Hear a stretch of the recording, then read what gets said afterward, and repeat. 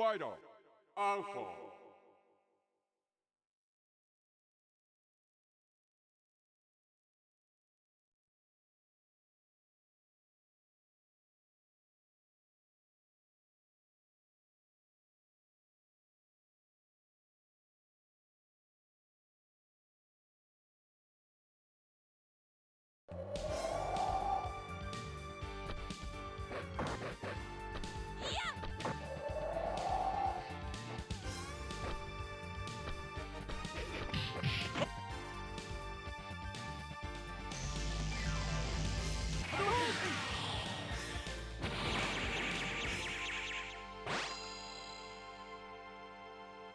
Street Fighter Alpha.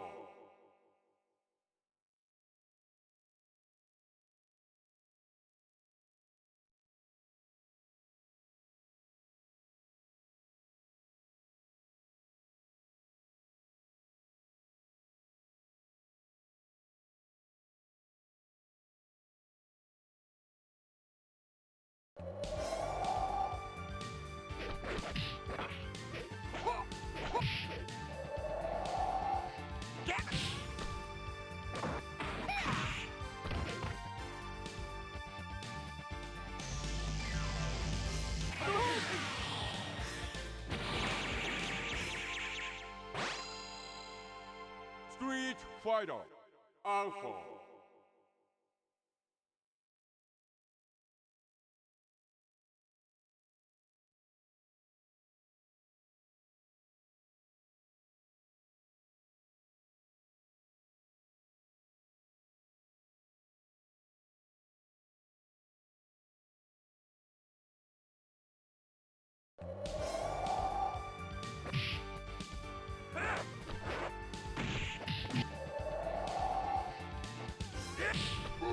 One.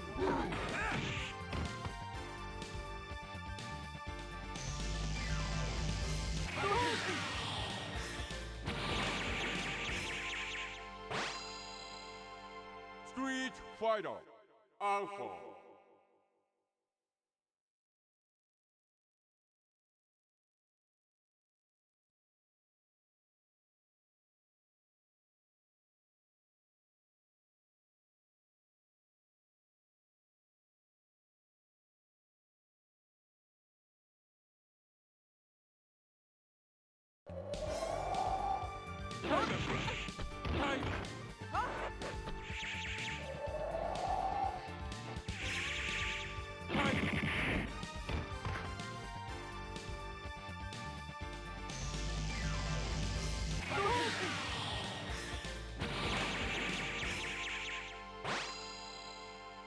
Street Fighter Alpha.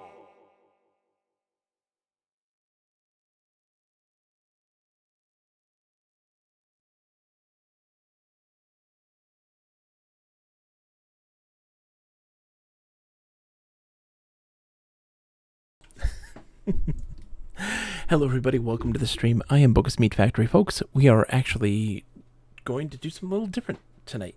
So, we normally start at 9 o'clock Eastern. It's 8 o'clock, a little after 8 right now.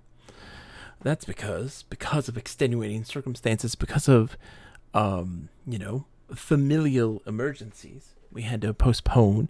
We started the finale for the Street Fighter Alpha CPU versus CPU tournament on Wednesday night, but because my family needs me, and I must be there for them. Sorry, they take priority. I'm sorry, Simon. Sorry, Simon. Kids take priority. I love you. I do. But I had to take care of them. And so we had to kind of end the stream incredibly early. We only got 3 matches in before disaster struck. And so we were going to continue that and get a finale. Finally wrap up this amazing CPU versus CPU tournament of Street Fighter Alpha. Simon says, I wonder what caused the AI to perform so differently in your extensive tests compared to today. Like, is there an intelligence modifier based on the system clock? No, Simon, so my guess is I tested everything with the default default damage output, right? And so I lowered the damage output for the tournament to be like, oh, that'll extend the matches. And what that did was that changed how they fight. That changed the outcome of these matches overall. Jessler says, hello, I'm new here. I like CPU tournaments. How many people are left? Jessler, we do a round robin for this bad boy, and welcome to the stream. It is a pleasure to have you. So what we do is we do this kind of throughout like the month. Once every couple months, we throw down a CPU versus CPU tournament. We did Ultimate Street Fighter 2 back in February. And versus Street Fighter Alpha, this is the last bit. So this is the finale. We got a couple in because a couple matches in on Wednesday when it was supposed to be the finale, but I'm a stay-at-home dad full time, so I got to take care of the family first. My kids needed me, so we had to end it a little early. But let me show you. I'll show you exactly what we got going on. Let me get this straight. Bam. Oh, hold on. Where's my webcam? Bam. There we are. Do I like? Yeah, dude. Combat King, dude, TKK, how are you, sir? Let's review this for real quick here. All right. So we're on round 7 of matches. We did 3 matches in so far. So we did the first 3, 5-1, 6-4, 7-3. And this is where we currently stand with everything. In first place, undefeated right now. Sponsored by Wilco Webb, our good friend. He's sponsoring Ken Masters. And that puts him at 7-0 right now. He had a big win against Birdie on Wednesday night, which puts him big time in the lead. He's one of the few that had 7 matches so far. And of course, in last place, Sakura sponsored Birdie, putting them at 0-7. That response was within a second. I'm sorry, dude. Fiber, baby, fiber. And TKK, you're also like, you literally live. I mean, apparently, like, just a few miles away. And second place right now in our competition, we have sitting at 5-1 is Adon. Now, Ryu is 5-2. He got to have 7 matches, right? But Adon currently hasn't had his 7th match. He's sitting at 5-1 right now, sponsored by Mnemonic. C-Small sponsoring Ryu at 5-2. At 4-3 right now, and still has a chance. They still have a chance. They can't lose any of their fights. No, Charlie does not have a chance. It's not. Sagat has a chance, and that's it. He can't lose any of his fights. But right now, Charlie's 4-3, sponsored by Praise the Sun. Simon Ash here at 4-2 with Sagat. He sponsored them. And let's see, what's next? We got our 2 and 4s. Chun-Li, sponsored by Elkin Fencer. No chance. Sodom is 2-5. Hellgraph Dragon. Rose 2-4. Sponsored by Flake. And then last place, Sakura sponsored Birdie. Definitely a shoe-in for the Thomas Hawk Award. It's an amazing time. We're probably on the same bus route. I know, right? There is a guy, TKK, that I see this license plate constantly. It's like a Space Invaders or something like that. Like, is it what the vanity license plate is? And I'm like, I bet you that's probably him. I see it all the time when I go like grocery shopping. I always come across the same car every time.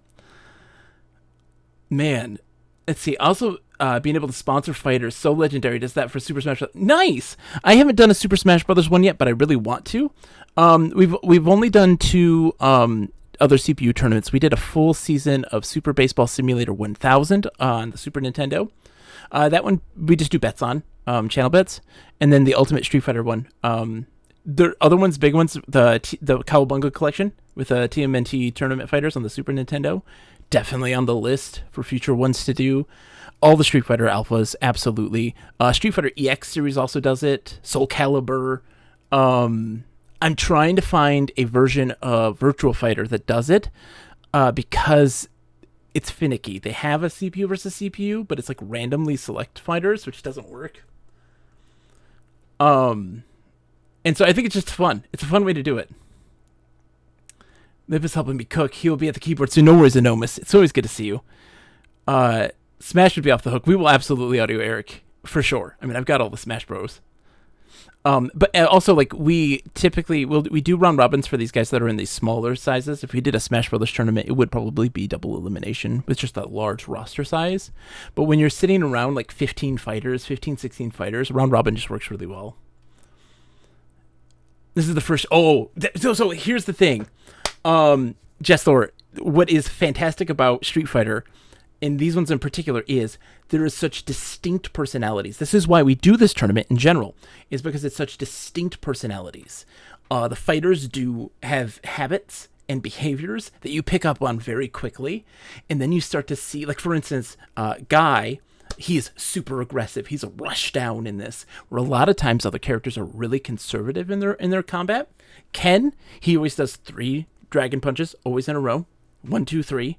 For whatever reason, that is a key to victory. People eat it all the time. And then, like, Sagat always is a huge special moves. He does mostly special moves the entire time. So he's either throwing fireballs or throwing tiger knees like nobody's business. Birdie, why he's 0-7, does no command grabs. He stands there. He just stands there. He does his heavy punch, and that's it. Nothing else. It's wild. But let's get into it. Okay, so listen, folks. Here's the thing. Oops. Let's get this running right. Why is this all out of whack? Bam. Here's the thing. When we get into the betting, you must take into consideration, all right, that the matchups are ideal. So it doesn't matter if they've got a winning bet or a losing bet. We also do this, by the way, in a virtual bedroom. But it's all about the matchups. We'll be put into a situation, like, for instance, Guy, who is really, he's 2-5 right now.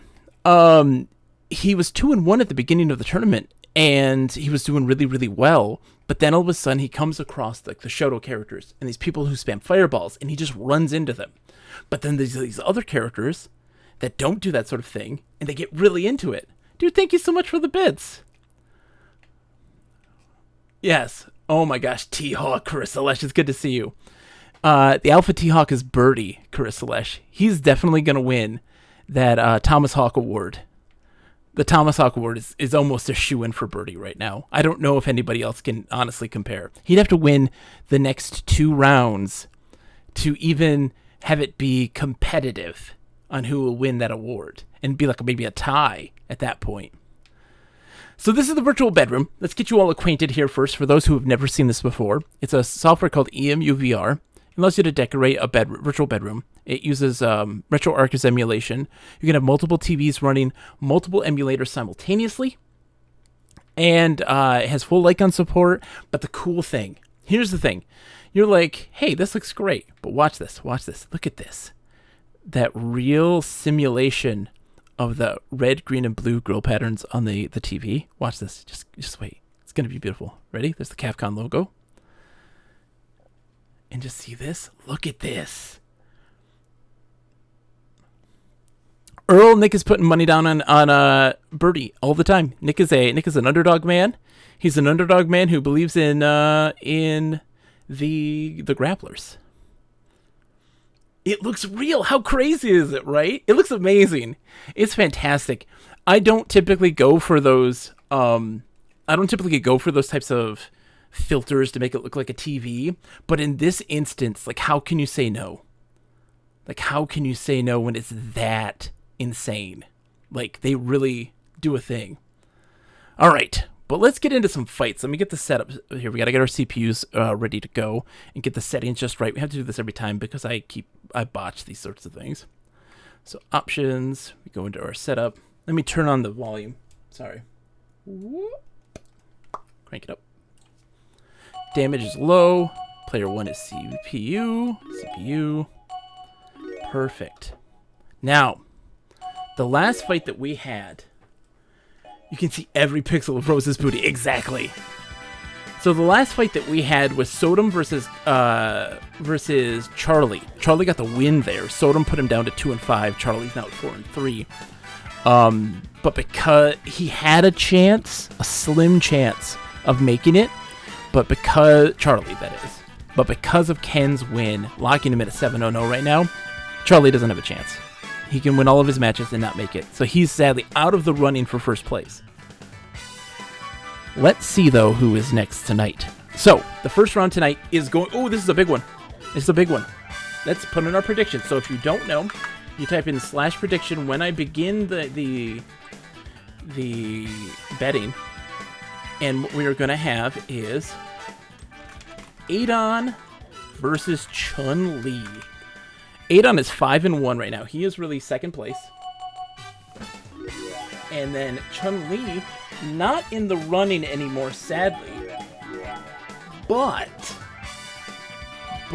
we have an award, a little award. Adon versus Chun-Li. Chun-Li is 2-4. Doesn't have a chance of winning this tournament. But here's the thing. We have a little award called the Disruptive Force Award. Going to those characters that really make an impact on the tournament, even if they aren't necessarily competitive. Disruptive Force Award, last tournament, went to Ken. Ken was like 3-14. Like really bad. But he took down first place Vega. He took down first place Bison. He took down second place Zangief. Like he took all of his wins were on the people who were at the top. And so, amazing Disruptive Force there. Simon says money is on Adon. He's got the speed, he's got the record, he's got the Muay Thai. But does he have the flash kicks? There's the thing, you have to take into consideration the behavior of the NPCs. And Chun-Li loves the flash kicks. She loves being in the air and doing the head stomp. These sorts of things can be major factors to change the course of the game itself. So the real question is, yeah, the name, the Disruptive Force, exactly. I'm glad that you enjoyed, my friend. And so we get to then see what happens. Fighting games in general with this, I didn't know of a way to make this work. I was very worried about it. I was very concerned. I was like, okay, well, how are we going to make this be compelling and interesting? Having it be this round robin, having people endorse fighters, having it be kind of this more long drawn out thing, and getting the settings right. Because if you put the AI super high, it's not interesting. If you put it super low, it's not interesting. You really have to get the right combination. It's time. We are going to Thailand. Let's see who's going to win this fight. Let's take a look and see. Oh, I'm so stoked. This is like my most favorite thing to stream. My most favorite thing to stream because this is just such a freaking blast. Okay, Chun-Li's doing some backstepping, but she goes in with the aerial masterpiece here. She's like jumping back a bunch. Head stomp. We love the head stomp. Doing the flippity kicks. Right now she's got this small life lead. It's pretty even up now, but she's in the corner. How much is that going to actually take effect here? The corner is very different than it is when you play against a real person. Here's also the huge thing that she needs to be aware of. If she's doing her projectiles, that's a bad spot for her to be in. Adon is always putting himself right in the perfect pacing on screen, so that way he can use his specials to go over those projectiles and get an easy hit.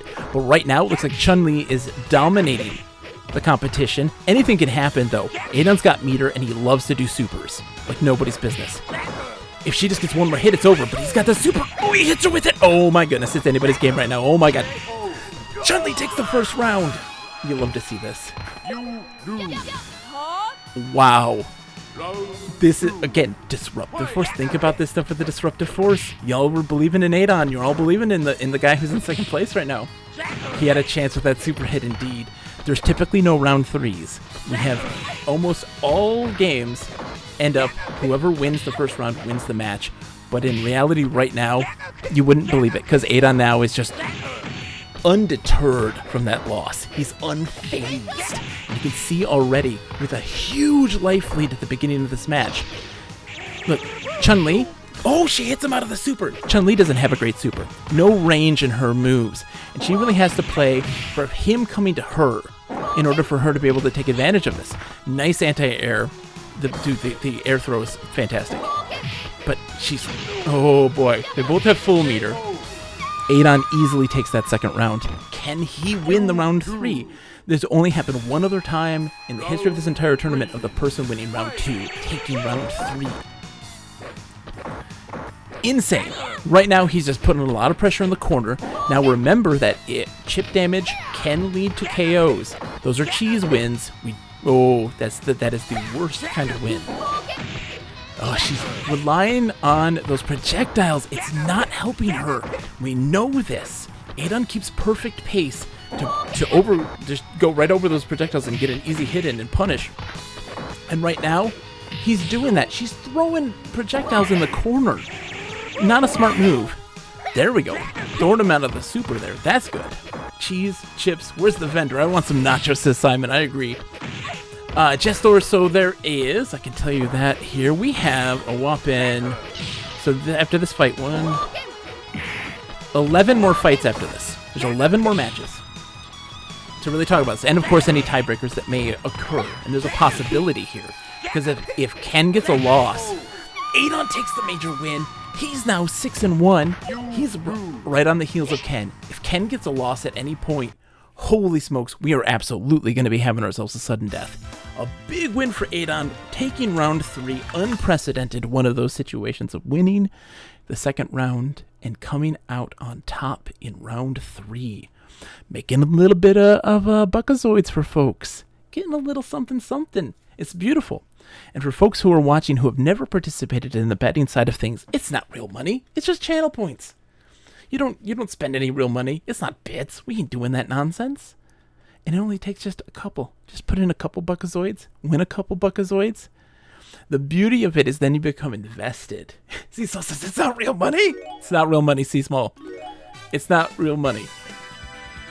Let's update our scoreboard. So Adon got a win against Chun-Li, putting him at 6-1. Chun-Li takes the L, putting her more in the red, 2-5. It's wild how very clear cut this tournament is comparatively to something like Ultimate Street Fighter 2, where things fluctuated a lot. Here, it's been pretty steady. The winners have been winning, the losers have been losing, and there's been this clear delineation. It's pretty surprising, actually. Jestler says, I love betting fake money. It's the reason I don't have a real-life gambling addiction. You and me both, my friend. Simon says, who's the boss of Street Fighter 3? Why aren't they on the roster? Who's the big Final Four? So, Simon, in Street Fighter Alpha, it's character-based, the final boss is. So, for instance, Ken's final boss is Ryu. Birdie's final boss is M. Bison. M. Bison is a secret character to play as in the roster, so that's not one that you can technically pick. Yeah, this is not Street Fighter 3. No. All right. Let's see who's next here. What's the next match that we have? Okay, now listen. Thank you again for the bits, my friend. Thank you, it's too kind. Our next match of the night, listen. This one, you would think is like, oh, this is easy. 2 and 4 Rose going against 4 and 2 Sagat. You've got 2 minutes. Place your bets. Here's the thing. We have simulated. I ran extensive simulations. Now they have, in the end, done me wrong.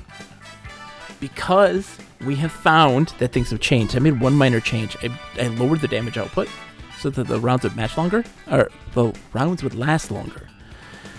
Sagat was the clear victor. No, we haven't done Rose versus Sagat. No, we have not. For sure. In my simulations, Rose was the only person to beat Sagat.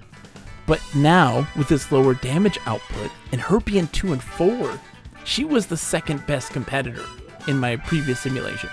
That is not the case now. So, who's going to win this? It's up in the air. Nobody knows. You guys can make an educated guess.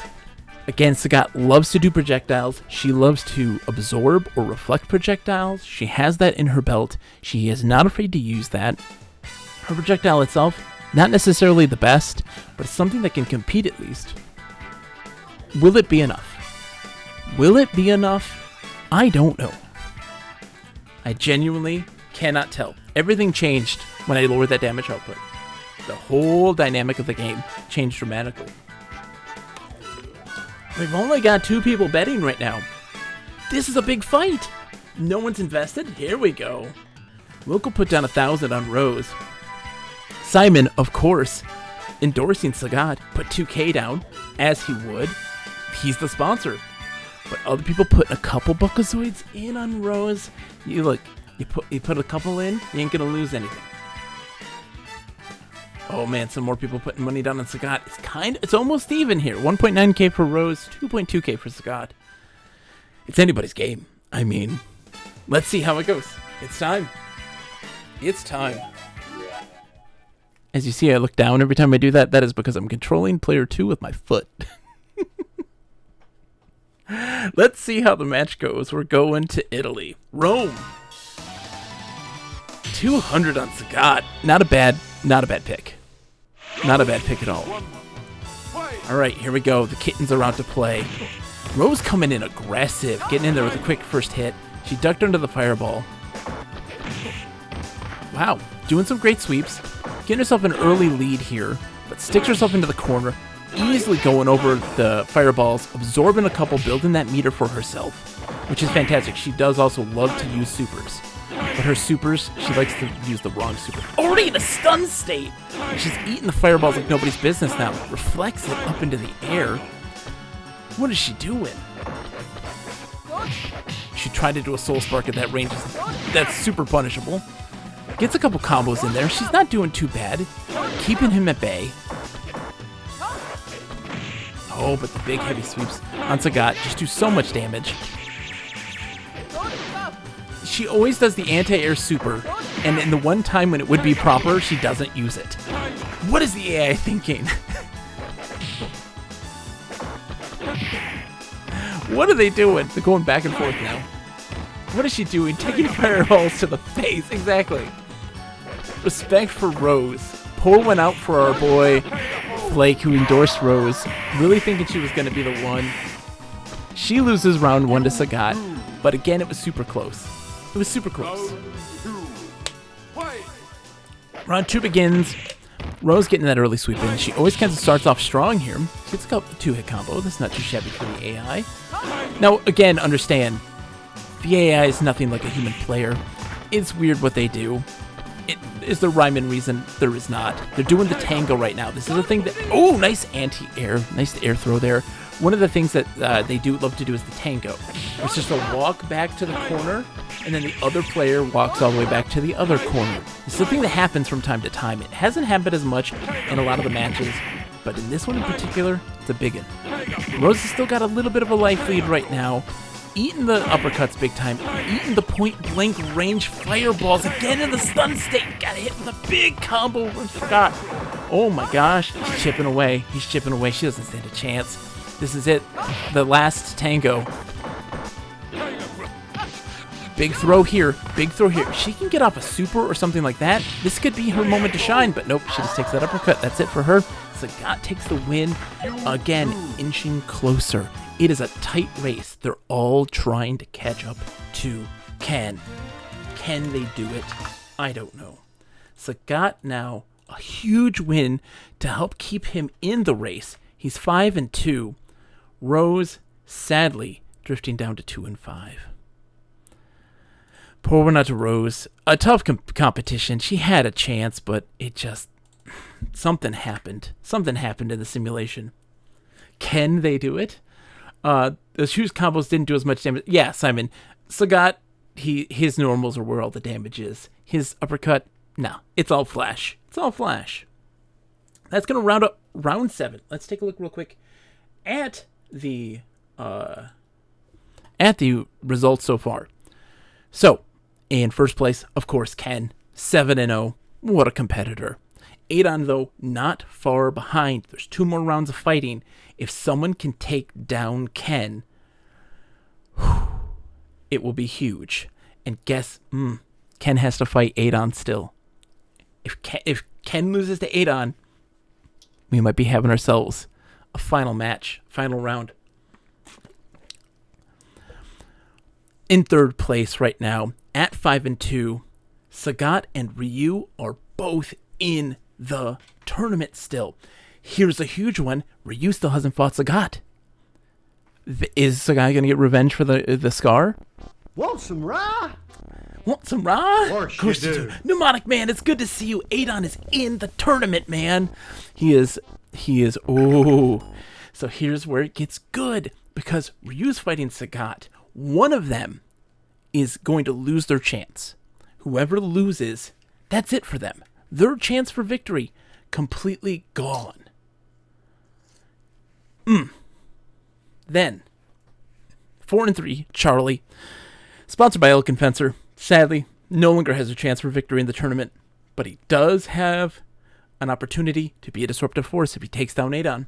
Huge deal if he does. Whoever takes down Adon, whoever takes down Ken, whoever takes down Sagat, all in the running for the Disruptive Force Award. Anytime you take down the big leaders, that's a huge deal. Then, sitting at 2-5, so many people. Chun-Li, Guy, Sodom, Rose, all 2-5. How does something like this happen where there's only like 3 people at the top and everybody else at or near the bottom? Because outside of that, it's 0-7, right? And part of that is because you look at a character like Guy, they get some wins. Look, Guy took out Adon in the very beginning of this tournament. The only loss that Adon has is to Guy, who was 2-5. Like, that's wild. You look at characters like Sodom, you look at characters like Chun-Li, and they get some wins against those middle-of-the-road people, the Charlies, that sort of thing. And that's kind of where they're why it's such a weird no middle ground. You're either at the top or you're at the bottom. Good job on making this interesting. You've explained so well. I feel caught up. I'm glad that you are. But let's go right in, because normally I take a break between the rounds, but guess what? I mean, that was only a couple fights. I've got my water. I'm ready to go. Let's get into round 8. Who do we have tonight? First fight of round 8 is... Okay, this is a good chill match. This is low stakes. This is nobody's getting hurt by this one. All right? Nobody's getting hurt by this. It is, everybody go take a bathroom break, go get yourself a snack, chill for a little bit. It's Guy versus Birdie. I'll put the bid up in just a second here. Second to last place versus last place. Let's get our predictions in. Who do you think's going to win? Will Birdie get a win? Will he ever shirk off the Thomas Hawk Award? Now, for those that don't know, Simon says, oh God, should I even bid? Bid for the fastest, Simon. Who's the fastest? Here's the thing. Ultimate Street Fighter 2 tournament on the Switch. Thomas Hawk, T-Hawk, our very own T-Hawk. He went and lost every fight. Last place, did absolutely the worst. Also, I should note, sponsored by Sakura, who is sponsoring Birdie right now.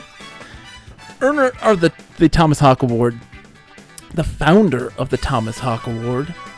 And so every time somebody gets last place, whoever does the worst, you've earned yourself a place of prestige within the halls of the Thomas Hawk Loser Memorial. It's absolutely a wonderful place where losers can come together and really bond over how much they suck at fighting games. Get him, Burby! This is a great question, though. Who's going to win this? Speed versus a guy who throws heavy punch. Somebody believes in Birdie. Someone believes in Birdie. Mnemonic believes in Birdie. And I believe in Birdie, too. He's going to get 1 W before the end of this tournament. Maybe. Maybe. It's unsure. We'll see. Man. I love this stuff. This is... Birdie is consistent, says the Earl of Chesterwick, and that is the truth. The most consistent player in this tournament, outside of maybe Ken. Ken is also consistent, but in a different way. They're equal, but different in this situation, right? Ken, obviously a winner. Birdie, obviously a loser. But there's one thing that Birdie is a winner of. A winner of our hearts. Winner of our hearts. Okay, here we go. Let's get in for the fight. Let's see who's going to win. 2-5 and 0-7. I mean, obviously, it's easy. Birdie's going to win. The Mohawk. Consistency is good, except when it's bad. And here's the thing. It's gonna be fantastic. Guy's already starting off strong. He's a major rushdown. He just gets right in your grill. He does not care. He will run at you. He loves to spam 3 of his anti-air tatsus. He loves to do all 3. And it's been that's what has bit him in the butt for the most part in this game, in that tournament, is that a lot of people have been able to punish that very effectively. Will Birdie be able to do so? That's up in the air. Ooh, good headbutt by Birdie. He's doing the tango right now. We love the tango. Ooh, some big hits. Eating those aerial tatsus, though. Not doing a lot of damage against Birdie, though. He's got, he's got some HP, but I don't know if he's got a chance. I think Jesser made the right decision. 1,000 on Guy. Truth right there. But we can see Birdie's got a couple throws. Oh, but dude, the aerial suplex for Guy on Birdie. How he's able to do such a thing to such a big lug like that, I don't know, but he does it. Little old lady outside of the shrine, very concerned about the situation. It's as if she's never seen this before. Schoolgirls hanging out outside of the Son Son. The Street Fighter movie poster hanging out there as well. Birdie's got a couple throws, and so does Guy. Exactly. Guy is right now dominating the fight. It's just, it's horrifying. It's horrifying to watch. Everyone's just like, please stop. Just stop. What the old lady is concerned, because in reality, all she's watching is a mugging right now. Like, Birdie's trying to defend himself and is just getting the flips and the dips just all around him. You can't stop him. You can't stop the wacky power of Guy. Somebody stop the bleeding! Where are the cops? Stop the violence! This is Japan, for God's sakes! Simon says, what mixture of settings would help Birdie perform better? Simon, from all of my different setting setups, nothing. Birdie was always this. How quick was that? Done and over. Bye-bye, Birdie. Fly away, little Birdie. Still doesn't get that win today. Guy takes the W there. Nothing unexpected. We all kind of knew that was coming. We all knew that was coming. Poor Birdie. We love you, Birdie. Sakura, if you're out there, we love you. I'm sorry this happens, but you know what? Here's the thing. You either go big. You go big with your pick, right? You go big. Either be the biggest winner or the biggest loser. You don't want to be sitting there in the Charlie range of 4-3. Curse, unless you did just miss Birdie, take another big L. He's at 0-8. Guy 3-5. It's not going to help him. It's not going to help him, but that's okay. They're still competing and showing their bests. They're doing their bests. All right. One of the matches of the night. One of the matches of the night is right now. Simon, by the way, before we even get into that, Simon says, I promise to go big with Michelangelo and bet the price of a large 2 whopping topping pizzas for each of his fights. I love it. Lip's here! Hi, Lip. It's good to see you, my friend. C-Small says, we love you, Conrad. Oh, yes, we do. We love you, Conrad. And we'll be true. When you're not with us, we're blue. Oh, Conrad, we love you. What is that from?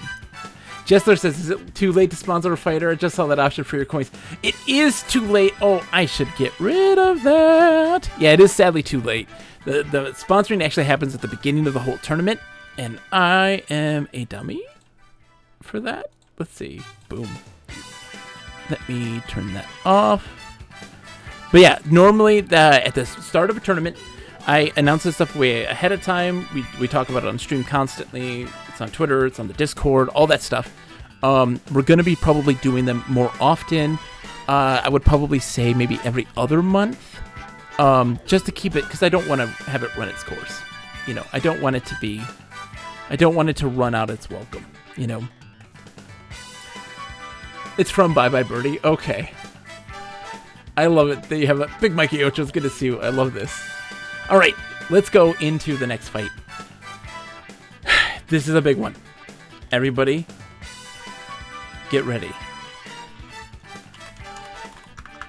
One of the fights of the night. Who's going to win this fight? Ryu Oops. Player 1 is Sagat. Sagat or Ryu? You have 2 minutes to make your prediction.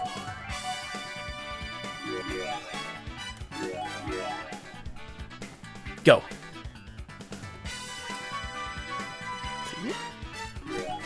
Go. We're going to be in Thailand. Sagat's got the home advantage here. Sagat is 5-2. Ryu is 5-2. Whoever wins this fight, the loser is out of the tournament. Don't have a chance. And just as says you're right, if it happens too much, we would get bored. Yeah. Ryu 5-2. Sagat 5-2. This is their chance.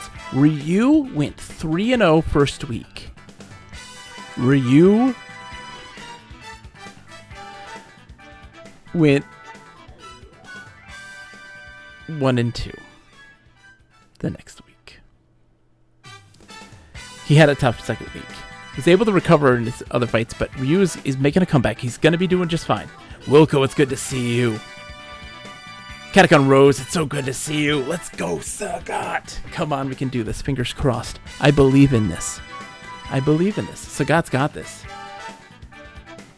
I gotta see. What did you make? Naan. You have posted this before. That looks delicious. We got some big spenders tonight. 10K on Sagat. Oh, wow. That's a whole lot. 16.1K on Sagat. 9.5K on Ryu. People really believing in Sagat. Thank you, Enormous, for posting the food. I love... give me the food, please. Give me the food. I need all of the food, please. Ease my aching, gluttonous heart. All right, we're almost there. Get your final bets in, folks. Sitting on the wayside. You have a chance. If you vote on Ryu, you're going to more than double your points. More than double your points right now. It's a big deal. It's a big deal. Simon Asher put 10K on Sagat. Holy smoke, Simon believes. Wilco, enjoy the lurk, my friend. You've got this in the bag. Ken's going to win this whole thing. You've got this. Enjoy your time with the wife. Enjoy your Friday night. Big Mikey Ocho posts the 20-piece nuggets. It's still impressive. What sauce are you using, though? That's the real question. What sauce are you using? What dipping sauce? I mean, we can't start the fight until we learn that. That's an important facet. An important facet, mind you, folks. Jester put 1,000 on Ryu. Oh, man. Just don't bet at all. You never bet at all. Big Mike Ocho, we're waiting on that sauce. Barbecue? Where at? What barbecue sauce? That is also up to debate. Like, if you're like, oh, I got Wendy's barbecue sauce. No. Arby's barbecue sauce. Smoky. It's okay. It's not bad. I'm a sweet and sour kind of guy. Mickey D's. All right, that's an acceptable sauce location. Let's go. It's terrible, but it works with the nuggets. Exactly. You wouldn't put that on anything else. You get yourself some Sweet Baby Ray's and just pour it on. Nighttime in Thailand. It's a midnight rendezvous between two lovers in Thailand. Old rivals doing the tango. Two major Shotos here too. Like they throw projectiles like nobody's business. Ryu really leans into the fireballs. So does Sagat. Right now, Ryu getting a little bit there. Nice backpedaling to avoid the uppercut to the face. Another major facet of this game, of Street Fighter Alpha in general, is aerial blocks. You can block while in the midair, which is a huge change to the game. Big Mike Ocha says, barbecue sauce from White Castle, surprisingly good. Oh, man. Right now, they're even Steven. Lots of great defense from everybody. Back and forth, it's a real slobber knocker here. Look at this, they're just trading. They're doing trades. Oh my gosh. Oh! Ryu tries to jump and punish the fireball and eats an uppercut. Tatsu's over the fireball. Super. Oh no. Oh no, he just takes fireballs in the dick. Oh, he's in a stun state with the fireball to the dick. Oh, the debilitating cross-up. Debilitating cross-up with Sagat. Let's see. Let's see how he can do. Can he come back? Good first attack from Ryu here. Jumping over the fireballs. Doing the tango. Someone should have Rose in their mouth right now. you know what I mean. Giggity. Can't handle the Thai spice. Truth. Sakana Cow, how's it going? It's so good to see you, my friend. Alright, Ryu's coming back. Got him in the corner, throwing the Tatsu pressure. Not enough. Sagat easily just does enough to get himself kind of out of the situation. He's back in the corner. Grabs Ryu right in the face, but he was able to at least take out of it and really mitigate the damage there. But it's looking one-sided right now. He's eating the fireballs. Ryu, what are you doing? You have fireballs yourself, Ryu. Oh, not like this. Not like this. They unplugged Switch. They unplugged APOC. Oh my gosh, the super finish for Sagat. Ryu quit. My goodness. Hold on. Lip, are you telling me you know someone who thought Popeyes was pronounced Pope-yes? Go to Pope-yes chicken. Pope-yes. It's like, fuck yeah. Pope-yes. Wow. Sagat super flash finish. That was so sad. Yep. That was the end of Ryu's tournament run. Sagat got his revenge for the scar. That was debilitating. Ryu was doing so well in this tournament too, and just something happened. Something that they got into the CPU's head. The CPU learned. It knew how to handle Ryu. And for whatever reason, Ryu just stopped doing the thing that got him those wins, which is throwing those fireball pressures. And it just ended. I don't know why. Lip says, yeah, we looked at that person like, what are you talking about? Pope-yes. I went to Pope-yes the other day. It's just called Pope-yes now. Well, like, we have, like, my wife and I, we have our own language. So, like, we want to go to, like, Five Guys to get, like, burgers. We're like, Five Guys. We're going to go to Five Guys. And, you know, for Arby's, it's Arbulis. You want to go to Arbulis? You want to go to Arbulis? Get some Five Guys? Wilco says, I drew a Pop-Tart on a Pope hat, and somebody asked me what a Pop-E-Tart was. Oh, what? It's a Pope-Tart, guys. It's a Pope-Tart. Next match of the night. Sorry, Ryu. That's kind of it for you. Sagat still in the running.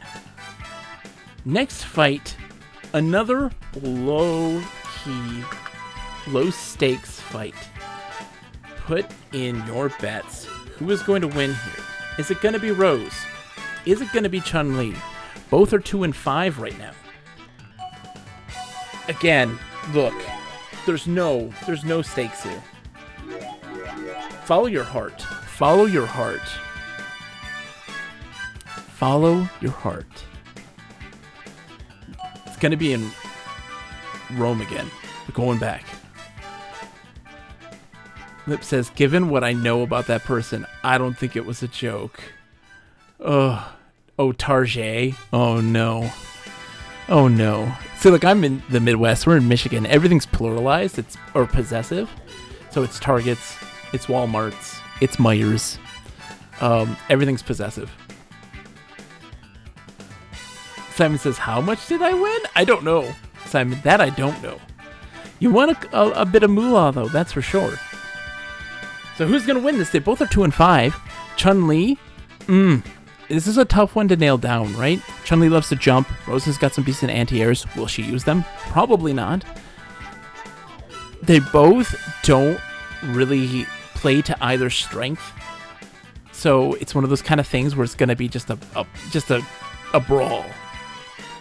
Simon says, my heart goes with Rose. Then bet with your heart, my friend. Bet with your heart. Bet with your heart. We'll go put 2K on Rose. Catacon Rose went 2K on Chun-Li. You would think the Roses would stick together, but no. Throwing my points away here. No, you're not throwing your points away. I believe in you. I believe in you. I believe. You gotta have still some good fights, right? And that's the thing also. Even though they may be losers in this situation, sitting at 2-5 each apiece right now. No chance of victory and glory. They can still put up a good fight. one that's interesting and entertaining to watch. And we love to see those. Sakura says, I need to AFK a bit. When is Birdie losing? I mean playing. Birdie already lost his 7th fight. Birdie is up next. Let's see. Oh, he already did the beginning of round 8, so he's already done for that one. He's only got one more fight, so that's near the end. Middle of round 9. 500 on Chun-Li. All right, let's see who's going to win this then. Let's go to Rome. The wonderful sight of Bruce Lee versus Chuck Norris. It's so good. And, excuse me, you're not throwing your points away. 10% of each bet is going to a charity that teaches orphans how to fight. Chun-Li jumping in right away. Gets the first attack with a little bit of head stomp. Pinning Rose down into the corner. Is that going to be enough? Really throwing? The gall of throwing fireballs at that pacing is weird. Can't Chun do anything? She's just staring her down right now. She's doing the intimidation tactic. One of those situations where you just stand in front of the person and not do anything, and neither of you are. It's that classic, tense, dramatic, face-off. This one that we very much encourage and love. Okay, see that once again, this is really interesting. We're in a match right now where they're both kind of evenly paced. None of them are playing to either's strength right now. And look at the life right now. We're 40 seconds into this fight, and not much has happened. It's a lot of tangoing. It's a lot of sizing each other up. Chun-Li gets some big combos there. Rose replies with the same. It's a back and forth right now. This is a mind game. This is a game of chess. We're playing 3D chess right now. Because look at that life. Look at that life. Are we going to have our first time out? Oh, a big anti-air from Rose. She's learning. But she does the Soul Spark Super that does a reversal of the projectile. Really starting to chip away at Chun's life. Can Chun have enough to be able to get a victory here? I don't think in this round, but there might be a round 3. One of the few that we've ever had. Again, major chip on Chun-Li here. Rose is chipping away with a nice sweep, heavy sweep that's really good. We love to see it. Rose was playing it like a professional there. Why didn't we see this in the rest of the tournament is beyond me. Rose is doing fantastic. It's because, let's be real here. Let's be real here. Part of it is because the newcomer, a new opponent has entered the ring, Jess Thor, new to the stream, believing in Rose. No, he doesn't. He believes in Chun-Li. He's crippling it. I thought you did Rose. Rose came out of the match smelling like, roses. Well, it might be Chun-Li's time to shine. She's coming back right now with some confidence, undeterred from that debilitating loss to Rose in the beginning. Rose using those anti-airs, those air throws are so important to do. Wilco says there's no round 3s, but we've seen a few round 3s. Major anti-air from Chun right now, coming back. You love to see this right now. Oh, but she hits with the anti-air super. I wanted the bits. Oh, Rose techs the throw. Chun-Li getting a couple hits in there. Nice little mini combo. It's anybody's game because life lead right now. I mean, look at the meter. The meter right now is full for pretty much both of them. So really, anything. The damage output in Street Fighter Alpha is just off the charts. These matches go a lot quicker. Chun-Li takes round 2. We are going to round 3. Lip, I'm a fan of the air throws too. Something that Rose has not shown off very much at all in the tournament. Is throwing them like it's nobody's business right now. Another big Soul Spark super reflecting that projectile. And still, even though the rest of the super didn't really hit, it still does some chip damage. Chip damage is really important. Chun is right now a little bit under in life, but easy to come back from the situation. Good throws getting in there over the projectiles, doing the head stomps, these things that we love to see from Chun, because in reality, a lot of her moves lack that range. They have weird hitboxes, things are strange with Chun, and it really shows, especially with things like her super and her heavy kicks. Just straight up in the air, not a lot of range to them. Ooh, some big combos there, chipping away. Oh, she eats the super that doesn't have the range. I'm eating my words. It's commentator's curse right now. Chun-Li is just, what is happening? She's coming back like it's no tomorrow. We say there's no round 3s, but look at this. Obviously there is. And again, the winner of round 2 might be taking it. But again, it's anybody's game. it doesn't end. She eats the super right now. The life is really, it could be anybody right now. Are you kidding? Charlie takes it with an errant punch. Oh, you love to see it. You love to see it. Holy smokes. See? That's what I'm talking about. That's what I'm talking about. Those fights where you're just like, it's low stakes. Look, it doesn't matter. None of them have a chance, you know? And what did we see there? We saw a fight that was good. Simon says, I got whiplash from watching those live hours. Pope, yes! Pope, yes! Jester lucking out. Put some money down on Chun-Li. Guess what they got? They got themselves a couple Buckazoids. That puts Chun at 3-5 now. I'm proud of her. She's always put up. See, that's the thing about Chun-Li in this tournament. Not the most winningest character, but has always put up an interesting fight. It has always been fun to see. The entertainer, if you will. How exactly? Audio Eric, yes. It pains me when I watch folks who are just watching like, I won't bet on this one. I'm like, why not? Just put down 10 Buckazoids. It's all it takes. It's so much fun to do. Chun-Li can still win. Guy and Ken were murdered in a bar last night. Exactly, Seaswall. Exactly. All right. Let's see what's next. Who do we got? Next up in this fight. Okay. We want to talk about disruptive forces. Now. This is another major disruptive force fight. In this fight, we have Charlie, who is 4-3, going up against, right now, one of the heavy hitters, Adon, at 6-1. If Charlie wins this fight, oh boy, that's going to be, oh boy. That would be so sad. I almost had that all in caps. You have 2 minutes. Who's going to win this fight? Now, here's the thing. Charlie, 4-3. He is not afraid to throw flash kicks. We've seen it time and again. He does love to do a lot of sonic booms, and that is to his detriment.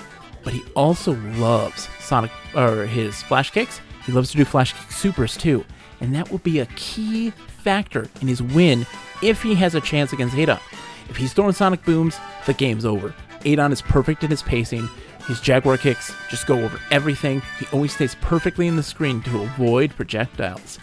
But if somehow Charlie is going to be able to lure him into Jaguar kicks and repeat with a flash kick, which has advantage, easy win. Simon says, my Air Force buddy Charlie, or Adon, who I think of as Sagat Jr. Adon is definitely faster. Will Sonic Boom lead to his Sonic Doom? Says Sakata. I very much agree. It may lead to his Sonic Doom. And so we have to sit there and ask ourselves a question. Are we dreamers? Look into your hearts, chat. Are you a dreamer? Are you one who believes in the disruptive force? In the chaos and in the devilish nature of a combative trickster? Lip believes in the power of the flash kick. This is what I like to see Lip. Lip's not afraid to bet the real bucks. He's swimming in the Buckazoids. He is the Jeff Bezos of Buckazoids. He's not afraid. 5,084 Buckazoids on Charlie right now. Big bucks. You want to make some money? Now's your chance. You got a 2.5 times gain if you believe in Adon right now. Put that money down. Everybody's putting a couple bits here and there on Adon. I mean, we're going to the US of A. One of the best, my favorite stage, I think, in this entire game. So good. Especially Charlie's version of it. Charlie's version is so much better than Ken's version of the USA stage. Jessler says 1,000 on Adon. You know, you're hedging the safe bet. The safe bet is on Adon, right? But Charlie, he can do it. Starting off hot. Again, Charlie went through a Sonic Boom. There's this Adon Jaguar kicks. That range is phenomenal. Wow, Adon is getting so insanely aggressive in this fight. He doesn't typically rush in so quick in those regards. Again, look at Charlie though. Loves to use his supers. Does so effectively to kind of mitigate that major life lead that Adon had there. It's anybody's game. Holy smokes. Got him in the corner. Look at that beautiful combo. Oh my gosh. Adon. Oh. He got hit by the super, but not a full. Using those flash kicks. I told you, not afraid. Not afraid. He takes the first round. Wow, that was intense. That was insane. It was that major super that he was able to land for Charlie. I told you, not afraid to use the supers. Both of these guys are super happy. Oh no, Adon's now scared. Look at him, he's up back there just throwing kicks. What is he doing? He's eating the sonic booms right now. No way, Charlie, you cannot be doing this to me.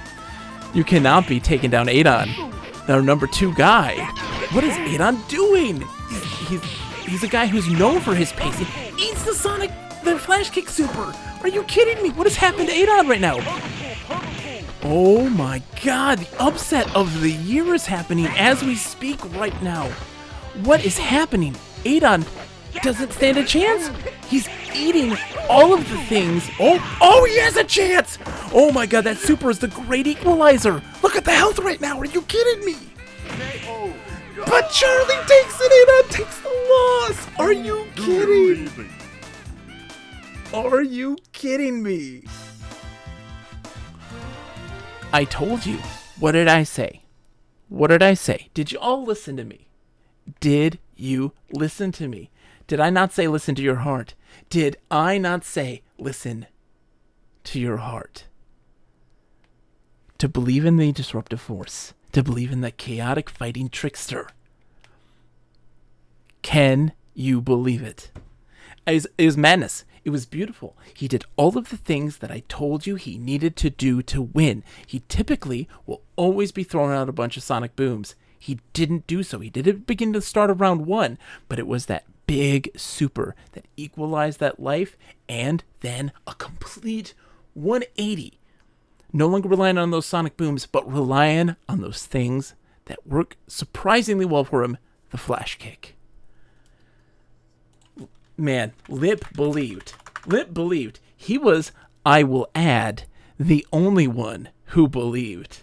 He has taken the whole pot for himself. Whenever it comes down to the wire, it's a fun time. Exactly, Lip. That was a fast fight, too. That was gone in a second.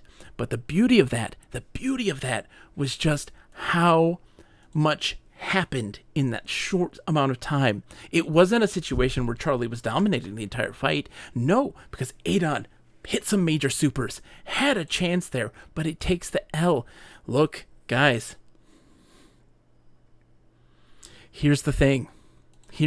We are now painting ourselves in a corner. The tournament may be getting a lot less interesting in just a second. Because guess what? Guess where we are right now? We're in... Hold on. Oh, man. Here it is. This is it. Okay. I hate to say this. This next match, the last match of round 8, the second to last round of the entire tournament, we will go to completion. But you have to understand, this is a turning point. This is where you ask yourself, are you a disruptive force? Are you an agent of chaos? Because this last fight of this round is our undefeated Ken Masters. Browse himself versus a 2-5 Sodom. Ask yourself this question. Do you feel lucky? Do you feel this need to disrupt? While the bets happen, guess what? We need a haiku. This needs a haiku. Oh my goodness. This needs a haiku. Ladies and gentlemen, let's take a moment of silence as you place your bets. Ken or Sodom? In this moment of silence, please, it is time for a haiku.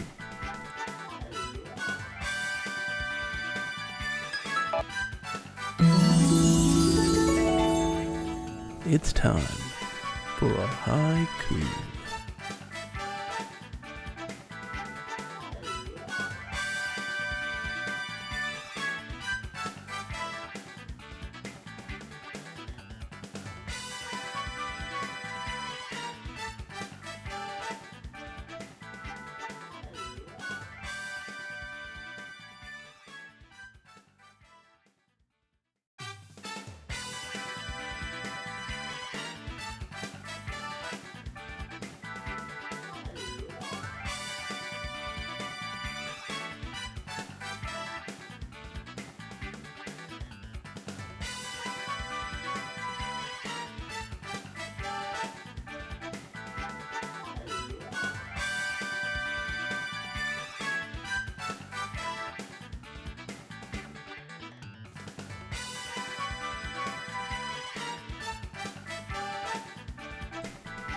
A titan will clash. A samurai awaits him. Only one remains.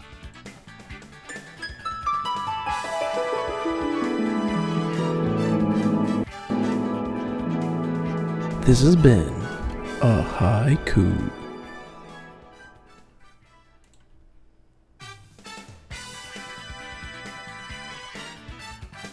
People believing. People believing. Thank you. Thank you, Sakura. Thank you for the haiku. We're going to the US of A tonight. Who's it going to be? I'm glad you enjoyed that, Jester. Haikus are always a common thing here. We love haikus. At the end of the year, any subscribers get, in the month of December, subscribers get entered in a raffle to win a book of haikus of all the games that we've played and all the haikus that have been redeemed throughout the year. Oh, shush, Sakura. All right, Ken starting off strong, really throwing in those dragon punches. Oh no, I mean, look at the start here. Again, we talk about the strength of Ken and his dragon punch. And you can see it, the Shoryukens right now, unstoppable. Oh, Sodom doesn't even stand a chance. Oh, and look at the use of his supers. He always does this at the perfect time. He times his supers and what type of super they are perfectly. No big punish for Sodom there from the whiff super, but he hits him with his own. Oh, this is a big one. That was a big super. Is it going to be enough? He's got to play it safe, though. Ooh. Yes, using his size to his advantage. Oh my gosh. Big wake-up special. Oh, he didn't get the punish. Oh, but watch out for the wake-up dragon punch, Sodom. That was close. That was closer than we thought, right? It was clearly in Ken's favor, but a big super really changed everything.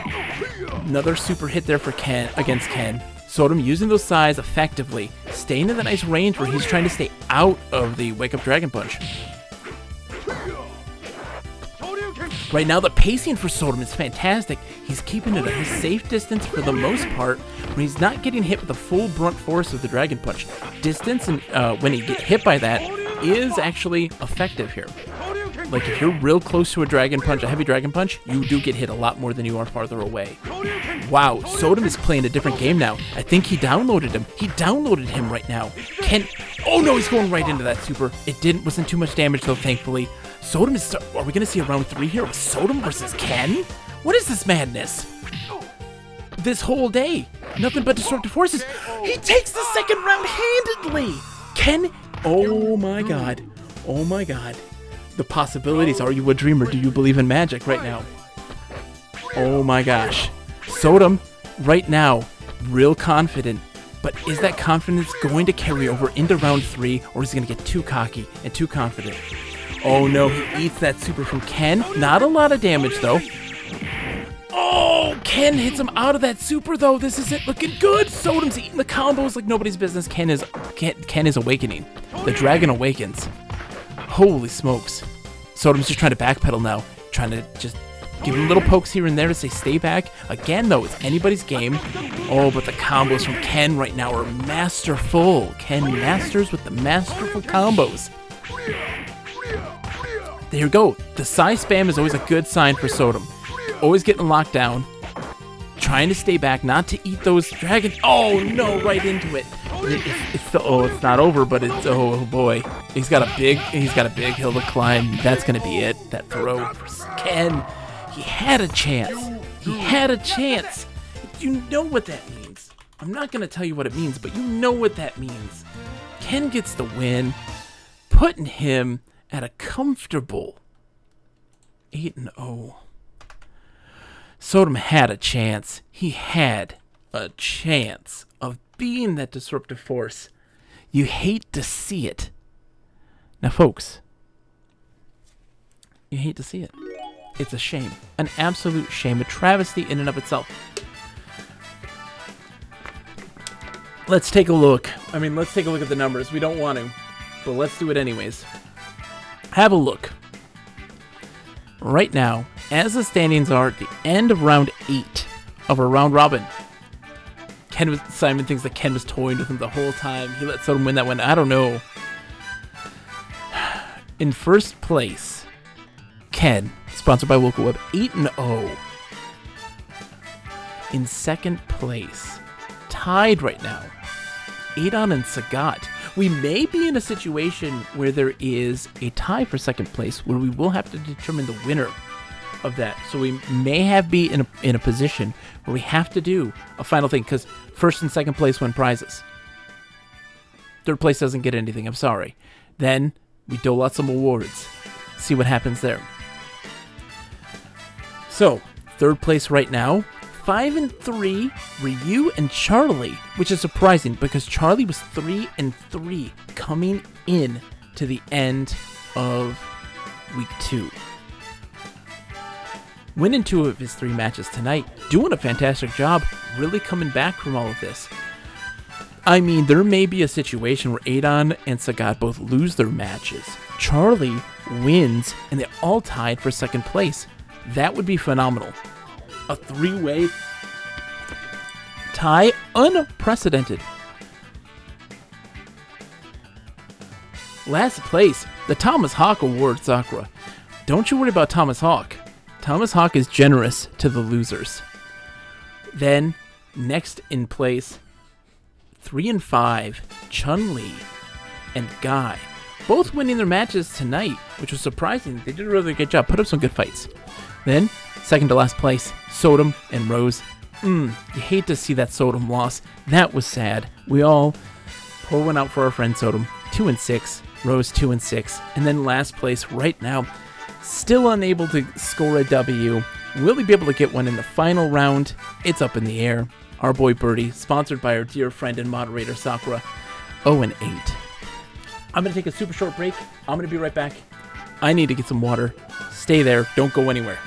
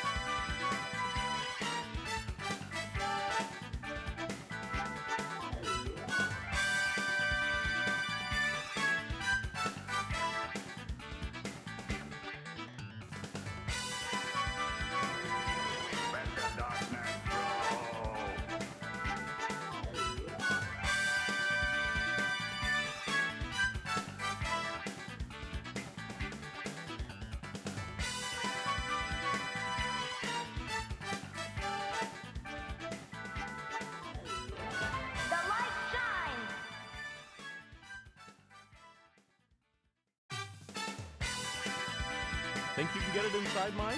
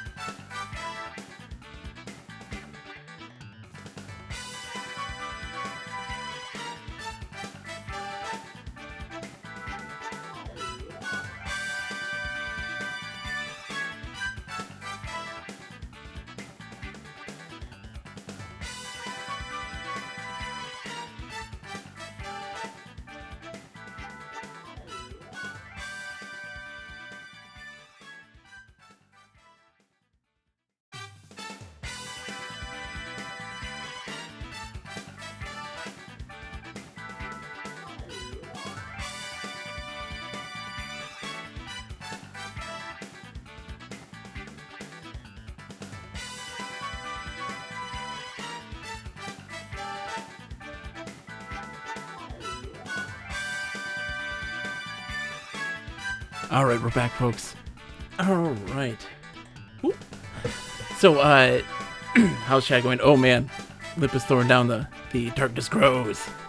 I love it. Thank you, Earl, also for the light shines, and of course for Craig. Full screen alerts are super fun. Exactly. Shouldn't have been black. It should have been. Let me see. What does this look like? No, we're here. Woo. Woo. We're here. So you asked. Simon asked the question: is there any game with both Birdie and T-Hawk? Yes.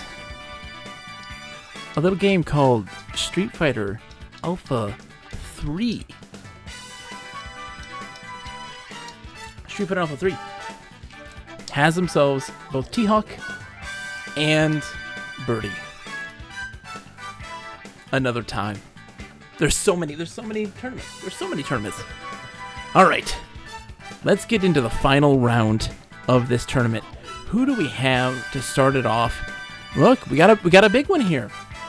Here's the thing. We're now invested in the road to second place. Right? We have Adon and Sagat at 6 and 2. We have Charlie at 5 and 3 and Ryu at 5 and 3. If Sagat and Adon both lose and Charlie and Ryu win, they're all tied for second place. And that'll be a big competition then to see who gets that second place. If Adon or Sagat win and the other loses, there's a clear-cut second place. If they both win, still up in the air between those two. We'll have to do a sudden death. We'll see how it goes. But right now, we're going to take a look and see who is going to win now.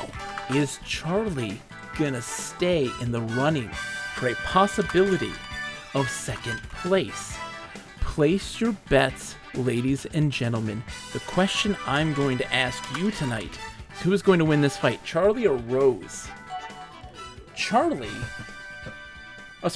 Rose or Charlie? Rose is player 1. Charlie is player 2.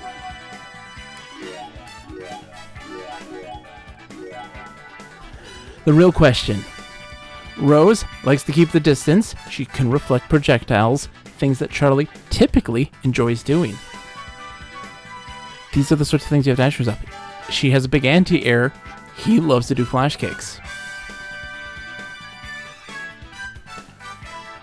We've seen what Charlie can do with his strong fundamentals. It's so great to see that Charlie started off incredibly weak, and he has been showing that he is a true competitor. They both have fantastic hair. It's one of those situations of the hair on point for both of them. So you can't base it on that. Charlie has glasses. Rose has earrings. She has a scarf. He's got a collar. What if they get tangled? Oh man, Sakanako. I mean, that's one of the situations where the ref is going to have to stop the fight, untangle the hair, and then replace them in the exact same position as they were previously before the fight ended. Just like in the last sumo tournament that happened earlier this year with the Yokozuna, which was absolutely horrifying and disgraceful, which, by the way, a new sumo tournament is starting up in just a little over a week, and I'm so excited. C-Small says, oh, Rose might not hit a man with glasses. She's a fortune teller, though, C-Small. You never know. They're wild cards. I don't know if anybody's excited to watch sumo wrestling, but the next sumo basho is going to be starting... is starting up in September 10th or 11th. Jesthor believes in Charlie putting 1288 on him. Love to see it. Well, guess what? Rose keeps getting that home court advantage. We're going back to Rome. We're gonna see how this goes. Rose versus Charlie. Charlie being 5 and 3, Rose being 2 and 6. Sakanako says the only time I heard about this hitting a man with glasses rule was from Batman. Oh, you got! Oh, don't bet at all. You never bet at all. Charlie better come through. Let's see how it goes. Right now, Rose is just getting lots of pokes. keeping her distance. Once Charlie kind of gets in there, though, it's really going to be his time to shine. Rose is just chipping away. Charlie, oh, they're doing the dance. They're doing the tango. We love it. It's romantic. It is Rome. It is a city of love, even though that's not the one, but it still is in our hearts. Right now, Rose is just getting the pokes. Charlie's just kind of taking it. Maybe Charlie's the one who doesn't hit a girl. Maybe that's what it is. She's fine with hitting a man with glasses. He is not willing to hit a girl right now. Her defense is on point, blocking everything that Charlie's got. He's did some supers to get some chip damage. That's kind of helpful. He's out of meter, though. She's got plenty to spare. She eats that 3-hit combo that ends on a big flash kick. He starts to throw out Sonic Boost for the first time, letting her jump in, doing his flash kicks. He's playing defensively. He's got to block that super. Oh, he eats the projectile, though. He's whittling away the life lead down here, too. Oh, but she does a nice 2-hit combo finisher right there to take round 1. But you can see that Charlie was starting to warm up and get a feel for Rose's tactics in play. Is that going to take effect here? Is he going to apply that knowledge into the next round? What's fantastic, though, and something that I did not expect, is that Charlie loves to do heavy sweeps. Rose has a move that apparently is having her negate that and punish it really easily. That move right there, you saw where she does the higher kick with her scarf, propping herself up on the scarf. It's totally negating the heavy sweep. Here we go. Charlie got a big super there and got some hits in. That could be the momentum that he needs to kind of come back. But this is surprising right now. Oh, what a perfect time to super counter the projectile. Oh, that move right there. That's the one that's getting Charlie. No one would have expected this. No one could have expected this at all. Oh, this is going to be it. Oh, a big combo here. He does have a chance. He's got... No, it's not. He had super. He had the meter for super. Didn't utilize it. Rose gets a surprising victory. That's a big one. Flake would be super happy for that one. Flake would be super happy for that. Who believed in Rose? Holy smokes. The folks that believed in Rose are winning themselves some major Buckazoids. Sakonakau believed, putting a K down. GG on that one. And with that, Jester going back down in the Buckazoid department. Lip says, I was putting away dinner when the voting was happening, but I feel like I would have lost some points just now. I think that surprising. That no one was predicting that except for the people who predicted that. Putting Rose at 3 and 6 and dashing Charlie's chance to get second place, putting him at 5 and 4. That hurt. You don't punch a guy with glasses because someone called could be Superman's secret identity. Exactly, Sakura. Now you're really thinking. I'm gonna give a second for Jester to lick his wounds, get some Buckazoids refurbished. The next fight, another major determinant on who is going to get second place. These are the questions that you have to ask yourself. Do you believe? The second fight, round 8. Sagat versus Chun-Li. Place your bets, ladies and gentlemen. You have 2 minutes. Sagat is 6 and 2 right now. Chun-Li is 3 and 5. Chun-Li got wins against Guy, Birdie, and Rose. But she lost to folks who are heavy projectile players like Ryu and Charlie. Is that going to be a factor here in this fight? That's up to you guys. I don't know. Right now, also to note, and surprising, we've seen this time and again, the wins by player 1 right now are 6, and player 2 is 1-2. That is not normal.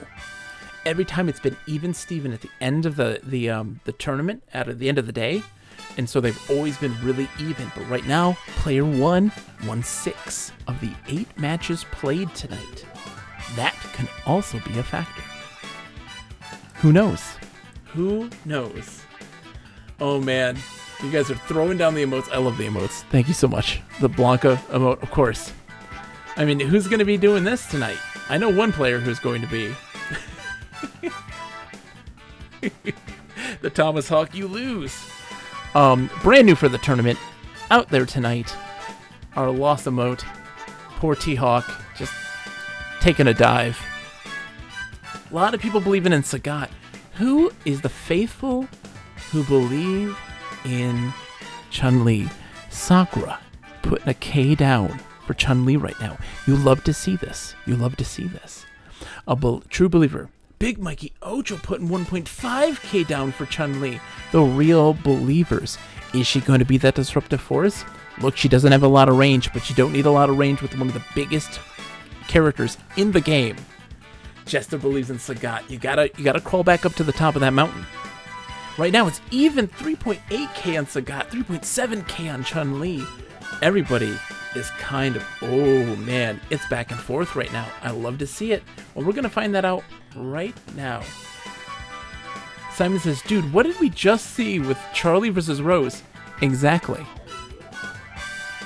Sagat's massive legs will keep Chun-Li at range, says Simon. No, I don't believe it.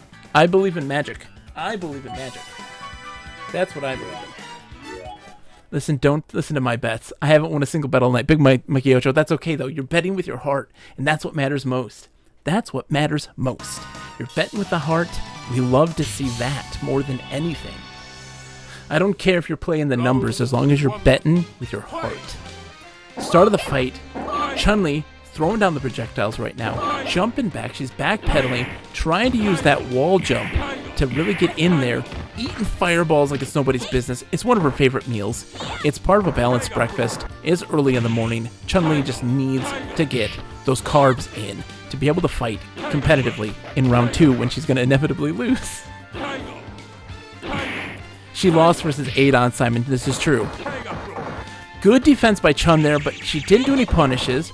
Tries to throw a super herself, but a weird random flash kick super, or lightning kick super, so like... Can she do it though? She got a small... The life is right now even right now, and this is a big surprising factor here, considering Sagat's got her in the corner. They're going back and forth and just playing, you know, kitty corner here. She's blocking those and not punishing. That's going to be, if she loses this fight... Oh, she hits it with a big super there, but if she loses this fight, it's going to be her inability to punish those uppercuts. Oh, she doesn't punish the fireball. What is she doing? Chun-Li, you have an opportunity here. You have an opportunity. She lost the life lead. It's literally just pixels right now. It's literally just pixels. She blocks anything, it's going to be, oh, she just takes a little stinky elbow in the face. You lose. Chun-Li eats fireballs for breakfast, so? Without any milk? Whoa! Can't handle the Muay Thai right now. Can she come back from that debilitating loss? They were really close. That was a close fight, and she still has a chance. Sagat doing a lot of defense here, but as long as you're keeping him locked down not to throw fireballs, you've got an opportunity. Now she's using the wall jumps to a big advantage to get over those fireballs and get in close, but he is just blocking everything. And he is also still in that pace where she can't really easily punish. Oh, what a big combo from Chun. She can't easily punish with the wall jump, right? She can't get in range yet to hit him with anything. But again, Sagat throwing those uppercuts and her not punishing. She just ducks. There we go. She finally gets something in there. There we go. Chun has got a major life right now. Oh, he picks her up just by the face. Oh, that was... But a big super there. It didn't do a lot of damage, but it kept him back at bay. Oh, she's got the legs. She's got the legs. She doesn't use those very often. She takes round 2. Nice and easy. Is she gonna be the disruptive force tonight? Wow. Round 3. Doesn't normally go to round 3 except for tonight when it does a lot. They're going back and forth. This is just a bloody... Oh my gosh, this super that has been so ineffective in this tournament has been her key to victory. Hitting that fireball super, that thing has no range, but again, I said it before. He is the biggest fighter in this tournament. You don't need range when you're fighting a big guy like that. She's again eating fireballs for breakfast though. And oh, that might put her in a stun state. She's so close to a stun state. She's been hit so many times. That's a big win for her there. But oh no, in the corner, the pressure's on. Can she get herself out of this? Oh, big hit there with the stomps. Oh my gosh, the life is both of the. Oh, she jumps over the super. That was a level 2 super. That would have been instant death for her. Oh my gosh, is Chun-Li gonna take down Sagat right now? Oh, she does the legs. She does the legs, ladies and gentlemen. She does the legs. Chun-Li takes the win and says goodnight to Sagat's chances. At second place, there's still a chance for him. Adon's gotta lose. But are you kidding me? What an upset! What an upset! I can't believe it. I can't believe it. In the balls. Just a big ol' kick super. Holy crap!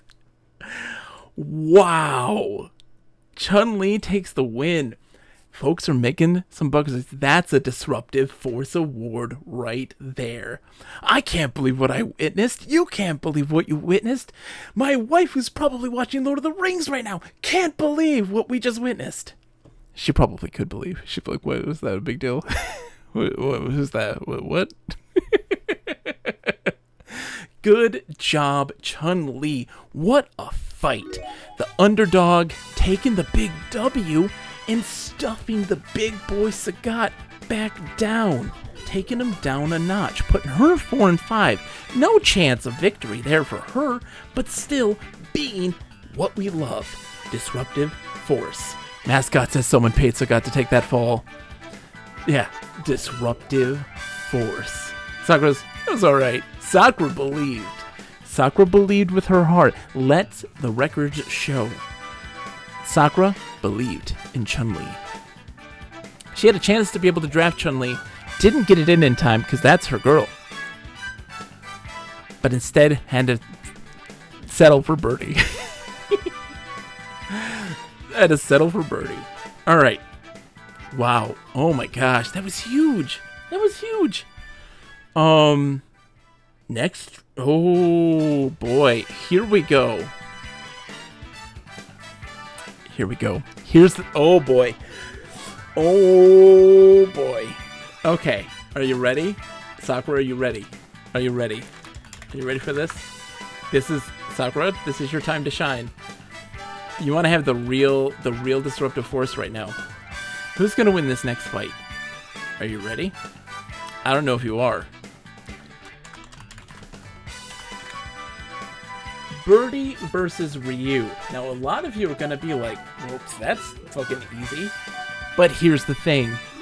Last fight for Birdie, he's backed in the corner. Is he going to get his only win?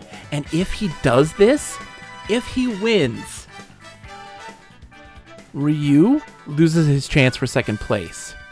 If Ryu wins, he's still in the running for second place. If he wins this and Adon loses his match, there will be a 3-way tie for second place. Simon, no one's giving anyone turbo powers. It sets the speed for the match. I've told you this. I've told you this. Jester says 10 on Ryu. Ryu is 5 and 3. Birdie 0 and 8. Sakanako putting some bucks on the underdog. Oh, you love to see it. Sakanako, the only one believing in Birdie right now, putting a K down. Keeping Birdie's chances alive right now. If Birdie wins this and gets a win, Sakanako wins the True Believer Award. The old Birdie try. Putting some big bucks on the underdog. We love to see this. Now, I know, many of you are probably sitting there you don't believe it. You don't believe it. But let me tell you how many upsets have we had tonight. We've had so many. The big loss by Adon, the big wins by Charlie, like Sagat just doing his thing. Chun-Li really coming up and showing herself as a true competitor, shoving down any opportunity. She had a big win against... Hold on, I totally put the wrong... Yeah, she got a win against Sagat. That was huge. Sagat got that loss. That's huge. This is crazy. Gotta give it... Yeah, Sakura does not believe. Sakura, you've gotta believe. Oh my god, there's more people betting for Birdie than there is for Ryu. Or more Buckazoids down. Lip put 1.1k on Birdie right now. Do you believe in magic? We are going to find out now. We head back to Rome once more. I can't believe this. I can't believe that more people put money down on Birdie. I love you all. I love you. Know I love you. Birdie lovers, I love me, the underdog. Is he going to get a bogey or is he going to be a birdie? Think you can get it inside mine? Birdie right now with the walk, the tango in. Closing the gap. All he's got to do is close that gap. He just stood there and took the combo from Ryu. Are we going to see a command grab? He's done one this entire tournament. One command grab this entire tournament. The grappler has grappled once. He's throwing down his fists. Eats the heavy fireball. Lip says it makes me smile. The birdie has more points on him than Ryu. It does to me as well. We see another command grab, ladies and gentlemen. The second one of the tournament. Oh my god, it's a miracle. If you believe in miracles, that alone right there makes him a winner in our hearts. He's done his second command grab. Big Mikey Ocho says I can't put money on Ryu. I just feel dirty. But look at that. Oh man. Look at that life right now. Look at your life. Just look right over there. Look right over there. See that? You see that Ryu life right there? Wasn't very much. Birdie breaks out of level 3. Stands there. Okay, Birdie's getting in again. Oh, doing the belly flops. We love the belly flops. Those are good. Lip says I'm a hipster voter. Ryu is too mainstream. The belly flops are working out for him here in this situation.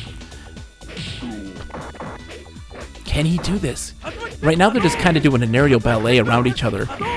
If Birdie... Oh, man. Here's the thing. If Birdie wins this... No, there's no way. He had his chance. If Ryu loses this fight, he's just... I would be mad. I would be mad. He didn't do anything with the stun state. I mean, look, guys. I'm proud. I love the folks who believed in Birdie. I'm sorry. The odds were not in your favor. Birdie is 0-9. But Ryu is still on the chase for second place. Okay. Okay. Look. All right. Oh, man. Oh, my gosh. What does that say? It says, a nice ox is nice. A nice ox is nice? Is that what that says? Yes, a nice ox is nice. 69 seconds to go. It's worth the points to not vote for you. Exactly. Much respect to them. Jessler's like, much respect. I can make some money.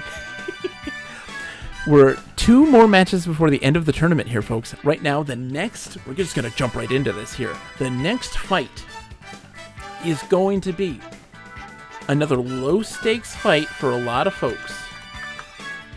This is going to be a nice one. Nice and easy. All right? Is it going to be Sodom? Or is it going to be Guy? You have 2 minutes. Guy is 3-5. Sodom is 2-6. So, like, they're both not doing so hot. They're both kind of rush-down characters, right? They both love to come in really quick and hot and heavy and throw down a lot of fists. They love to press a lot of buttons. And so this one is going to be a really fast game and a really frenetic and damage-heavy. A lot of people getting hit, a lot of people getting hurt. The match is going to be like 10 seconds. It's going to be really quick. But who is going to come out on top? This one I don't know. I mean, it's going to come down to a situation where Guy's going to be throwing those rising Tatsus. And is that going to be enough to take down Sodom? That might be the key factor. I don't think Guy has the power, Simon. He's got the speed, but Sodom has power and defensive discipline. He's been surprising me. Big Mikey Ocho disagrees, says, come on, Guy. They believe. This is going to be a fun match. Oh, this is the second to last match of the night. I don't know if I can contain myself. This is what a way to end this, right? What a way to end this. We are doing so fantastic. We're so close to the finale. Are you ready? We're almost there. How much time we got left? We got 30 seconds. Get your votes in. People believing in Sodom right now. A lot more people are voting on him. Oh, Big Mikey Ocho's the only one who believes in Sodom right now, putting 2K Buckazoids. Big Mikey Ocho says, I have to believe I'm a sponsor. That is, I have to say, Big Mikey Ocho, that, like, guy was the fighter who we saw, and I feel bad for saying this, is the fighter that we saw crash and burn. He was doing so strong, and then something happened. He's only won one fight since his strong start in week 1. Jester believes. Jester believes. Well, we're going to see if that belief is going to carry over into a win. This is the question. That's not true. I voted against Bird Brain all the time. That's right. Respect the folks who stand behind their sponsored fighter. Right, Sakura? We're going to New York. It's wintertime. Oh, see, again, starting off strong. Sodom going in there with the size. That's always a big win for him. What's he gonna do? Oh my gosh, he just drop kicks it out of the stupid Tatsu. That's a big move by Sodom. Lots of combos. He's doing some really just nice to delightful combos. Nice command grab from Sodom there. Really starting off strong. Look at this. Sakura says he might as well have not been in the tournament. Well, I mean, you need to have an underdog, Sakura. One that everybody just loves. The Thomas Hawk Award is not for the biggest loser. He is the one that just is the winner of our hearts. Guys really equalizing the life here in this situation, really making it a close match. Oh, the big super though! Did you see that? Sodom had the whole match on lockdown, but one super changes everything. A level 3 super by Guy just totally made an equalizer.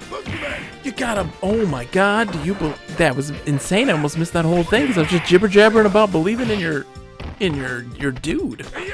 Wow. Sodom again, having a major life lead here, doing some major damage, but we know already, as we saw in round 1, can't rely on that. Pope, yes! Pope, yes! Oh, Sodom doing a random super. Guy being patient and playing that patient game. Does a great punish, too. Throwing those aerial Tatsus. We love to see those. Oh, but man, those sides are really powerful. Sodom gets hits on those heavy sides. It's doing a lot of damage. But Guy's being patient. That's a guy we don't normally see. Oh, but no, that's that for that round. Holy smokes. Burning rubber. Sodom. Simon says, I'm not usually a fan of fighting games. I played against a lot of jerks and bad winners. Jerks aren't isolated to a single character, but I've never played against a Ryumate who wasn't a jerk. Wheelbarrowed. Oh! Guy just ate the super. Oh, the big command grab super. Avian themed names, T-Hawk and Birdie. Absolutely. That's the Birdwatcher award. Alright, Sodom again with a heavy life lead here, but that doesn't mean it's in his favor. We've seen this before. Getting hit by the Tatsus, getting swept, getting kind of pinned down in the corner, using his size to get him out of the way. Those size are a really great way to kind of just put some pressure on the person, push them back, and say, take a step back. Take a step back. Again, Guy doing some really great footwork here to really even that life lead. He's got him in the stun state. What's he gonna do? Is he getting the cheese? No, he's not gonna get the cheese. That's not enough to take it out. He thought that random super was a little too late. He got his timing all off. But he takes the win with the sweep. Wow. Wow. Simon, Eagle is not in Street Fighter 3. He's in Capcom vs. SNK. Eagle is in Street Fighter 1 and Capcom vs. SNK exclusively. Wow, what a big win for Guy. That was unprecedented. Nobody believed. Actually, 4 people believed. 4 people put money down on Guy. 4 put it down on Sodom, but there was just more bigger bets on Sodom in the end. That's a big win for Guy. That's a big win for all those folks who believed in him. Big Mikey Ocho believed. Pope, yes, that was awesome. It was, again, that super in round 1. The great equalizer.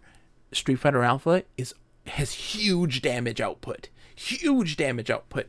I put this down onto the lowest damage setting because when you play it in a medium damage setting, it is insane. The matches are like 5 seconds. It goes crazy.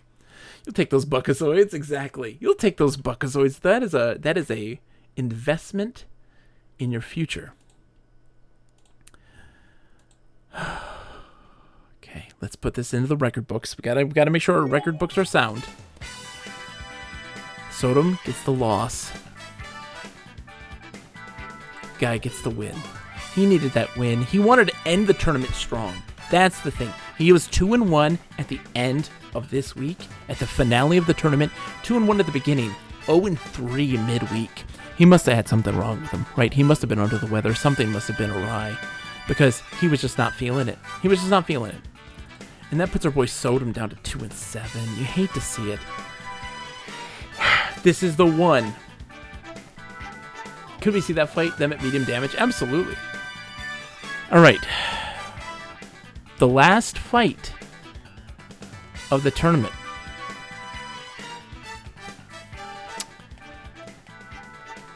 Okay, it's not really the last fight, because there will be a tiebreaker for second place, no matter what. Is it a 3-way tie, or is it a 2-way tie? That's up to fate. Listen, folks, this is the one. The time has come. Who is going to win this fight? Adon or Ken? Let's put our predictions down. If Adon wins this, it's a 3-way tie for second place. If he loses, it's a showdown between Ryu and Sagat.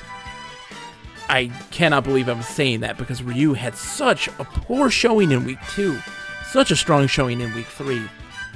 Oh, let's put the money down. Let's get the prediction going. 2 minutes.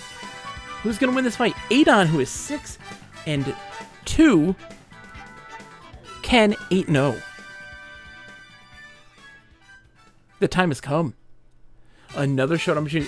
If Adon loses this, it'll be just between Ryu and Sagat. If Adon wins, it's a showdown between Ryu, Adon, and Sagat. And you know what that means? That means... I don't know what that's going to mean. I don't know how to do that one. I mean, I guess they'll all three have to fight. We'll do another round robin, I guess. 327 on Ken, suggests Lord. That's... Wow. Mascot put 12K on Adon. Holy crap. Those are some points. That is making a statement. That is setting precedent right now. Mascot yelled really loudly, Ken for the win, and then put 12K on Adon. I don't know the strategy there, but you know what? I respect it. Simon says, I love Adon, but Ken is obviously cheating. Those dragon punches will punch Adon out of the air. I'm curious to know what Mascot's mind, where his mind was. Right now, Adon has 14.9K behind him and only 4K for Ken, the guy who was undefeated. Everybody believes in magic. I am with you all right now. That is beautiful. I love this decision. I love all the Adon believers. Love you all. That right there is the passion that I love to see and why I love chat. Lip says bushy brows must fall. It's true. Get rid of bushy brows for flat top spiky pants. Flat top spiky pants is fantastic. Bushy brows, not so much. We hate ourselves a good winner. Man, this is for all the Buckazoids right here. This is for all the Buckazoids. Here we go. The bets are in. Let's go. Who's gonna win this fight? We're going to Thailand once again. Oh, beautiful, sweet Thailand. I like how it looks like Adon is wearing a tennis racket. Lip, it is a ceremonial headband. They don't wear it for fighting though, so shame on Adon. That's actually very disgraceful. You suck, Adon, for that. But you know what? You're a winner of our hearts. Let's go. The big trade there. Adon gets the... Oh my gosh, they're just trading back and forth right now. Adon's taking a little bit of a bigger hit than Ken is. But wow. Eats that Dragon Punch. The Dragon Punch is what we're looking out for. Can Adon have the reflexes to avoid these things? Look at this. Look at the aerial ballet right now that we are privy to. They're just going back and forth. Double supers! Both of them miss! Are you kidding me? Double supers, both of them miss right now. What madness is this? Oh, and the life is just even right now. It's anybody's game. Oh, a big combo for Ken. Can Adon answer this, though? Can Adon answer this? No, he can't. Ken takes the first round, but what? Dude, they're just masters in the craft. They're just showing off right now. They're putting on a show for folks. Ooh, the Jaguar kick. Really great punish on that fireball. Ken's throwing fireballs all of a sudden, which is really not normal for him. Adon eats the dragon punch, but hits him with the tiger knee. A Jaguar kick. I don't know, Jaguar knee. Sorry. Wow, Adon coming in there, putting the pressure, getting in Ken's face, which is a really dangerous thing to do right now. That was an anime round. I know, right? Jaguar versus Dragon. Ken's coming back, chipping away at the damage in the life lead. Getting a life lead of his own right now. Got Adon in the corner. Oh, he jumps over the super. Oh, comes another one, though. Oh, no. It's not looking good for Adon. They're super happy. A big super back. Oh, it was only a single hit, though. It wasn't enough damage. Is it going to be enough? No, the Dragon Punch by Ken takes the win on Adon, which means Ken remains undefeated. Ken remains undefeated. Ladies and gentlemen, what a big win by Ken. Oh, but what a show. I mean, you have to admit, what a show. Round of applause for Adon. Round of applause for Adon.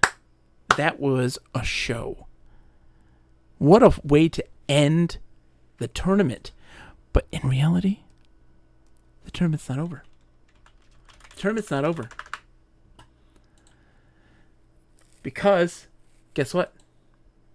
We have a fight left. One fight left. Let's take a look at this. Ken gets the win, right? Ooh, puts him at a wonderful 9-0. Beautiful. Wonderful. Transcendent. Adon gets a loss. You have to understand that Adon had one loss coming in this week. He only was 1-2 at the end of this week. 1-2. The worst he's ever done. But I want you to look at the scoreboard. Look at the scoreboard. Do you see this right here? That's 6-3. Oops, Adon is. Sorry, he is not 6-3. Is he? 2, 4, 6. He is 6-3. 6-3. 6-3. 6-3. How are we going to settle this? I'll tell you. With a sudden death, 3-way fight. Ryu versus Adon. Adon versus Sagat. Sagat versus Ryu. Who gets the most wins is the winner. And if there's a tie there, we do another tie. That's just how it's going to go. How are we going to settle this? By fighting, probably. So let's find out. First things first, we're going to do is take a short break. I need some water, and we're coming right back to see who gets second place. It's a 3-way tie right now, and we love ourselves a 3-way. I'm not going to lie. We love ourselves a 3-way. A Ryu, Adon, Sagat 3-way is a great way to end this. In reality, we're not over just yet. Stay tuned. We will be right back. Getting some water. I'm parched. My throat hurts. This is crazy.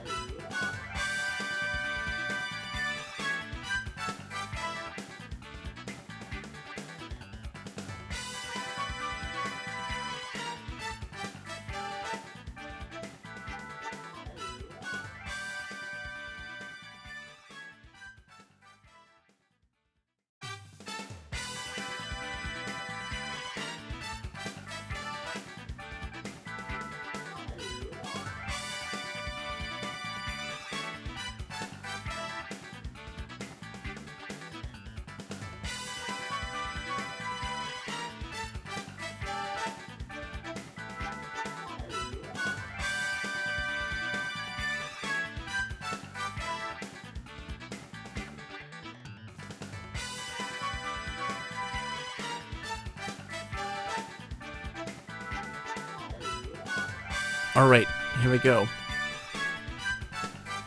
Jester says, I'm glad for the tiebreaker. I really don't want this to end. I'm with you, Jester. This is my most favorite thing in the world to do. I'm normally, like, to give you a better sense of exactly how I stream in general, most of the time we're playing a huge variety of streams. Like, I'm not limited to one particular genre or one style of game. I love everything. Like on Mondays we play MMORPGs, Saturdays I play text adventure games, but I also love fighting games, and like the love and passion for games in general covers the whole entire gamut, and there's never one particular thing that you'll pin me down for as like a person who streams.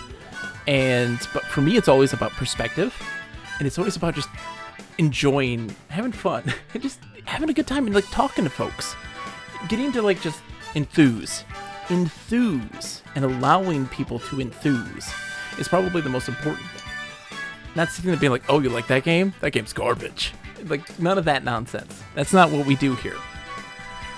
Alright. Simon says, smart money might be on Adon, but I gotta back my Sagat, and all the Ryu mains are just jerks. Alright.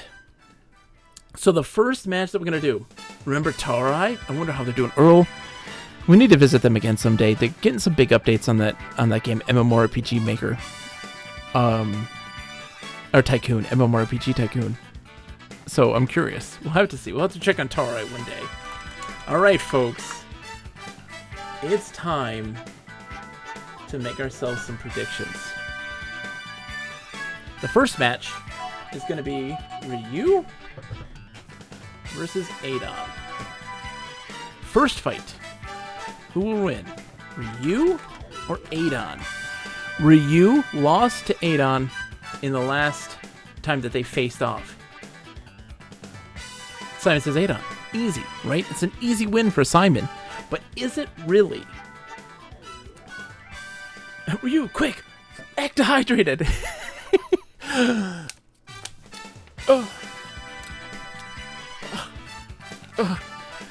I need to put an act dehydrated emote or alert, because man, that is it's so good. For those that don't know, that's from the FMV interactive movie game Wirehead on the Sega CD. Where your protagonist is stuck in a jail cell, and the woman who's trying to break you out tells you to quick act dehydrated so that she can convince the guards. All right. Get this all set up here. We're going to Japan when this happens. What is everybody saying right now? What do you all believe in? Wow, we got 3 folks for Adon, 1 person for Ryu, and now Sakura believes in Ryu. Lip is putting 2,580. What's with the random numbers, Lip? Why 2,584? Is there a reason for this? What's your reasoning? Let me see the numbers.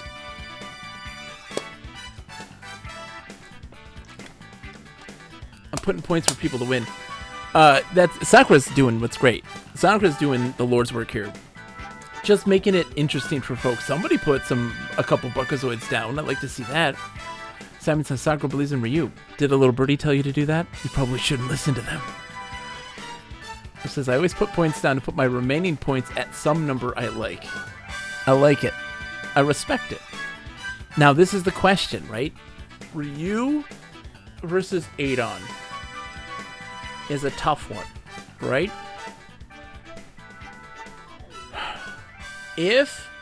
Wow. So this could actually go really quick. This could be really simple.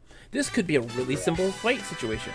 If Adon beats Ryu and Adon beats Sagat, I mean, he wins, right?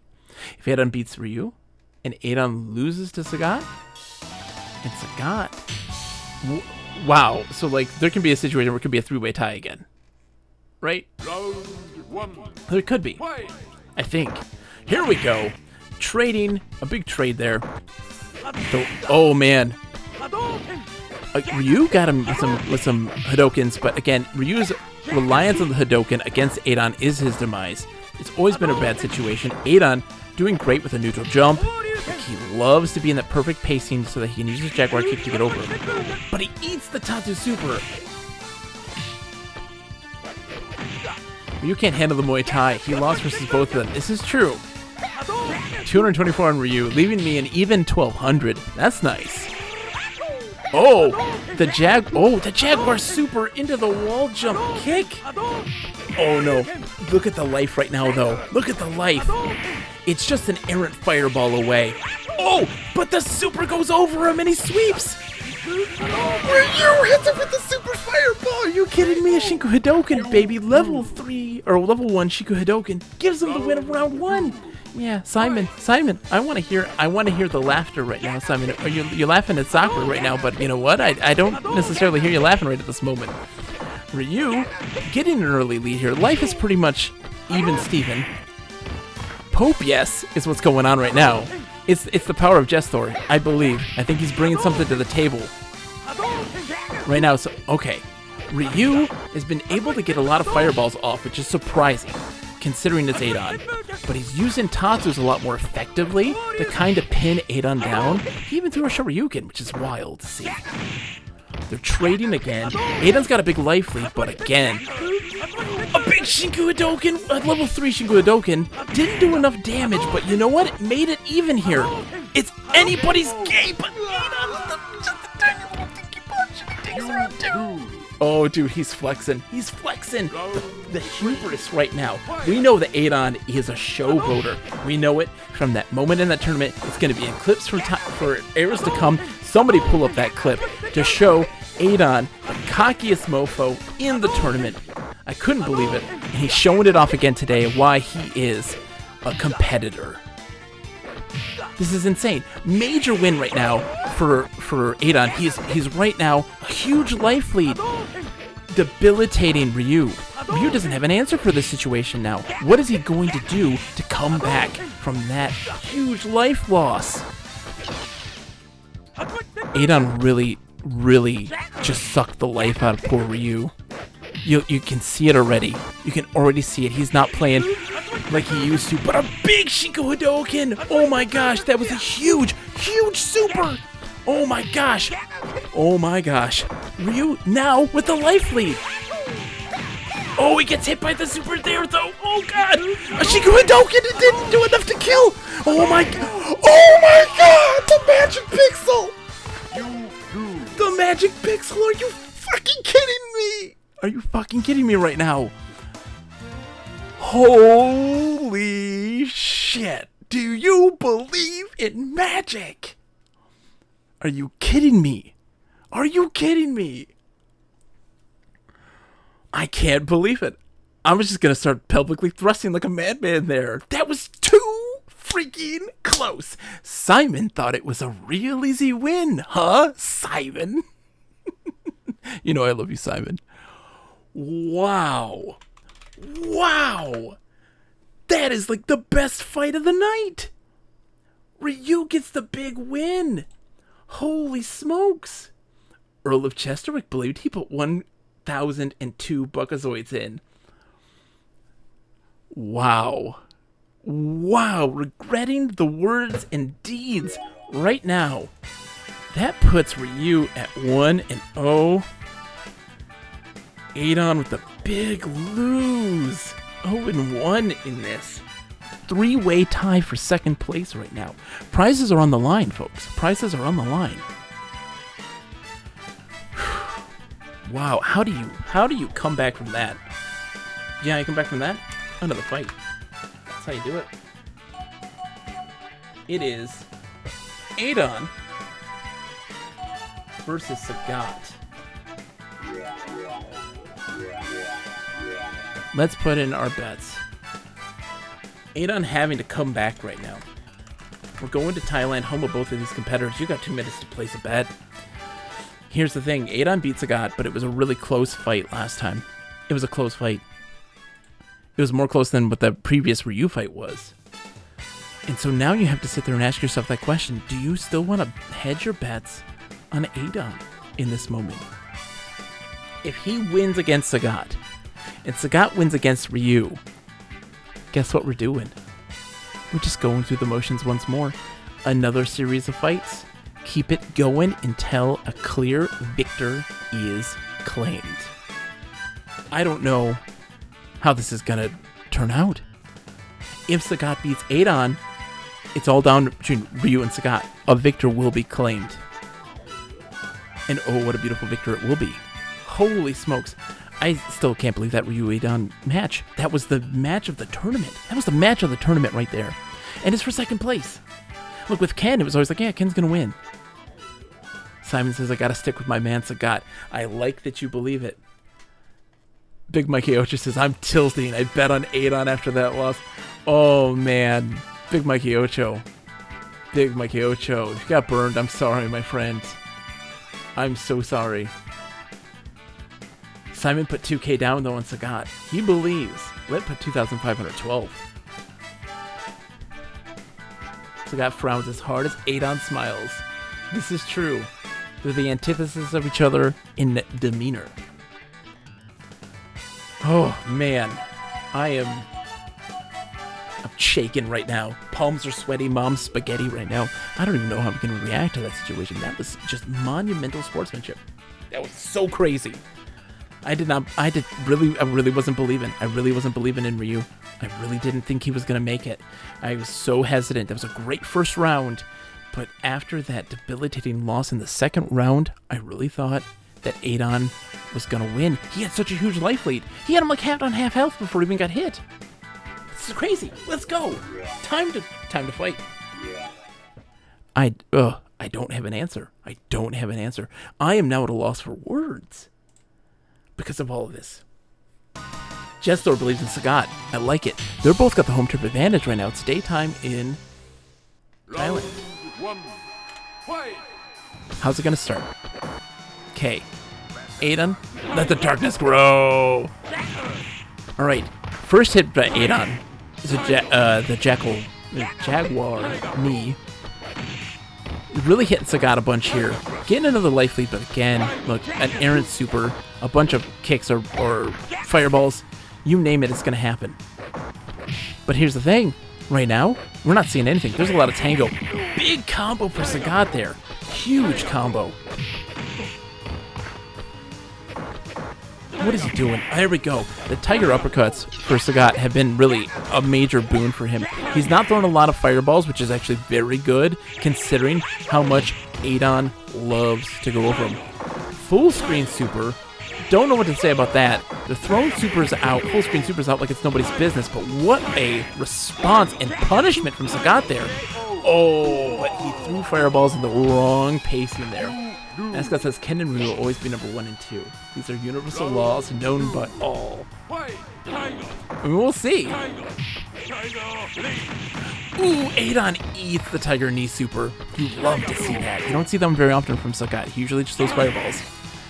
Big life lead right now by Sagat. Huge. His use of meter spectacular in order to get him into this position. But he eats the super. Adon does a double super, back-to-back supers that doesn't make a lot of sense. But, oh no, Sagat has whittled away his own life lead right now. Oh, Adon's got a major advantage here.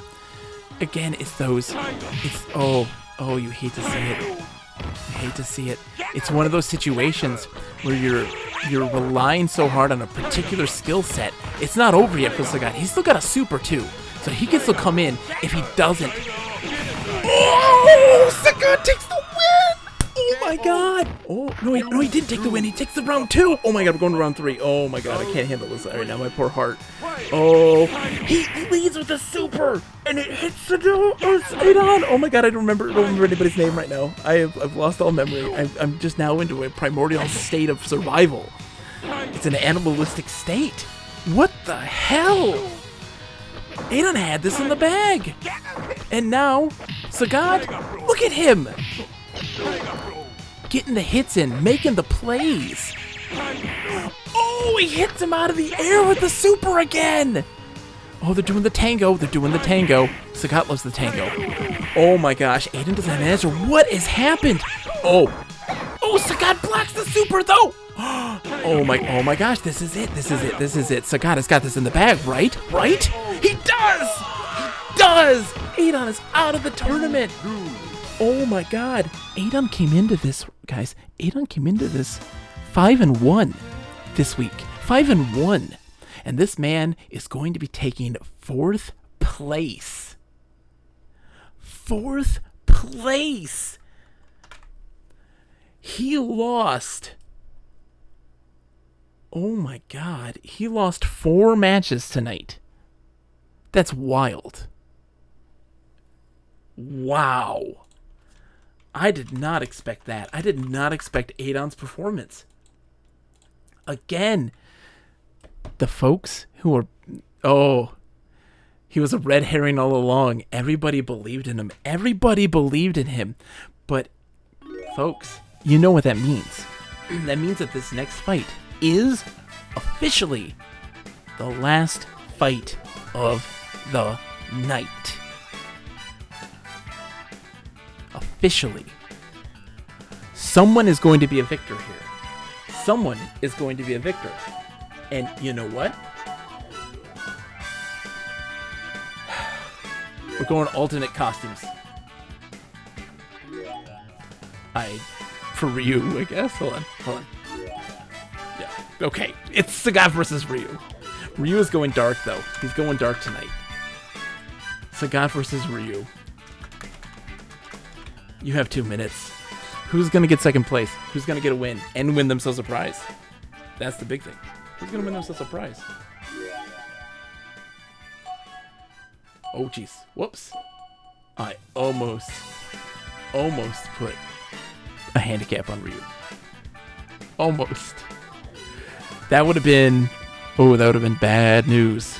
I would have to resign from my state in the league, in the fighting league. So here's the thing. Right? Sagat barely eked out a victory against Adon. Ryu barely eked out a victory against Adon. Ryu lost to Sagat. But Ryu also lost to Adon in the tournament.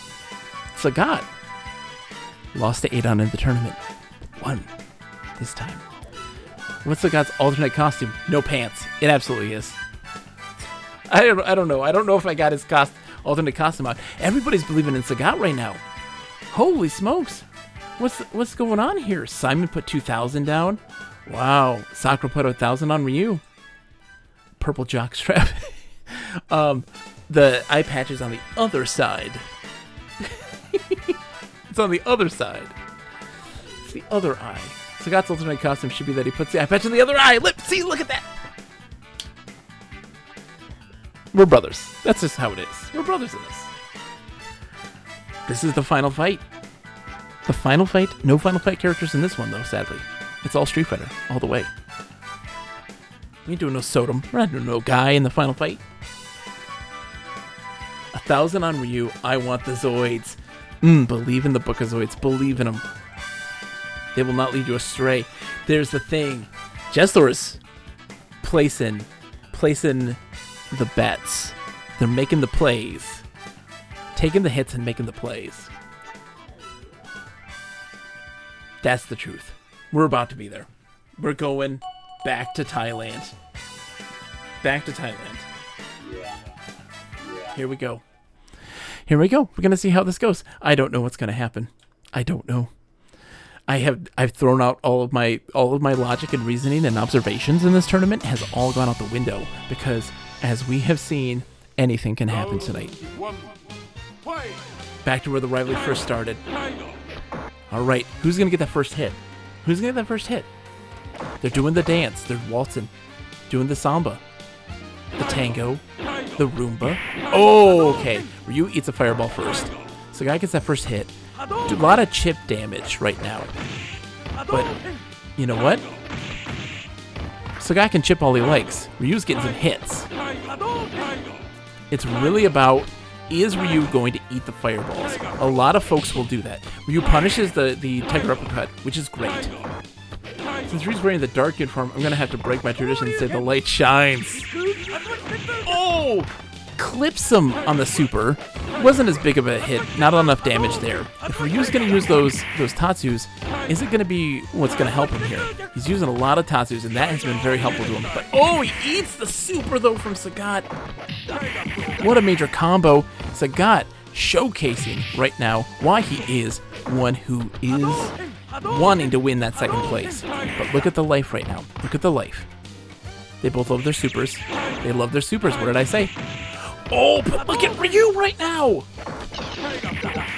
Oh my gosh! You can't. Look at those life bars right now. Look at those life bars right now. Oh, they're Shoryuken for Ryu. Are you kidding me? Oh my god. Round 2. Oh my god. Fight! The light shines! Ryu coming in hot and heavy, jumping over that fireball, getting a nice big 2-hit combo, and doing some major damage. Yes, counters the block with, or the uppercut with the throw, but it was canceled. He teched it. Sagat did. And look at this again. They're doing the dance. That dance we know and love. Trading big hits. Life, even Steven. Pope, yes. This is what we love about CPU versus CPU tournaments. This is the sort of stuff that we live for right now. Look at Sagat dominating in the corner. Oh, with the major hits, but again, listen, we got supers. We got supers for days. Look at this, the Shinko Hadouken, or the Shinko Tetsu, whatever it's called. But no, Sagat just throwing the Tiger Knee super. You love to see it. It's a level 1, giving him still. He's doing some major meter management. He could have gone for a level 3. He knew that a level 1 would kill. He's keeping it easy, breezy, beautiful cover girl. Ryu getting some easy hits here first, doing the tango again. Doesn't punish the uppercut, then eats a second uppercut. Right now, no clue what's going to happen. Ryu is staying in that nice pace where he can get some major hits to punish off those fireball usage that Sagat loves to abuse. Big tango, Ryu not punishing though. He's got to punish those uppercuts. Again, even in the life right now, it's anybody's game. Lots of uppercuts being thrown by Sagat. He's getting real aggressive right now. Real aggressive. Ryu trying to do anything that he can to shut him down. Throws a throw to get himself out of the corner. Waltzing right back though. Waltzing right back. Somehow Ryu gets Sagat into the corner. Look at the health right now. Oh, the super! The Shinko Hadouken ended. Ryu takes second place. Are you kidding me? Shinko Hadouken to end it. Oh my god. I did not think that Ryu was going to get second place. Take a second to think about this. Right now, first and second place is our soy boys who love themselves Shotos. The twins. I can't believe it. Jester trusted the Zoids. You trusted the Zoids and you were rewarded in spades. Let's take a second to look at this. Wow. Hold on. I gotta change some stuff here. 1 second. Whoop. We gotta reflect our wins here. There we go. All right, let's look at this real quick. Let's take a second to look at this now. First and second place, Ken and Ryu. Come on, lip to humor, my friends. Let's take a look at this. To humor. I love it. Simon, y'all can't be mad though. Ryu was the underdog in this fight. You have to admit, he lost to Adon and Sagat in the tournament, and he beat both of them in the sudden death. That takes some balls. Now let's take a look at this. First place. Now listen, folks. A trophy is going out. Not a real trophy. Or an award. Wilco Webb wins themselves a absolutely stellar print of a painting by the Renaissance. They get to have their pick. I'll detail them the links. It's amazing. He's a fantastic artist who does landscape art, but based on video game like scenery. Super amazing person. Really fantastic. Look up the Gamescape artist. Really great. Wilco gets that first place. Second place going to Ryu, sponsored by C Small. Congratulations, I'll TM you your prize. There are 2 other awards tonight. Of course, you know, the Thomas Hawk Award. The one who is the winner of our hearts. The one that we love and adore. Who may not have the most wins. Oh, dude, Jester, thank you so much for the bits, my friend. That's very kind. The Thomas Hawk Award. They may not have the wins, but they have our heart. Thank you, Lip. Thank you, Lip, for the link. Sakura, sponsoring Birdie. 0-9. The winner of the Thomas Hawk Award. Sakura, I'll DM you the prize. Don't worry. And then, the Disruptive Force. This is a tricky one, and one that I didn't necessarily have in my brain exactly what it is, who is going to win this one. So let's go through this all together. The Disruptive Force Award, of course, being that character that really changes the landscape for how everything works. And now we have to ask ourselves, who was the most disruptive? Chun-Li beat Sagat. This is true. That was a stellar win. I'm trying to see who could be the big one, right? Who did Adon lose to? Lost to Charlie. Okay. Lost to Charlie, but Charlie didn't get the big ones. Charlie beat Adon. It's true. Charlie beat Adon. But, you know, so did Ken and so did Guy. And now we have to kind of look back at the matches themselves. And I really do think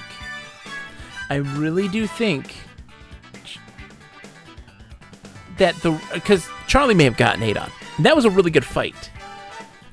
But was it better than Chun-Li versus Sagat? Because Chun-Li versus Sagat was huge as well. And that was like down to the wire. That's the real question. I have an answer for that. The Disruptive Force Award is going to go to Elkin Fencer, who sponsored Chun-Li, and to Praise the Sun, who sponsored Charlie. They're both getting themselves a Disruptive Force Award. They're both getting themselves a little something. Most likely a copy of the wonderful InDesign within which I helped contribute to. They'll probably get themselves a copy of the Zine. Check your DMs. You'll be getting yourselves your prizes, and we'll talk about all that stuff and get everything shipped out to everybody. I want to sit here and say, just have a moment. Let's go full screen. Have a moment. The stream's not over. It isn't. We had a game actually lined up to play tonight, but we had to finish this tournament. Wednesday night was a wash, which is okay. It led to us meeting some new friends. Jester, it was a pleasure having you. We're going to shift gears a dramatic 180 after this. We're going to play Rings of Power, the Genesis RPG, because Rings of Power came out today.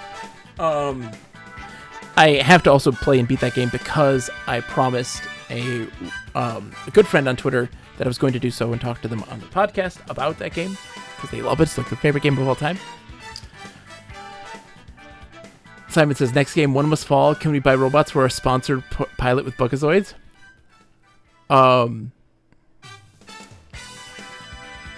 It might be One Must Fall. It might be One Must Fall 2097. It might be, Simon. It might be. But I want to say, like, to everybody, to thank you so much for, like, participating in this. This is, like, my favorite thing to do in the world.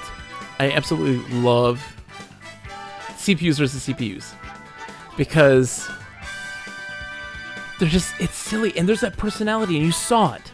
Like, you cannot deny what you saw there tonight was the personalities of these competitors shining. I want to throw down... Oh, Simon, no, it'll be easy. It'll be easy, Simon. How to do the One Must Fall. It's easy. People get to pick their pilot, and there's only one pilot. But there is unlimited robot. You can pick whatever robot you like. but you control the pilot because that's the major stat factor, right? That's how it's gonna go, I think. But like, this is my favorite thing to do. It's my favorite thing to stream, and which is silly because I'm a person who loves talking about narrative and like design and all this stuff. It's the kind of stuff that I really enjoy.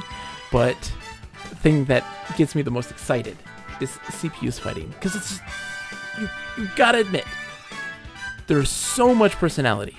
I want to take a second, and we're gonna throw down to give you an idea of some of the personality here. And you have to understand that the story for Adon's big loss and sudden death, it's not coincidental. No, it's not. Because when you really break it down, right? When you really break it down, I want you to take a look at this. Throwing this into the chat. That's weird. Is that really what it is?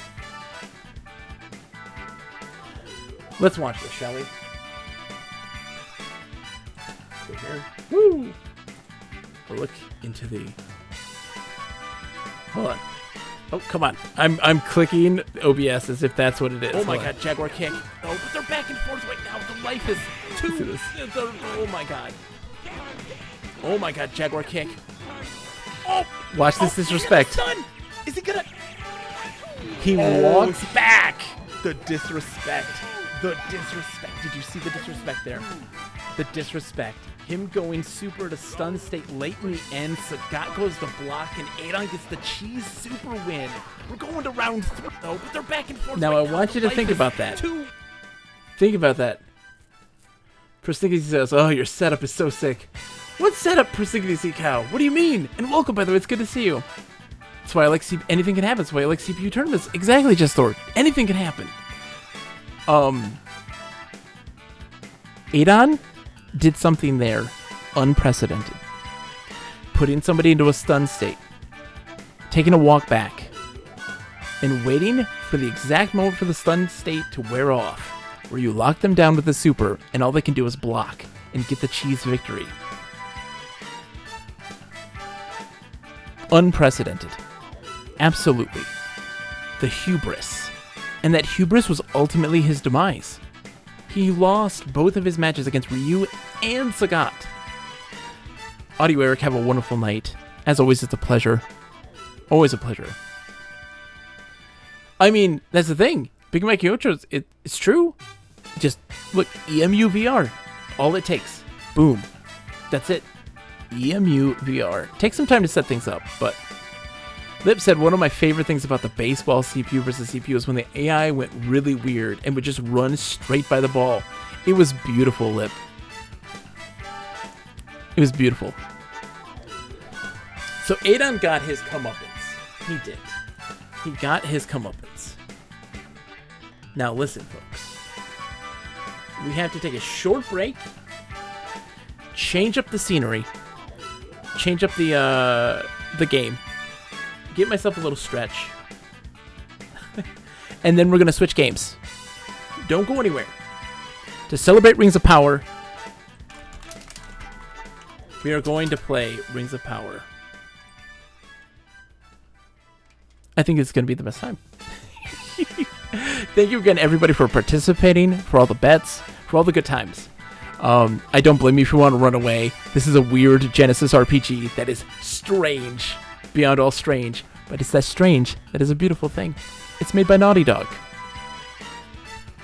the makers of Crash Bandicoot and The Last of Us. I will be right back. Don't go anywhere. We will resume again with Rings of Power. Stay tuned. Woo, that's full screen. That's back. I need to work on this. I've been doing this for like 8 years. I'm still a newbie.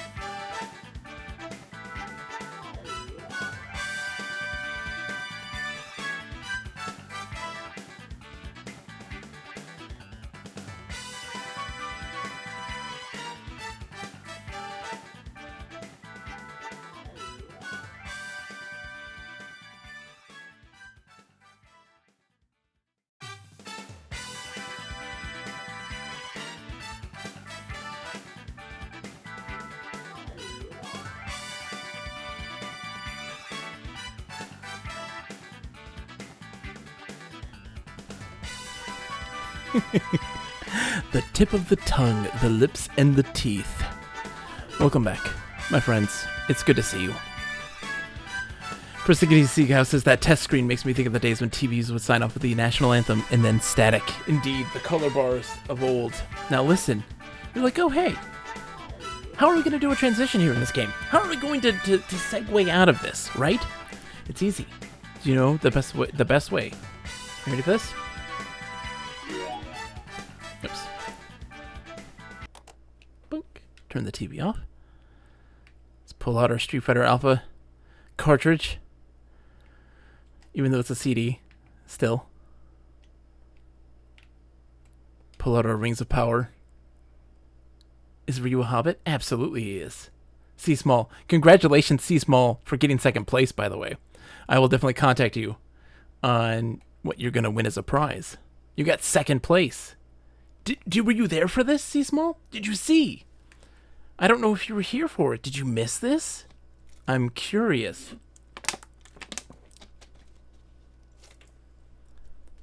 Ryu got second place. It was a 3-way tie for second place. Ryu beat Adon and Sagat to lock in second place. Lock in second place. A 3-way tie. It was phenomenal. You have to watch the replay for that, because it's unlike anything I've ever seen. It was so crazy good. So Ken got first place, of course. Ryu got second place. We got our phony TV. It's worth it. It's worth seeing. That's for sure. All right, here we go. The dogs are barking. Who let the dogs out? There is a cheat code, but that lady is topless. I can't do it on an emulator. I don't have the hands.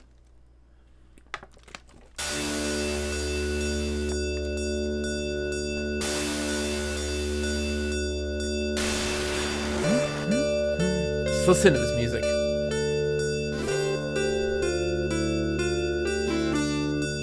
Simon, yes.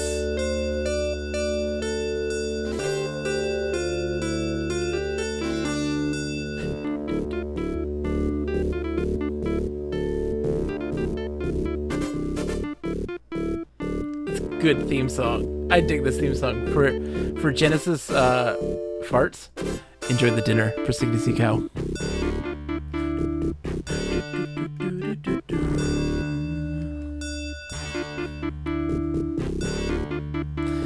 Man, Frodo's got nothing on this one. No, there was supposed to be a PC version. Rings of Power, not Lord of the Rings. Honest. This is just such a great song. We're just listening to this whole thing. From the Book of Nexus. Before Nexus, we lived in darkness. The sun shone as brightly as ever, but ours was the darkness of the soul. It was during this black time that it was typical. Even though the survivors was, oh my god, it's going so fast. Why are you going so fast? I can make it go faster, apparently. The Demon Void brought... Oh my god, you're so fast. Hold on. Let's see if I can slow that down.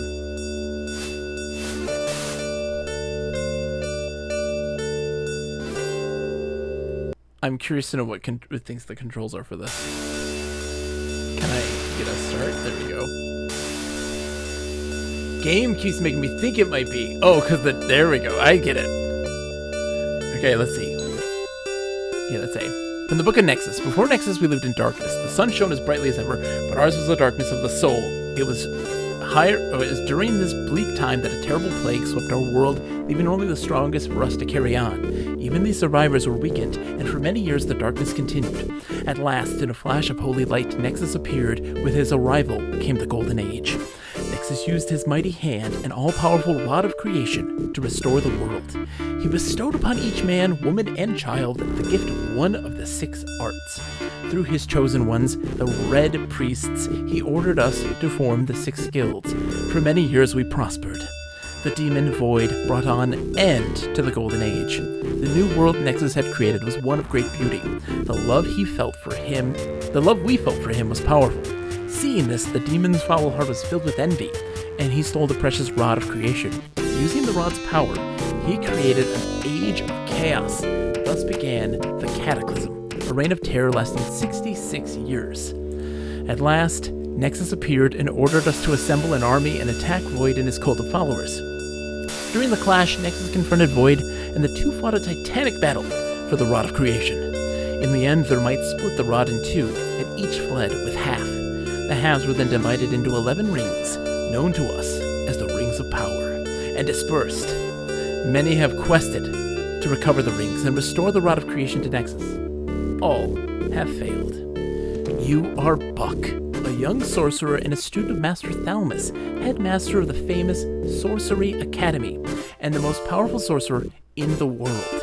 In the 500 years since the Cataclysm, the Rings of Power have become about a legend.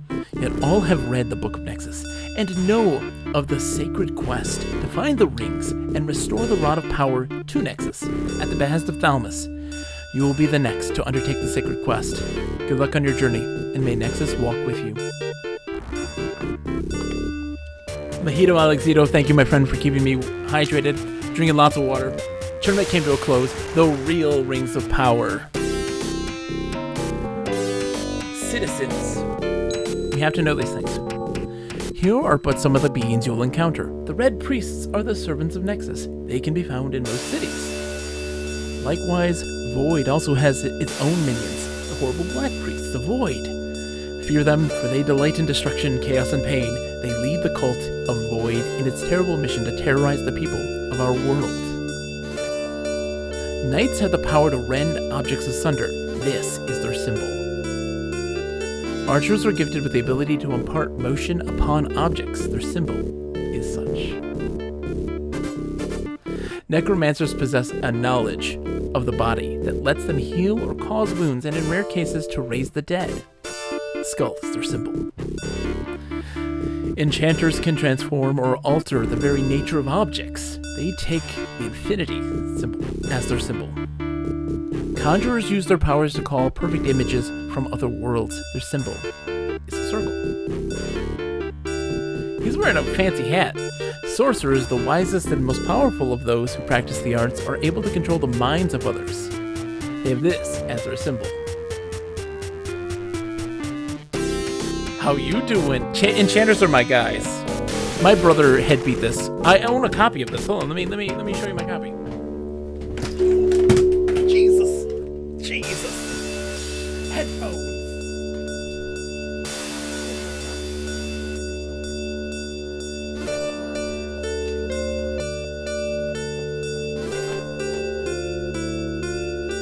That I own this game. Here it is. This is my childhood copy. I never beat this. I never got very far. I did watch my brother beat this though. As I drop it on the floor, don't mind me.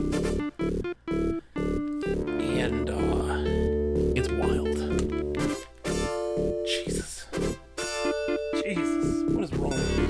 I'm a mess. It was all the tournament fighting, man. It was so good. Alright, let's get into this, shall we? This is going to be a wild trip of a game. One that we're going to be doing as a more long-term game for a while. There's a nice break in between. We do have to take a short break next week to play Animorphs on the Game Boy Color, because contractually obligated, because our Fantasy Games League demands it as such. So let's fire up this game. I have never gotten far in this. I have played it before, but never gotten far. As far as I've gotten was, I got the Knight, who's like the first party member that you get, and that's kind of it. As usual, Dawn finds you on the path heading into town. Time to go to the academy. Master Thalmus wants to see you. So, like, here it is. This is the game. This isometric view. It's a little laggy. New game, new audio balance. Can you please shift the audio more in your favor? Absolutely. Thank you, Simon. Thank you for the audio tip. This music will get to you. It's hurting my ears and I can't hear you. Exactly. The fabled Sorcerer's Academy. I'm going to turn that down a little more for you, Simon. This is a song. So this is kind of how it goes. You have, of course, your key on the top right corner, right? That tells you like what you can do. Act or talk. and then bring up the menu and start. We have our inventory, which has goods for trading, our food and water as well, and that takes into effect of our survival. It's a blue carpet, Simon. And then items, we have our sorcerer symbol. Oh, that's, whoops. Greetings. Whoa, who am I talking to? Oh. Oh, more. I, like most people in town, am loyal to the principles of the Art of Mind. The Academy of the Mind represents the greatest center for sorcery in the world. We believe that Nexus created sorcerers first, and that it is our responsibility to maintain order in the world. Unfortunately, the world is such a mess now that we have trouble even training new sorcerers. Even Nexus priests have their problems. Nothing more to say on the topic. I'm not going to want to talk to you right now. And so we have our spells. Currently, we have stun. That's it.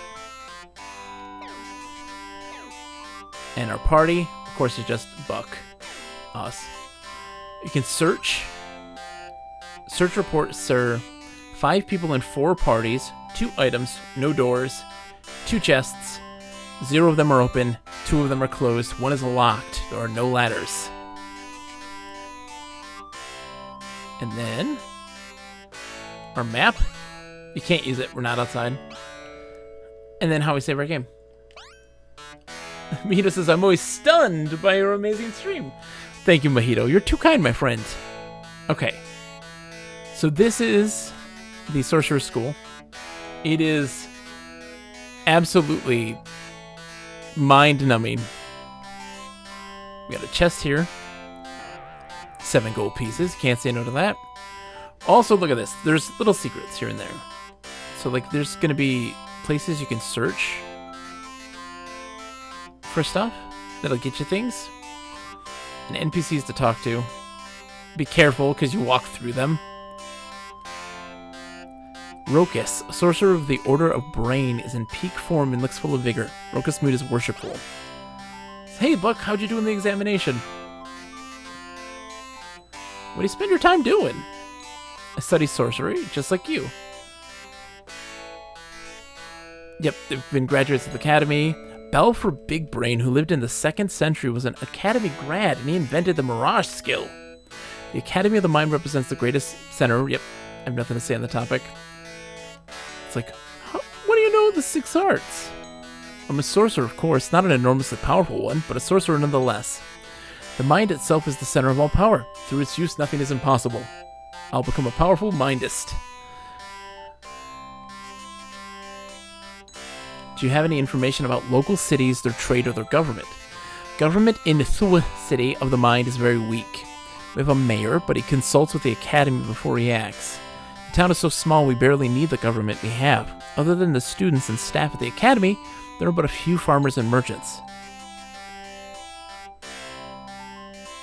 This UI is something else. Do you know anything of the Rings of Power or the Temple of Nexus? The church is comparatively weak in Mind City, but we sorcerers are loyal to Nexus, and so there's little need for an extensive clergy. Most people, myself included, don't really believe the rings exist. The legends grew over time, as all legends do. The Church of Nexus can be found on the north side of the main plaza. It is small but well attended.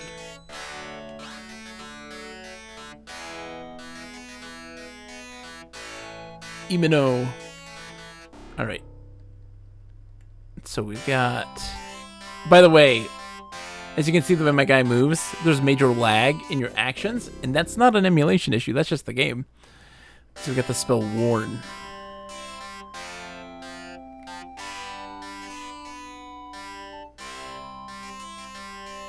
Get ourselves a key. And then that can get us access to the chest. Oh my gosh. It takes some getting used to because there's so much weird lag. And we got a map. One of these things has stuff in it. 16 gold pieces, yeah. So you get 11 gold pieces. You always want to kind of search that stuff too. What an interesting choice to show the game world. I know, right?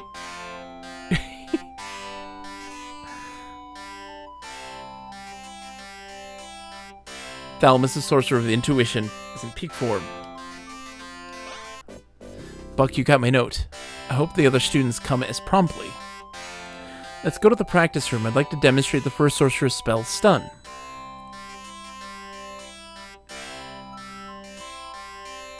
Walking through.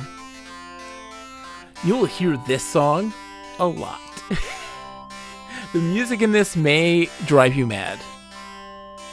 I'm gonna turn it down on my end. I see we're all here, even Darius and Fezzik. Thank you for joining us, gentlemen. Today's topic is Stun. It takes very little energy to cast. It does little damage. As you gain experience, it will become your spell of last resort.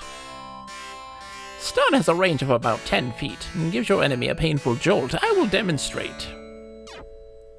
Look at that. Look at that beautiful, beautiful demonstration of magic. Students, you're ready to use the stun spell. I have a task for each of you. Buck, Akthul at the Temple of Nexus has asked to see you. When you're finished there, come back and I'll give you your assignment.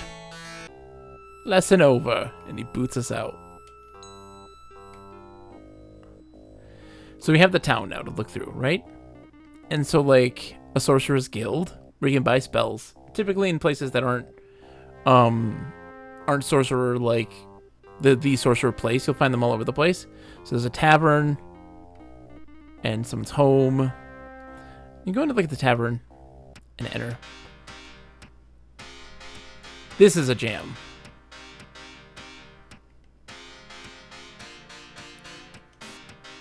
There's Darius, the sorcerer of the Order of Brain. Darius's mood is angry. Hello, Buck. How'd you do in the examination? Have you heard about the Master's discovery? No, I haven't. Not at all. Master Thalmos was on sabbatical for the last several months. He was working with a team of researchers on the legend of the Lost Rings of Power. He's going to call a meeting soon to announce their findings. The world's a horrible place. Isn't that nice? What do you spend your time doing? I study sorcery at the Academy of the Mind, just like you. Exciting to be at the, yep, Battle for Big Brain, yeah. World's full of evil. I might as well help it along. He's fine, right? He's a nice guy. He's jolly. He's like, yeah, the world's evil, and I want to help. I'm not much of a skilled individual. I'll become a powerful mindist. Nothing to say. Oops. What do you know about the city? There's not much of a government here. Area is economically depressed. The temple's the only significant organization around here.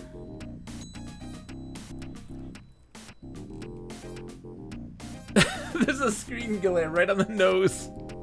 I do love that lip. That's true, I didn't even see that. Let's see. Why should I help you? You're the enemy. Get out of here. I don't care what happens to the world as long as we don't have a golden age. I hate to bathe. He is.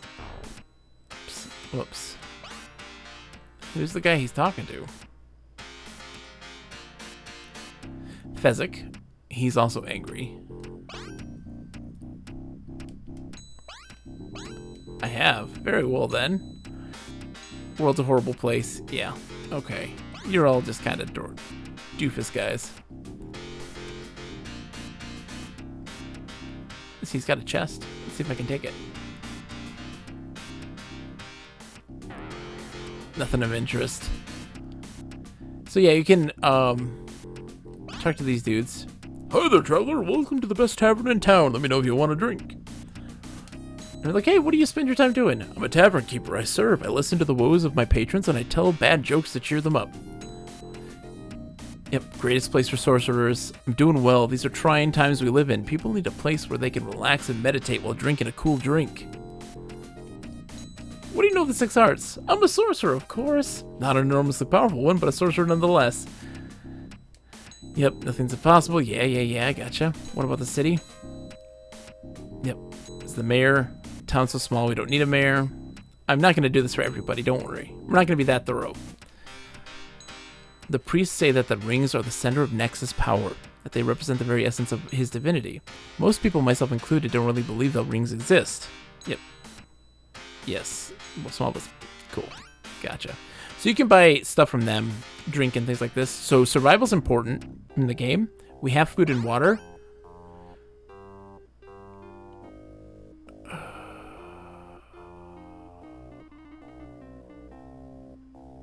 Yes, of course. Very good, sir. Have a nice day. Random events are going to happen. And they're going to take all your stuff. Let's go to the temple. Let's go to the temple. Can't do this. Akthul. That's our dude.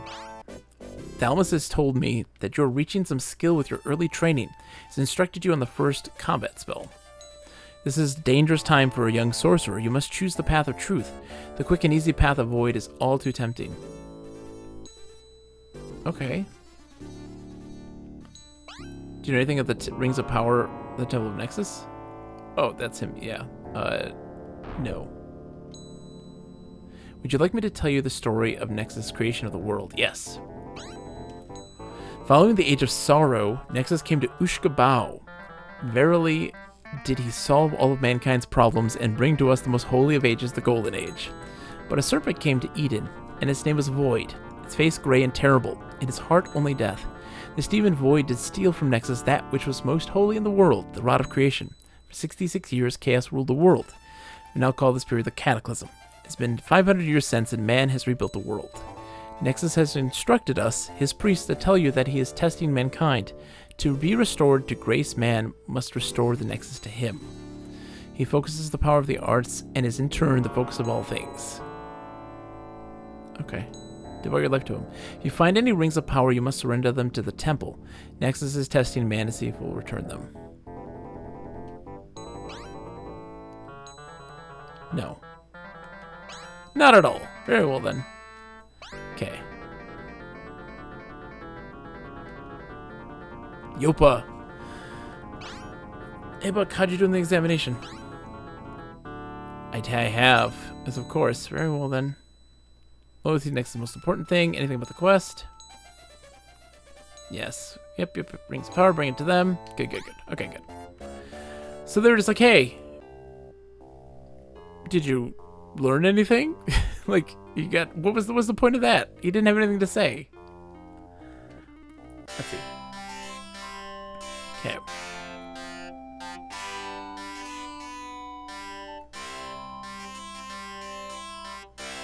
Come on, Buck. You can do this. This is such a chunky game too in comparison. Like it's on the Genesis, right? It's trying its hardest. You can't be mad at it. It's trying its best. Heed the words of the priest, Buck. He's wiser than you. You'll find a key on the floor of my room. Use it to open the chest nearby. Inside is a map of Ushkabao. Use the map to find the hermit who lives in the hills to the south. Last night he was seen stealing the eye symbol from the academy door. You can try talking to him, but I'm afraid he's not very reasonable. If he won't give you the eye to you, practice your stun spell on him. When you have the eye, bring it to me. I'll have the groundskeeper nail it to the door again.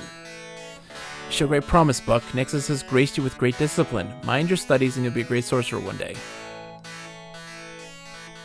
Cool. So we have to stop this dude from who stole the symbol and just get it back. Easy, right? Right? Oh my gosh. The controls in this are wacky. Because like I can input it 4 times and we're waiting and he's catching up to me. I had to do this. I have to do this. I swore I would give it a shot. So let's save our game. Look at this. You can also change how the direction works in the music. Oh.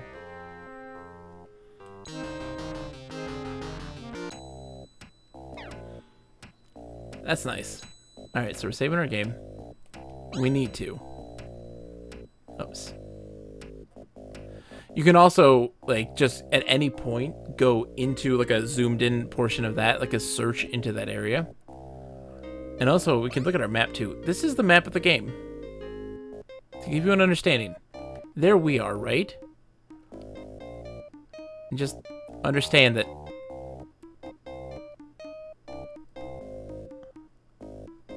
we're back. That's in one direction. And not to mention all of this. Like, it's just... there we are. We're back. It's so huge. The game is gigantic.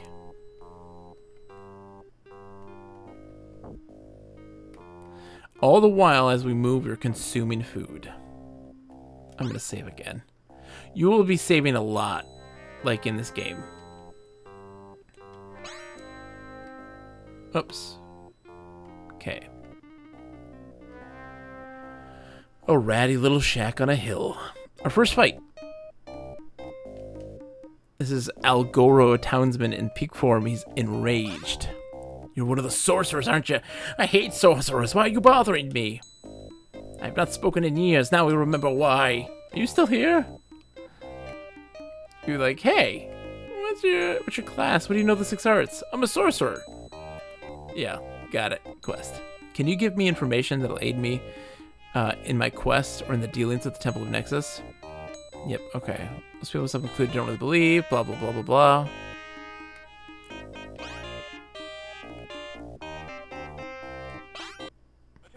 Yeah. So, welcome to this wonderful world where this is how it goes. Are you ready? This is it. I can stop the fight to select a spell, right? But really, the only thing that's going to work well in this is stun. But if you notice... Oh, he miscast. That's big. If he doesn't miscast, I'm like dead. Please don't kill me. Oh my gosh. Oh my gosh, I'm so freaking lucky. I can't tell you how many times when I played this game that I've had to replay this over and over again because I just die over and over and over and over again. Because at the beginning, until you get another party member, you're screwed. You're screwed. You won't survive. Like plain and simple. Looking for anything secret. Bookshelves typically give you something. Oops. Madness. I can't believe I won. Hesh says Rings of Power. Oh my. Hesh, how's it going, sir? It's good to see you. How have you been, my friend? Exactly. Here we go. Oh boy. So one of the things that's also a positive in this game is that the things that you search for previously, they fill back up. So in this instance here, I think it's all the bookshelves. Let me see. It's these ones back then. What have you been up to, Hesh? How are you tonight? I hope you're doing well, my friend. Yep, 2 gold pieces and 8. It's randomly generated how much gold is actually in them. But we got something. And now we go menu. Go into our inventory. Items. Sorcerer's symbol. Oops, maybe not. There you go. You've done well, Buck. This is the second spell of sorcery. Clue! Check with the guild masters in the guild halls to obtain other spells. Come with me to the practice room. I have a very important announcement to make. Getting grim with Frostpunk. Nice. Buck, you're the most promising of my students. If anything happened to me, seek my friend Hack in the city of Division. Oh, man. Dude, Hash, we just finished up our CPU versus CPU tournament, and it was a roller coaster of emotions. It was so much fun. And I can't believe it is as enjoyable as it is. Are Imino and Rokus... Oh, wait. Imino and Rokus are early as usual, and Father Yopa is here as well. But where are Darius and Fezzik? Will they keep us waiting again? They're evil. Here they come. We met them in the bar. Clearly they're evil. Here we go, Ahem, thank you all for coming. The thing I must tell you are the utmost urgency. As you may know, I have recently been researching the origins of the 6 arts.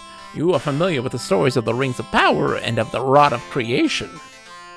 Until now, these stories have been dismissed as legends, but the 6 guildmasters have uncovered evidence that the Rings of Power do indeed exist. There are 11 rings. They are the foundation of Nexus power and the power of the 6 arts.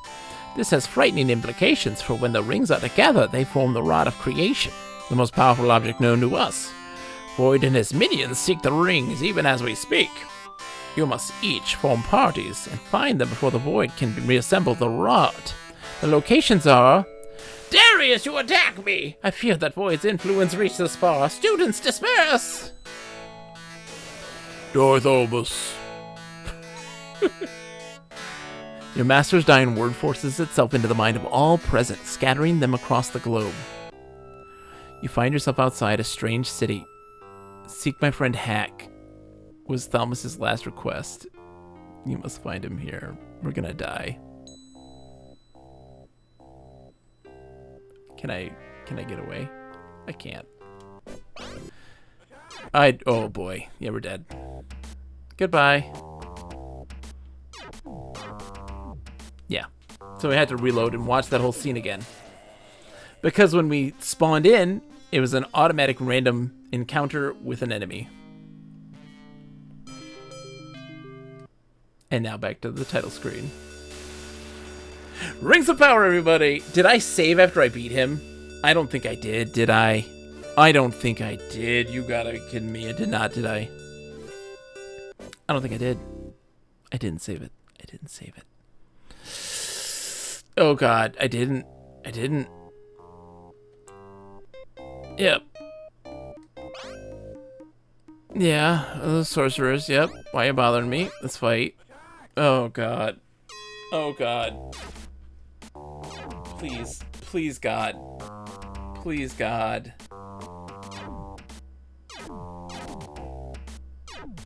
Look how much damage he did to me. Look, I'm almost dead. I'll be dead in this next turn.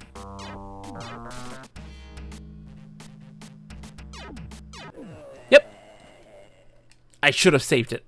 I'm so mad at myself for not saving it. You have no idea. We're gonna be here all night. You just have to get lucky. You just have to get lucky. If anybody has ever played Rings of Power, you would know, like, hey, like, if you have tips, I want to know. No, enter the house, dingus. Yeah. Attack! Okay. Just pray. Please. Big hits, no whammies. Okay, he's hitting me, but not super hard. I'm getting some big hits too, though. Big hits. Doing more damage. I'm up all night to get lucky. Miscast, though. Oh. Come on! I'm up all night to get Bucky, since our character is Buck. And he likes to shuck corn.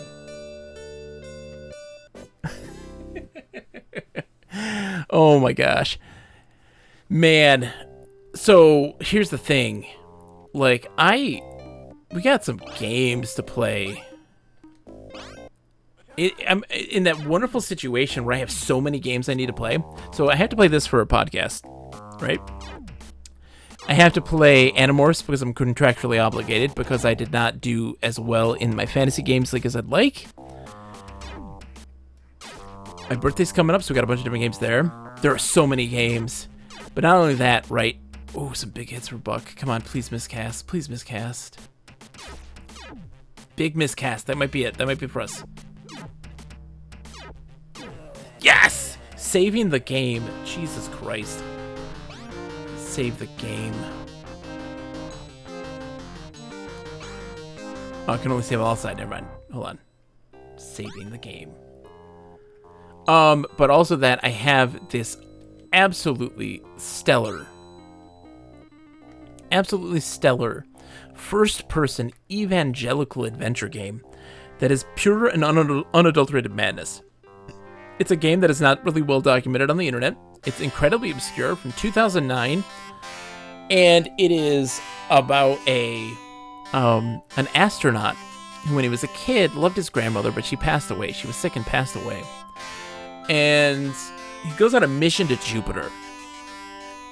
And in the process of going to Jupiter, he gets his ship gets damaged and destroyed in asteroids, and so the angels of heaven guide him to the island of Paradise, where he meets his very erotic-looking grandmother, who guides him to the gates of heaven, and they also bring about the end times. It's a hoot. It's a hoot. Okay, yep. Let's do this. You gave me a clue. Thank you. Let's get walking. Then we get to watch this wonderful scene again. I wish I could do save states in the virtual bedroom.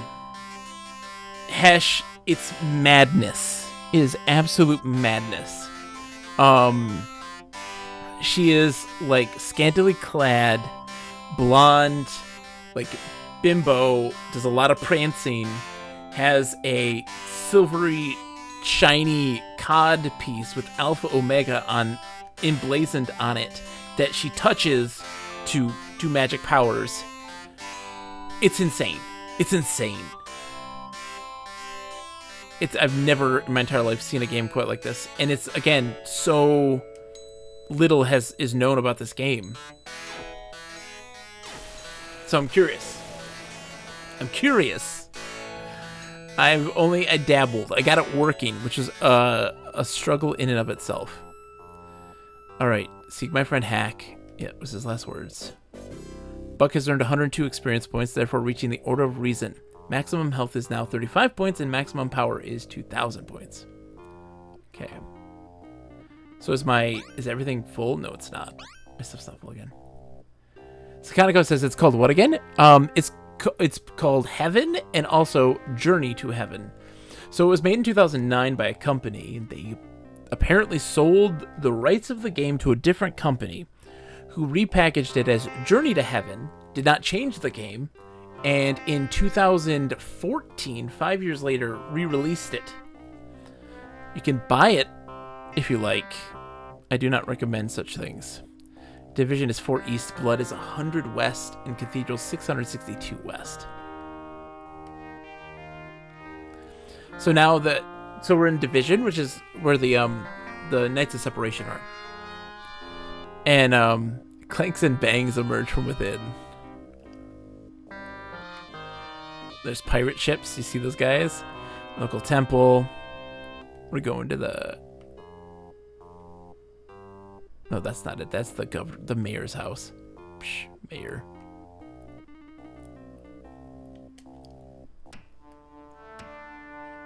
Here we go. So when you're inside, you're not consuming water and food, but when you're outside, you absolutely are. And the type of terrain that you're walking on determines how much is consumed. It's wild. And it's really hard to deal with. We're looking at everything. Okay. So this is Hack. Yep, he's friendly. So you're the young sorcerer Thalmus was telling me about. His death only proves the urgency of your quest for the rings. I'll give you an opportunity to prove yourself to me. The Black Priest Scourge stole the key, the chest which holds our symbol. If you get the key from him and bring the symbol to me, I'll help you. Ask about your quest at the Knights Guild in town to learn about Scourge's whereabouts. Find the key, then go to our treasury and get the symbol. When you have it, bring it to me and I'll let Slash join your quest. We of the City of Division live to comply with the laws of separation, to divide and conquer, so to speak. The Guild of Pieces is the real force around here. Most people work for them. Sakanako says it has 6 levels.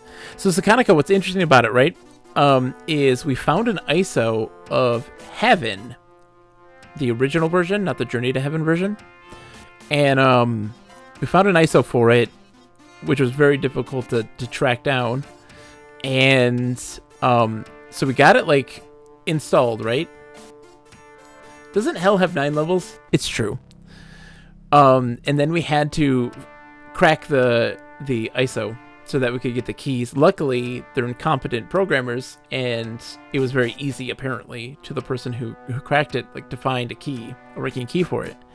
So we got that working, and then it was crashing on startup, and like what we needed to do to work around that sort of stuff, and we finally got it working. It's wild. It's great. When Nexus created us, he saw that the world was too much like a whole carrot. He created us to dice it. What do you know of the 6 arts? I can chop things into little tiny bits with my mind or my sword. Separation involves the division of things into their component parts.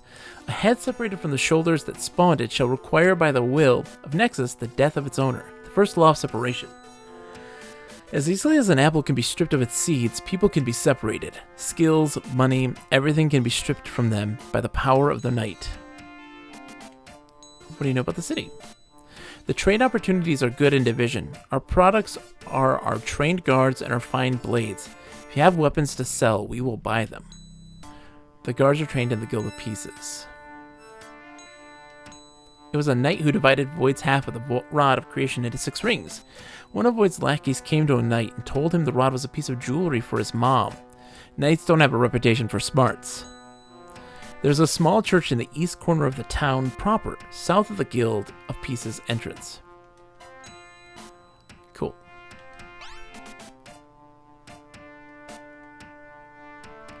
Let's talk to this lady. This is Levin. Look at her. An archer of the Order of Advancer is in peak form and looks full of vigor. No, I don't want to talk to you. I want to talk to her. And then the other dude, we can't... What? This is weird, right? So, like, because of the way the game works, we can't talk to him because we have to face him. And if we do so, look at that. He's there now. So what we have to do is go here.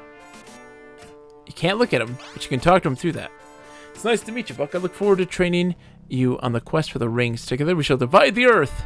He's going to be our party member once we do this quest. But we want to do a little searching if there's anything else we can get here. No, we can't access anything yet because the door is locked. So we have to kind of see what we got to do. I've done this part. Like, this is as far as I've gotten, is I've gotten the party member from this. It's been a long time since I played though, so I don't remember exactly, like, what to do here. So we have to go to the guild.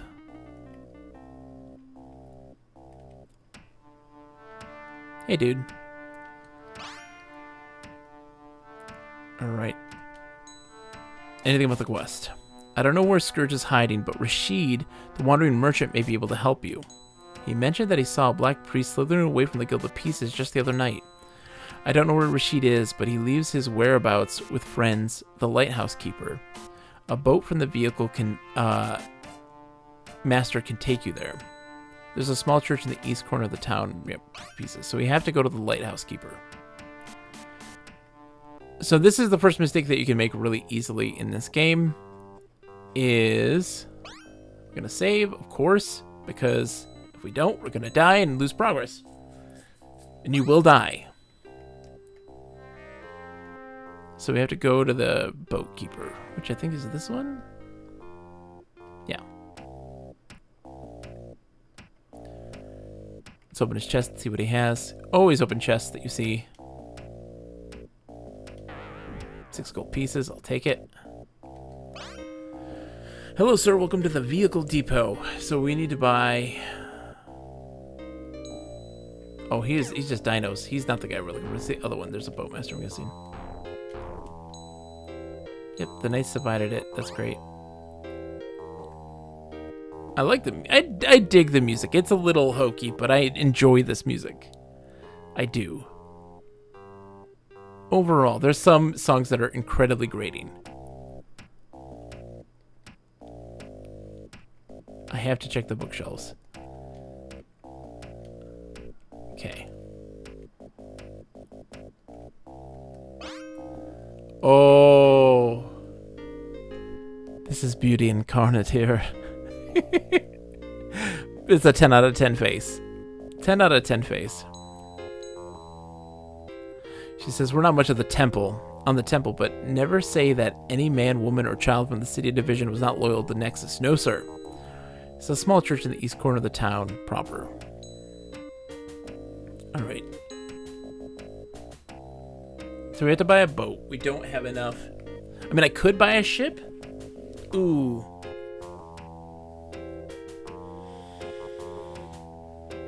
Oh yeah, we do have to buy a ship because otherwise we're fucked. Because what happens in this game, in general, is food consumption and water consumption is like the most vital thing in this game. And if you take a boat, you can technically go out into deep water, but it consumes an excessive amount of food.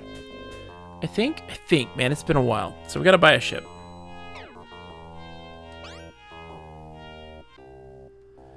Alright. Let's save our game. Luckily we have money. And like earlier in the game we had a random encounter with guards that like were like, give us money. And if I said no, we'd fight. And 3 guards against me in the very beginning of the game. Not great.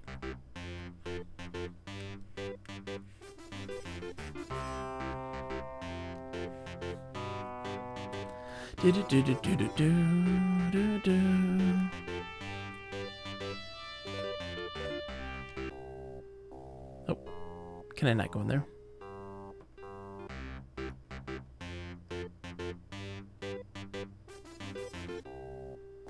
I thought we had to go to the lighthouse. Am I crazy? Great. Let's look at the map.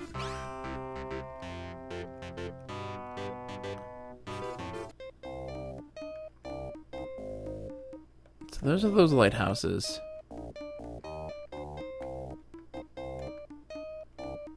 Maybe there's something?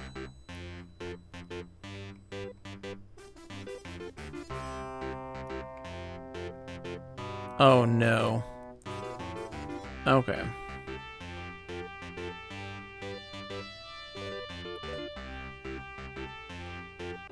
Oh, that's what I gotta do. That's right. I forgot. So we have to just exit. And then enter. That's dumb. You have to exit the ship and then enter from there.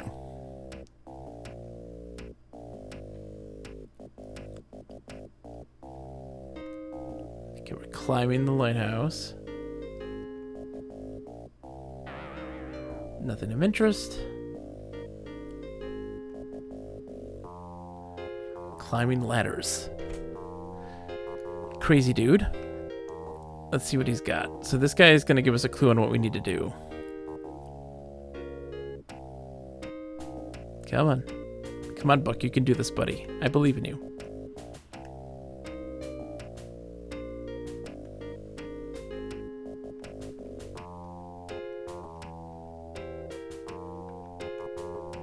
Oh, come on, NPC. Look at this lighthouse keeper. Another vestige of beauty. It's always nice to meet a sorcerer. You folks really have good heads on your shoulders. Alright. Information? Not much on the temple. Yeah, I gotcha.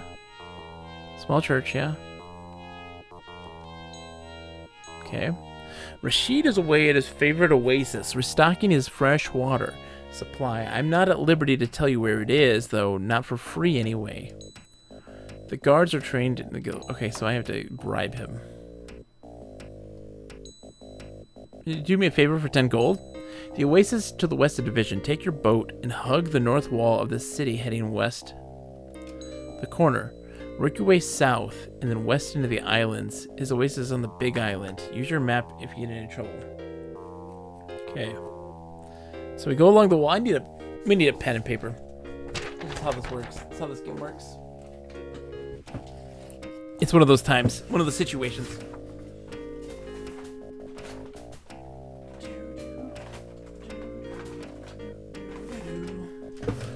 So, go south and then work our way around the northern end of the thing, and then west and then south. West. Hug the wall around it to the islands. His oasis is on the big island. Use your map. Okay. When you find him, ask him about your quest. Make sure to question him a couple times. He holds out.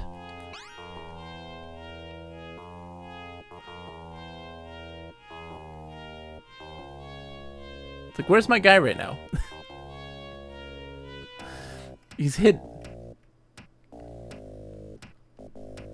Because the giant honkin' Genesis controller takes up half the screen.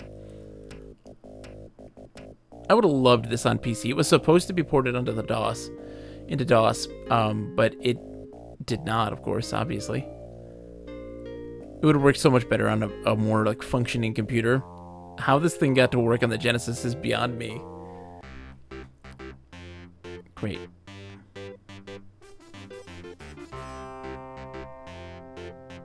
Oh.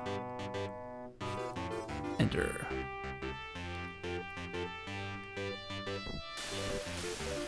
What is happening? I cannot see Jack, neither Jack nor... Shit. Let's see. Oh, there's a dragon over there. That's great. Alright, let's look at our map. Okay. There's our oasis right there. Yeah, there's no way to get it going around this way. You have to go all the way around.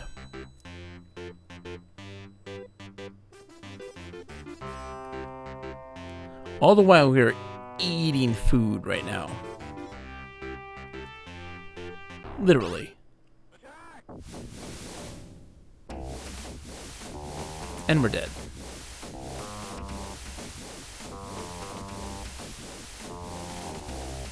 We're so dead. We are so dead. Oh, this is gonna suck. Spark. Yep. Okay, come on, man. Come on, Buck. You can do this, buddy. Nope, miscast. Not helpful, Buck. Yeah, do Earth. I'd rather he do Earth than his Spark or whatever, because what did like 6 points of damage, and his Spark does that multiple times.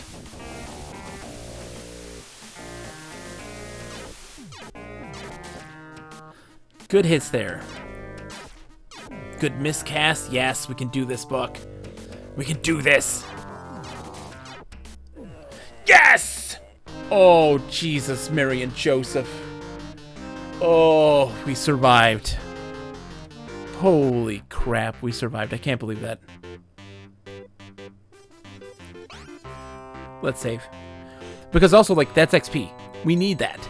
We need that. It's not easy to get that. Okay, we gotta look at our map. You have to be looking at the map at all times. Okay. I saved! I saved! There's an emote for that, but I saved it! Okay. Map? Yeah, good. Good.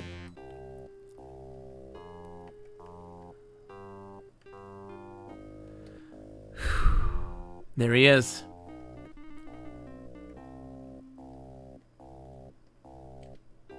Rashid. Greetings, traveler. My name is Rashid, and I'm a merchant from the City of Commerce. I come to this lovely oasis to get fresh water. The dry wind of void blows strong out here in the desert. If you die of thirst, only the sand will eat your bones. What do you spend your time doing? I sell food and water. The oasis where you find me is sure to be the freshest in the desert. The fount of heaven is the spiritual center of the world. The City of Commerce is the financial center.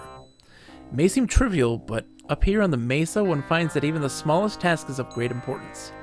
Trade makes the world go round. One can always earn a living trading goods between cities. You lowlanders give magic all sorts of names, but really it is one thing. Nexus himself does not understand it. He merely directs its power.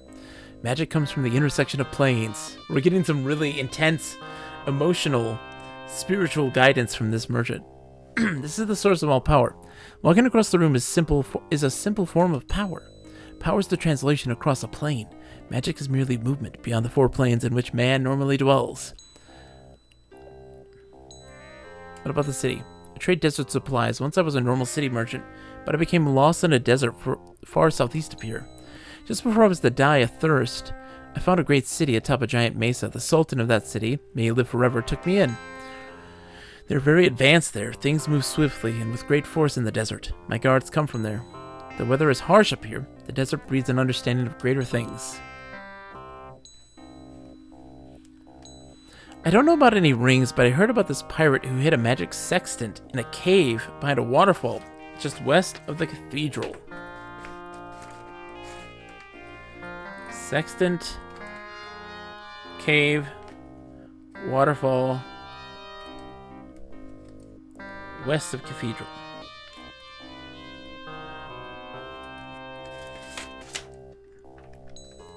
We have no time for Nexus and his temple. He's a sniveling child with a toy that his parents should have kept out of his reach. Really? I see you tipped our mutual friend, the lighthouse keeper. Yes? I know where the Black Priest went. I'm no friend of the Dark God, so I'll tell you for free. The Black One went underground, as they say, down into the sewer. There's a ladder in front of the Temple of Division. You just came from, didn't you? Okay. Cool. Yeah. Cool. Should I... Hold on, let me see something. Let me see my inventory. I'm doing good on food and water right now, so we're fine. We are not dilly-dallying, that's for sure. Oops.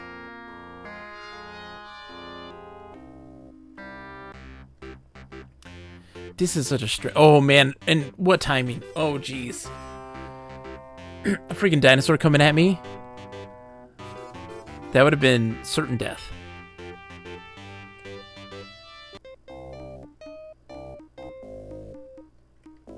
Yeah, we gotta go around and re-meet with our ship.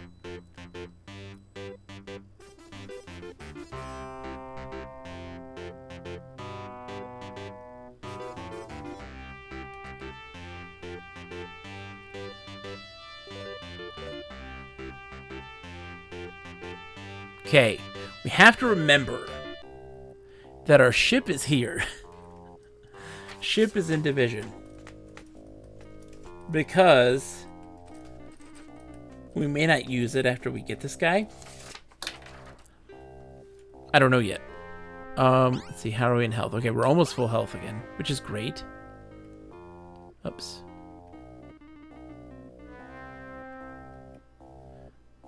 Okay, we are saving.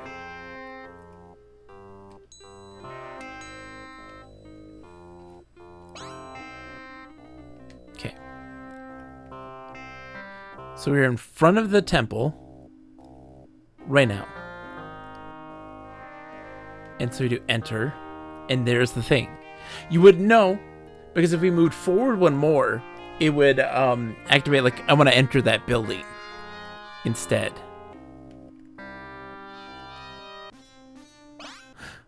There he is. Priest dude. Using claw. Okay, look, we can take this. Gotta get the hits and make the plays. We have to get lucky. In reality, that's really the truth. Again, this beginning portion where it's just you have to be incredibly lucky. Yes! We are so insanely lucky. So we got the key. We killed the dude. And so he said there's a second in the cave in the waterfall west of the cathedral. Is this it here?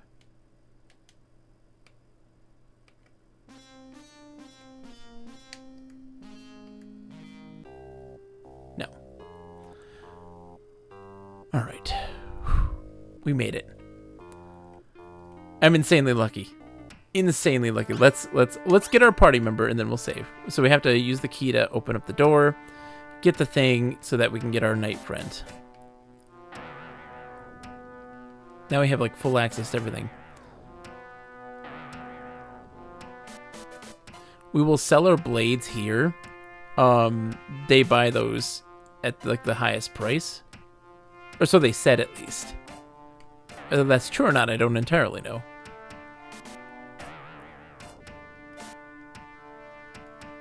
We've got these forges. I don't know, man. There's just something about this. There is something about this that is delightful to me. Like, it's just, it's very Ultima in nature, if that makes any sense. It feels like an Ultima game. Old school Ultima. Where you're talking to people, you have your dialogue choices, right? You have your keywords and that sort of stuff. And then exploring this place, like, this feels so insanely Ultima to me.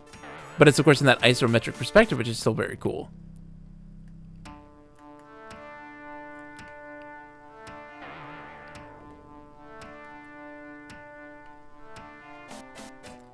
I'm searching. We're searching your drawers, man. Who goes there? Show? Take a look at this. My apologies, sorcerer. Please go in. The gold in these chests is yours. Hack will be relieved to have the symbol once again. It has a bit of Ultimate 6 and 7 vibe. Exactly, Big Mikey Ocho. Exactly. And the world is huge. It's open. This is on the Sega Genesis, which is madness.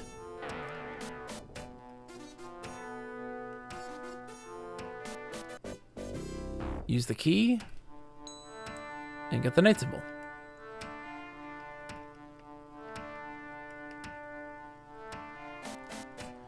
And it's just, it's fascinating. And right now you're like, yeah, there's not much to this, right? Like, yeah, sure. But like, I've wanted to, for the longest time, dive into this game because the people who have played this, they either love it or they hate it. And typically when a game is like that, that's my jam. That's the type of game that I want to play because it's flawed but interesting, you know? Something I can do for you? I'm going to show you the thing, my friend. Take a look at this. Look at how much health I have, by the way. It's a little red bar next to so. It's that much left. I literally, the next hit, I'd be dead. Good job, Book. Young Slash would like to join you. Although your party's now larger, you'll need a few more to make a good, strong team. Seek recruits among the archers and speed. Many swords to the west. Also go to the temple and ask the priests about your quest. They'll give you some good guidance. Cool. So now I got my dude. Let's see. Pick. Oops. I'm on death's door, it said. That's funny. Slash. Order of Stabber is in peak form and feeling full of vigor. He has earned 50 experience points. Can't talk to him anymore. Whoops. But our health's gonna recover as we progress, and it tells us to go to the temple. So we're gonna save again.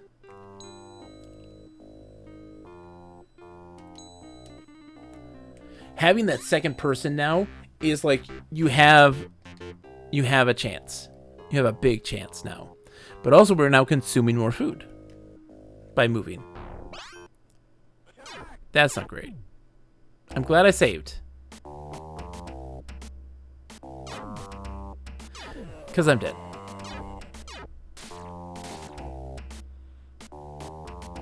Get him, Slash. You can do this. A random encounter with a whole bunch of people. It says you've been killed. Your quest is over. Press the reset button. Like, nope. Goodbye. Random encounter with a bunch of like really powerful enemies comparatively.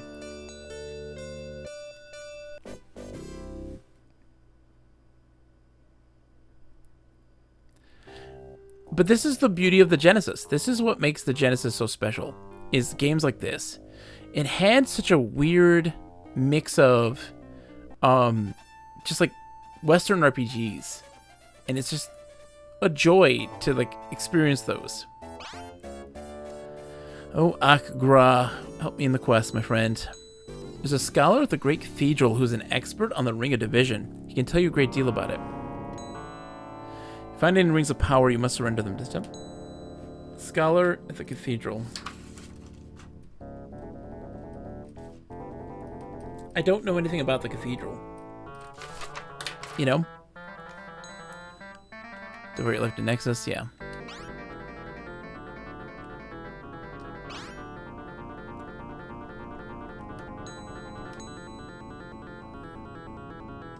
Okay. So he's the guy who's going to tell me about the Ring of Division.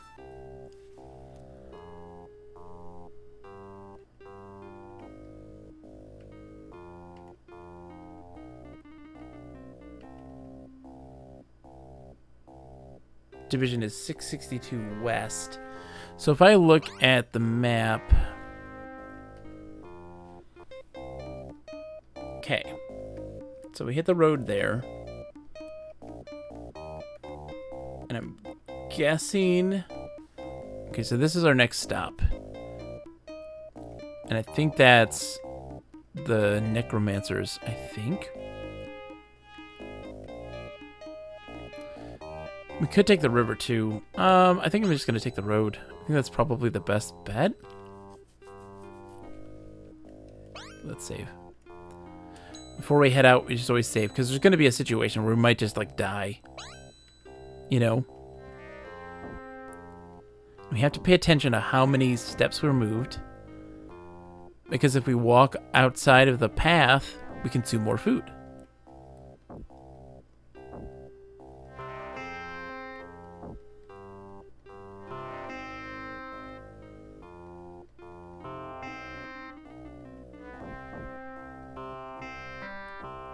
Oh yeah, we're here in Necromancer Town now.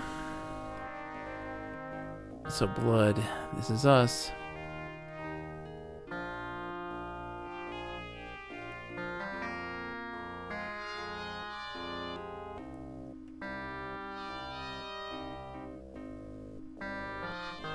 The mayor, let's go in here and see. Oh, mayor's not here, but I got me 4 gold and a casket.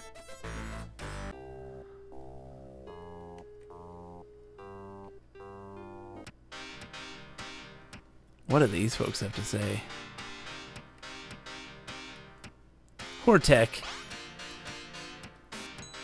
Remember, death is not the end of life. Life is the beginning of death. What do you spend your time doing? I do whatever needs to be done. Sometimes I dig graves for the Necromancer Guild in blood. It's a very big industry here. What do you know of the arts? I'm a humble necromancer.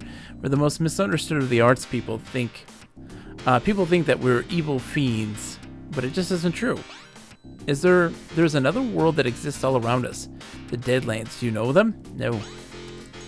I speak of another plane of existence. It is here, and yet it is not.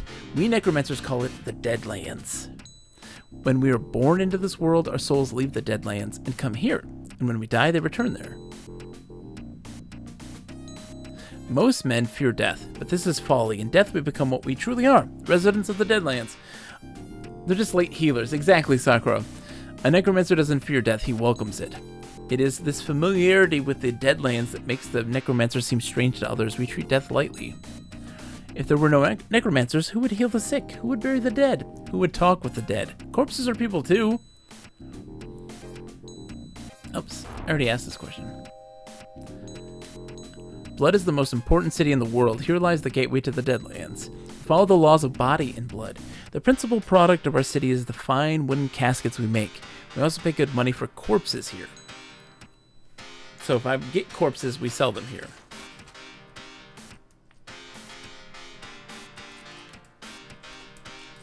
I need to make better notes. We necromancers are not much for Nexus. Instead, we worship the soul that carries us from this world to the next. We follow the laws of body and blood.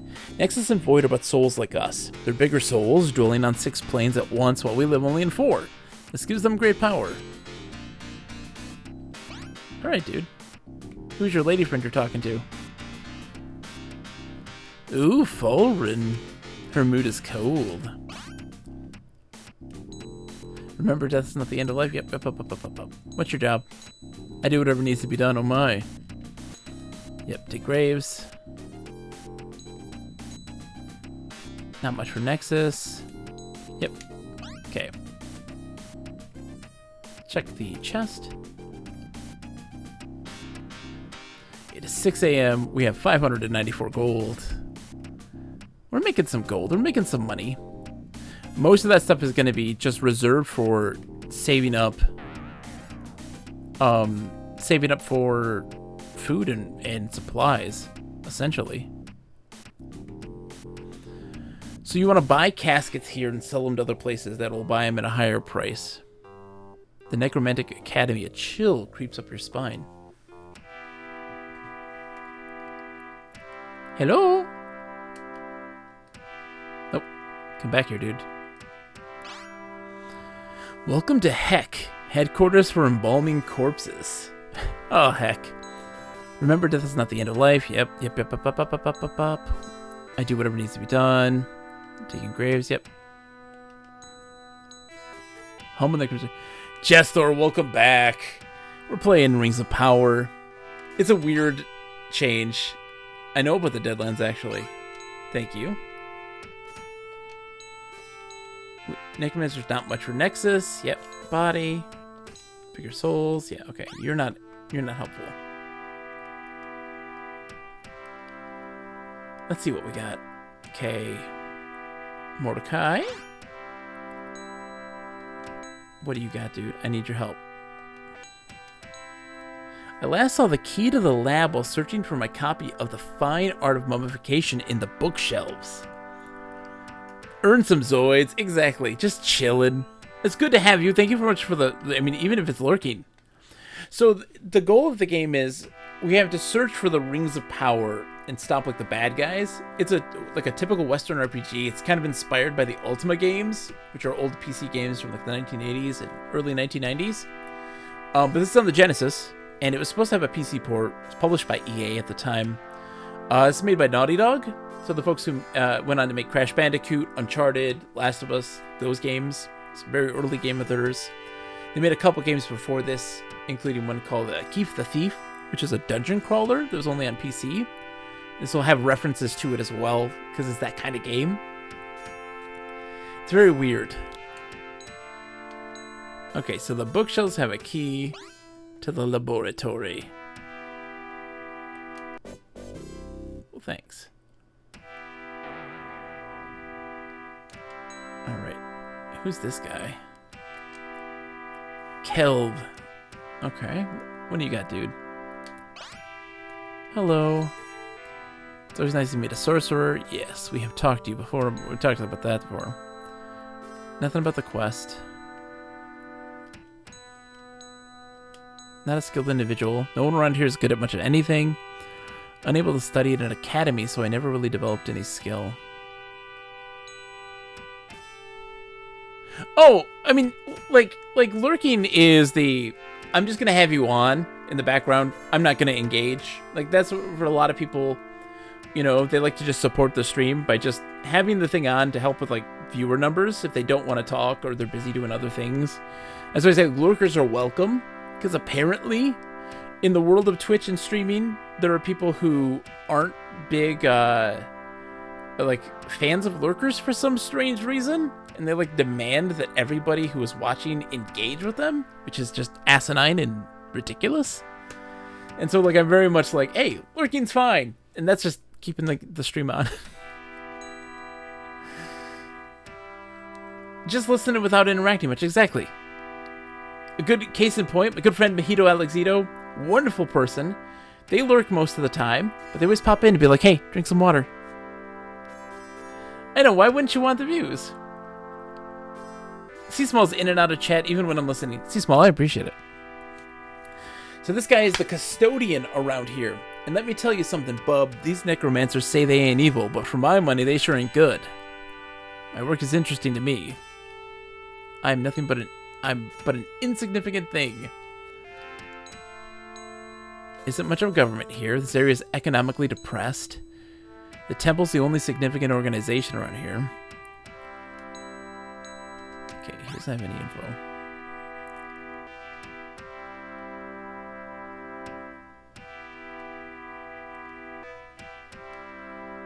Glenn. I can't let you in there. Flem is conducting a very important private burial. Remember, okay. Oh, my quest, dude.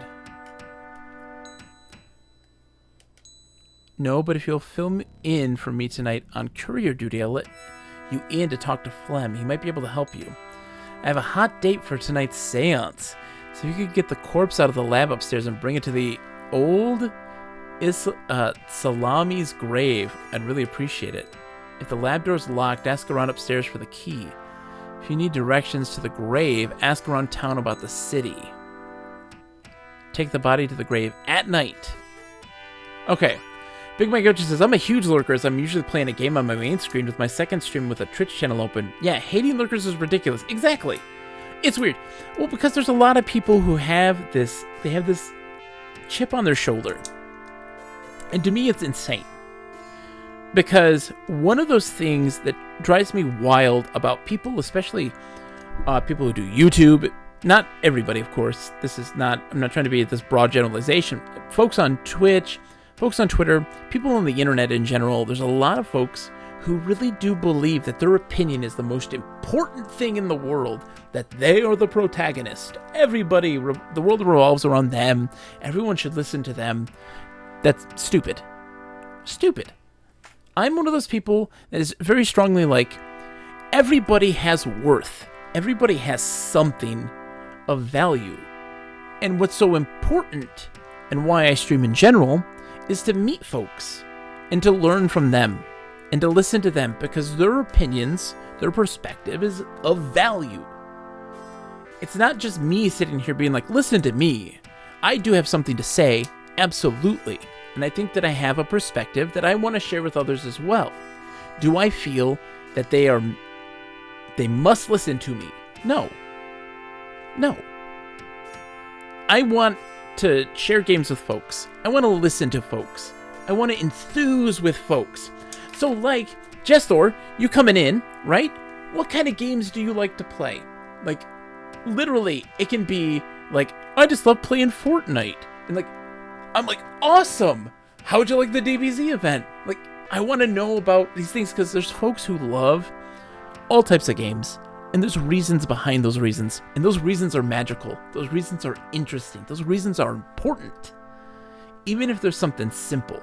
Like, I don't know, it's just fun. And it's like, still important. Still important. Oops, I don't want to talk to this guy. Okay. So we got to take the corpse that's downstairs in the lab. And we have to take it to the grave. We have to find out where the grave is, though. That was a beautiful corpse. Just this is my kind of place. It's so weird that folks are so absolutely demanding of people's time. Like, your time is valuable. And while, yes, I want to make it worthwhile for you, I'm in customer service. This is more customer service, right? And that was a huge portion of my, like, career in my youth. And I'm here to provide a service for you guys. It's not the other way around. Sakura, get some sleep. Oh, you're starting your vacation. Good luck. Good luck, Sakura. You're gonna do awesome. I gotta talk to this guy about the city now.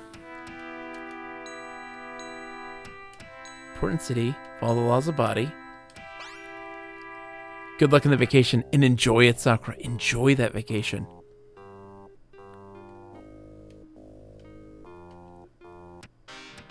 Cute little inn.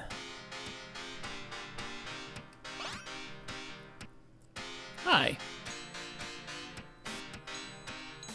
Blood is the most important city. Follow the laws of body. Nothing to say.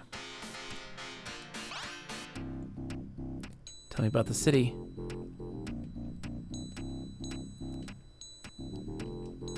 Nope, you got nothing to say. I might go to the temple. That might be probably the best way to do it. Temple always has good stuff. What is this? Tavern? Oh, lots of people. This place is jumping. Including this guy who is literally just jumping around. Herbert. Hey, sorcerer, join me for a drink. Alright, talk to me about the city. Oh, no one around here likes to talk about old Salami's grave. Have no problem talking. It's up on the big hill to the south. Around, oh boy, I don't have the 15, 6, 18, 3. There's a sextant.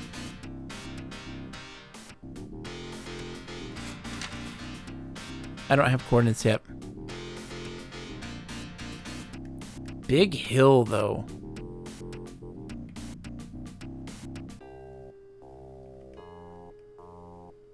Necromancer's Guild.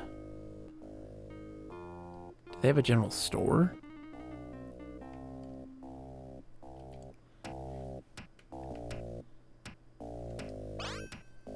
What does he have for sale? Caskets? Yeah, don't want the caskets. What do you got, dude?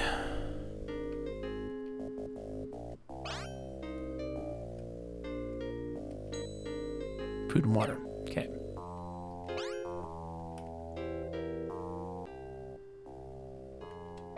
So south of here is a big hill.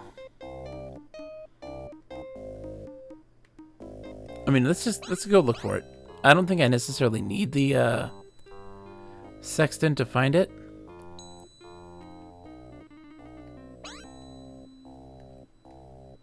Yeah. Okay.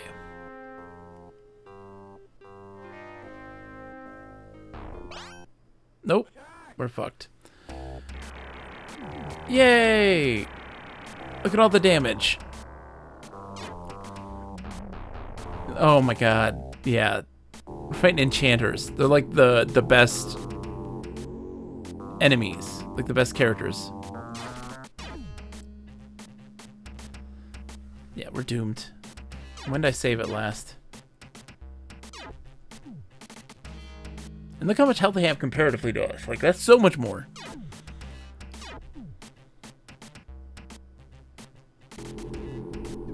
Oh my gosh. Absolute madness. Look at that. Look at that. That's what we got randomly. And then there's a little slash. He's like, dunk, dunk, dunk. You don't get equipment, right? Oh, great. Yeah. I'm dead. Yay. So, all right.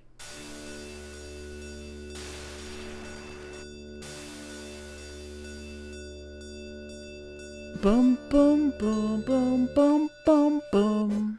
I love that, by the way, and it's just stupid little details on this little software, like just the scratches on the screen. All right, so do I have the corpse? I do have the corpse. Okay, we're fine.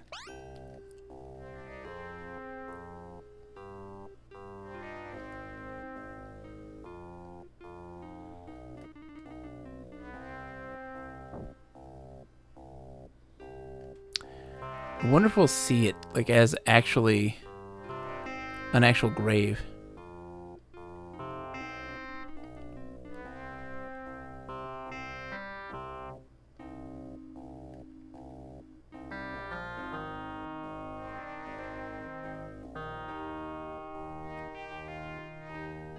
Nope. Let's see.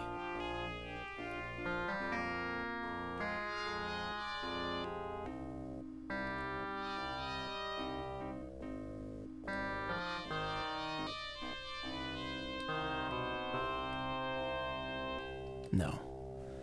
It's not there.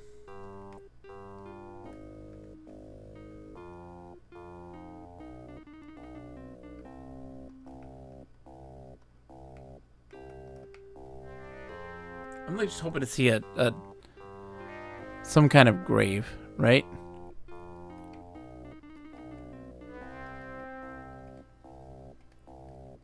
See, I've never done this part. This is where my knowledge has now fallen off.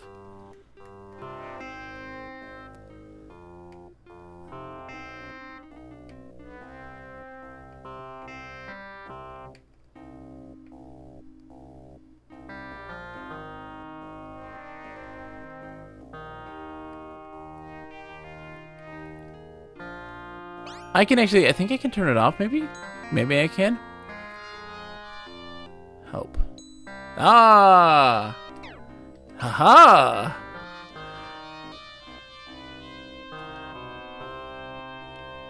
But of course, I don't know what I'm seeing 90% of the time.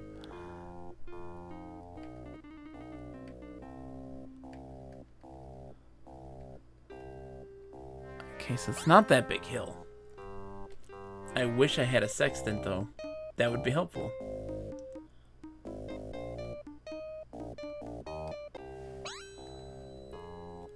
Because what we'll do is once we find it, we're just going to load and go right to it, you know? Oh, I see it. Yeah, I'm going to pay you. Very good, sir. Have a nice day. Thanks. Fuck off, guys. That's it right there. Totally wrong direction, so we gotta go. Okay, so we'll load.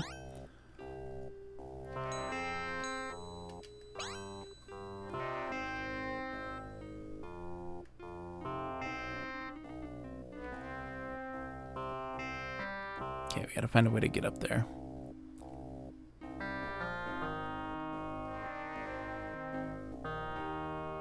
Another party. Oh, fuck. Look at this. Look at their health. Look at this. This is who we just randomly encounter. Look at this. A knight, a necromancer, an archer, and a conjurer.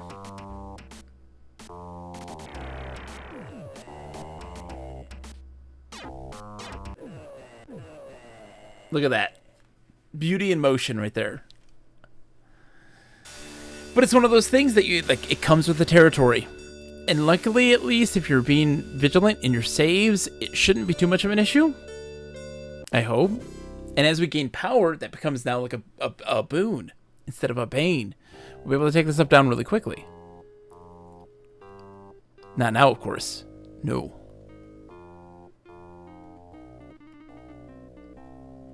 Let's see what we can do. Let's see. Enter. There it is. Mordecai.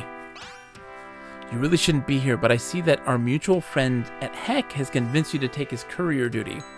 That's fine by me, but just don't go poking your nose into necromancer business. Corpse lost. Remember a body shoved with soul? Yes. Quest. Not much for retrieving Nexus. Yeah. Cool.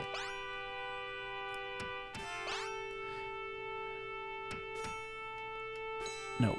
Okay. Nothing. That's it. Yay! We delivered it.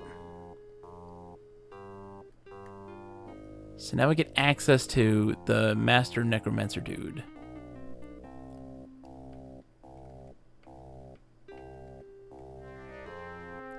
Oh, dude, Mojito, thank you. I will get myself a drink. Let's talk to this nozzle up here real quick and get access to here and talk to the master, and then I'm going to take that drink. I use streaming as my sole form of hydration. I do not drink enough water in my life. Hold on, I want to see what these people... They're pleasant. I'm just walking on graves. It's stupid. There's Phlegm.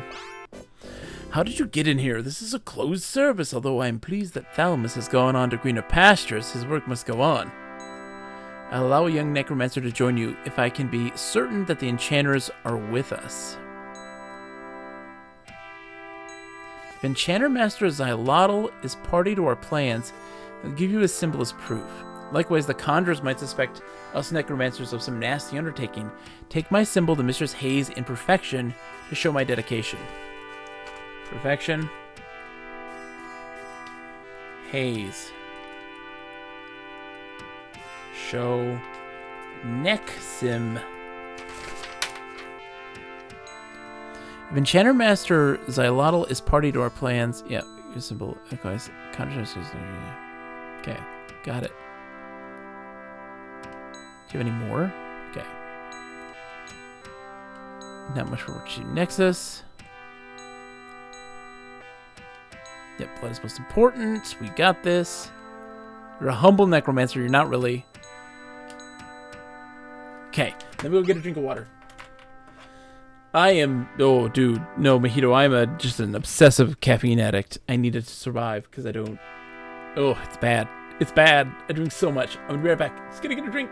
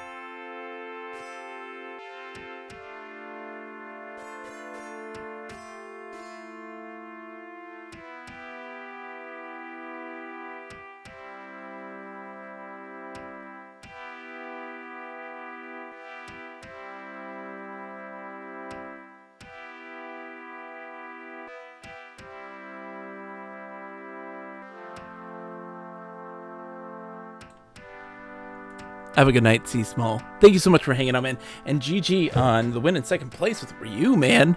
That was huge. All right. So, I want to be like, is there a way to, like, the holes? Can I go in the holes? No. I feel like the Graves will have something. No. All right, so we have to take his symbol to the Conjurers and to the Enchanters. We also have to get a Sextant, which is in a waterfall just west of the cathedral.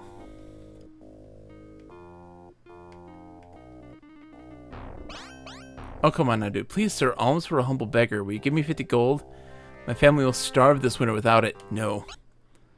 We can take him down. Look at this. Easy XP. Easy XP.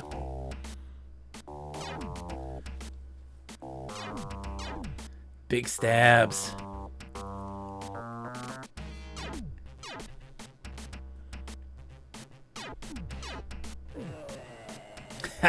Take that beggar. Get my 50 gold. The one time we can win a fight. And you need it because, like, our knight friend, he hasn't leveled up like I have, so he doesn't have as much health. He doesn't have as much, like, power.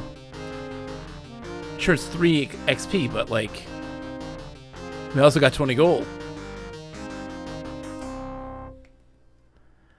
Alright, so welcome to the City of Blood. The city people are dying to come to. Let's look at our map. Alright, so south's not going to lead us to anywhere we want to go. We go west. So there's this right here. I wonder what this is. How does one get there? And what is that? I'm curious. Follow the road way west. Ooh, jeez, what is that? This is all a matter of being like, what is this? And go look, you know? What is this here? What is that all about? And going to find out.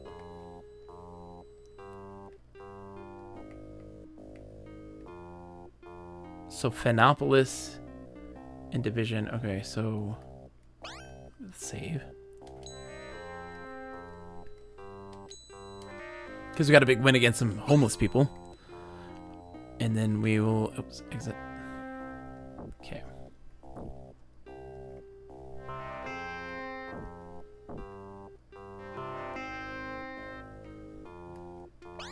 Gotta see where that place is. Just north. I want to know. Yeah, we can't make it through there because there's mountains. Alright, yeah, we can... There's one spot. There's one opening. It's right here. If we take this...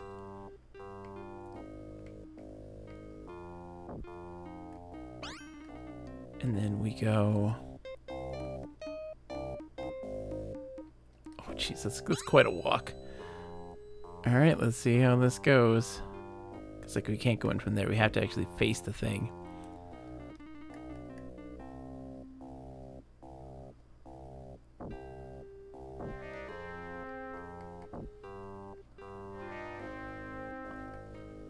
I want to go in there. Let me go in there. Come on, man. Oh, shoot. Overshot it. I did not. Okay, hold on. We gotta go this way. Oh, come on. All right, let's fight a bear. Let's get killed by the bear. No, we can beat this bear. We can beat this bear. He did 2 points of damage. We can beat this bear. Fuck that bear. He casts Slash. Getting some gold too, which I like. Okay. This is madness. I hope it's worth it. I hope it's worth it. I don't think it's gonna be. Oh, it's a dead end. You kidding me? No, there's nothing here. Okay. Map.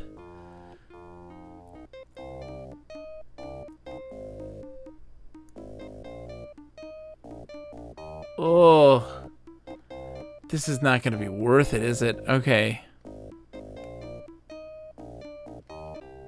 The whole point of this is to piss you off. Okay, game. Okay, I'll play by your rules. I'll play by your rules. I'm gonna run out of food because like it's gonna cost a whole bunch of food. A fight is happening somewhere.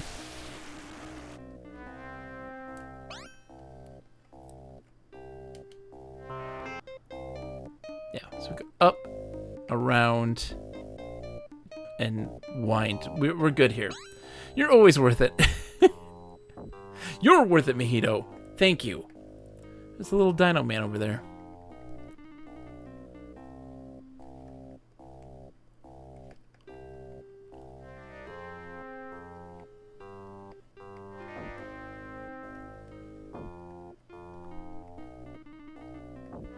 Might have been easier to take a boat here too. Running low on food and water. Yep, I know. We'll stock up when we get there. City of Doggin, capital of Doggania, citadel of the Doggin Knights. I don't think this is a great idea. I know I'm going, dude, okay? Just gotta find the general store. It's a tavern. Vehicle master, not what I'm looking for. Conjurer's Guild, not what I'm looking for.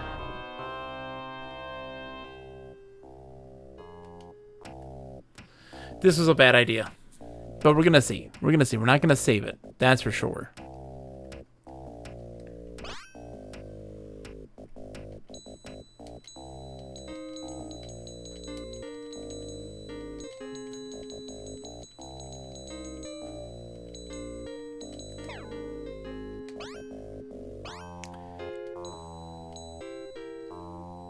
Yeah, we're good for a while now, it looks like.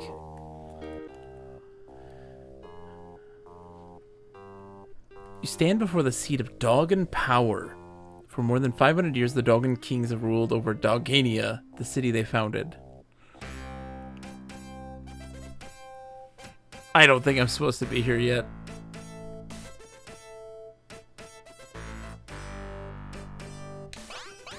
Sorry, you can't go in there. King's orders, but if you donate all your money to the Doggin throne, I'll let you in. What do you say? Oh. Very well, then. What in the world is going on here, man? Because is also the place where the knights, the guys who are like robbing you, it's this place.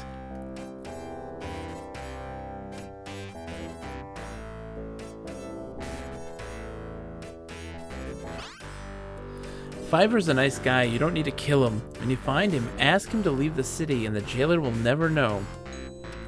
Money makes the world go round. Those who say that money can't buy happiness don't know where to shop. In all our trading expeditions, we've never come across concrete evidence of the Rings of Power. Just the same, all cultures today know the legend. Okay. The City of Commerce is the trading capital. Yep. Our ship's turning outward to cover the world. Don't have much skill in my discipline. Okay.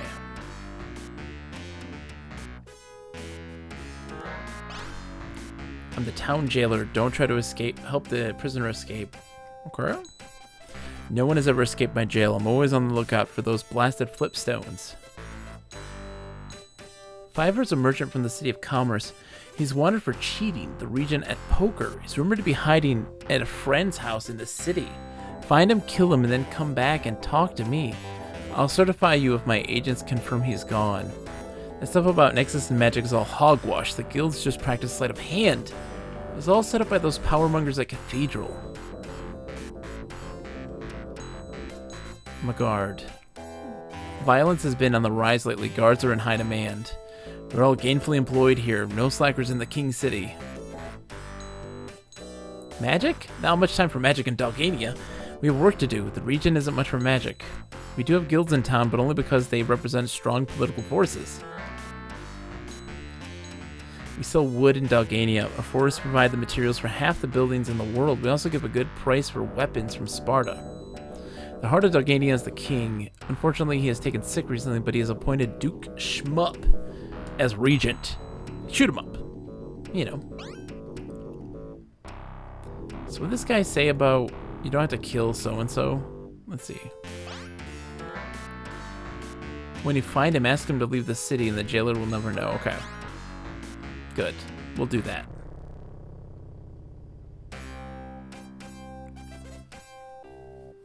It's in someone's house.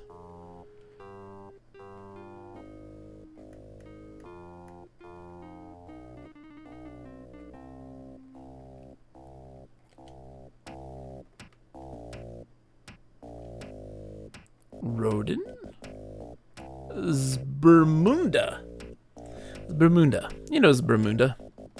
Classic Zbermunda.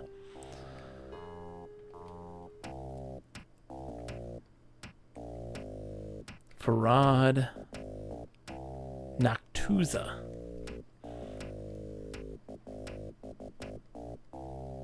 Hey kid. Oh, I need to get rid of that. Is that... I thought we got rid of this. Am I crazy? Did it just pop up when we leave?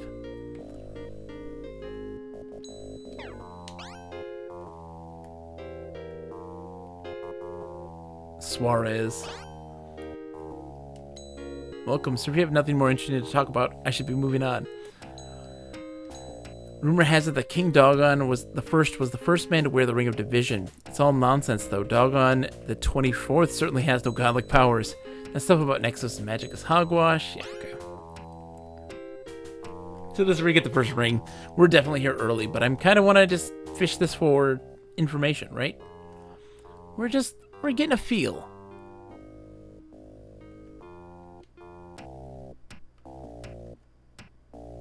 Oops. Who are you? Bylest. Okay. Whoa, where are you going, dude?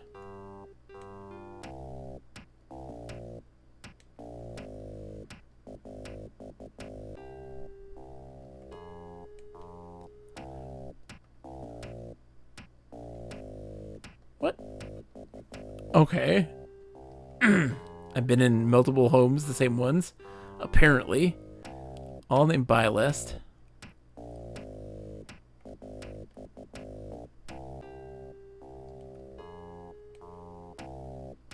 That's interesting. So what that means is, what they did was, for each setup, they all link to the same house. So like one house, there's 3 different house types in this town, and they just link to that same room.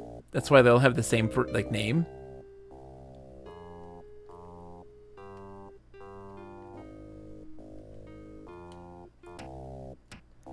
Where's this dude at?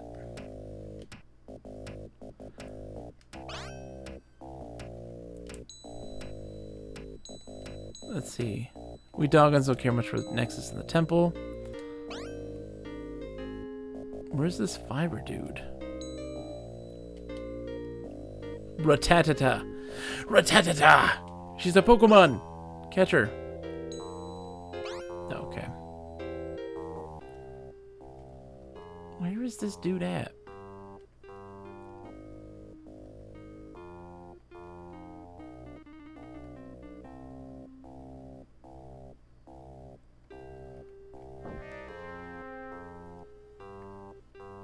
Wish I could see, though. That would be nice.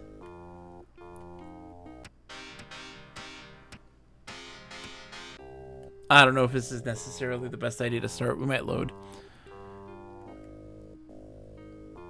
Because this place is really meant for when you've gotten characters.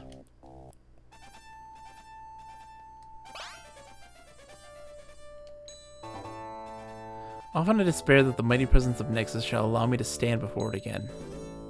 Okay.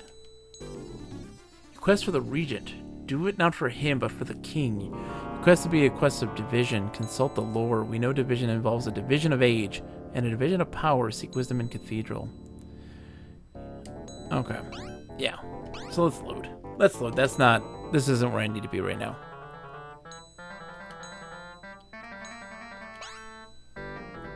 Ah!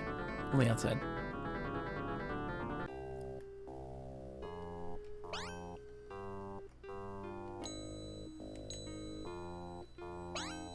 Okay.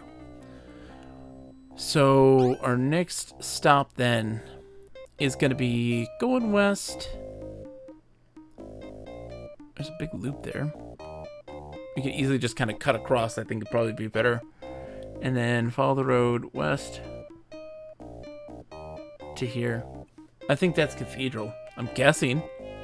Just kind of seems like the right place. Is there any other? So there's Division. No, that's not Division. That's a different place altogether.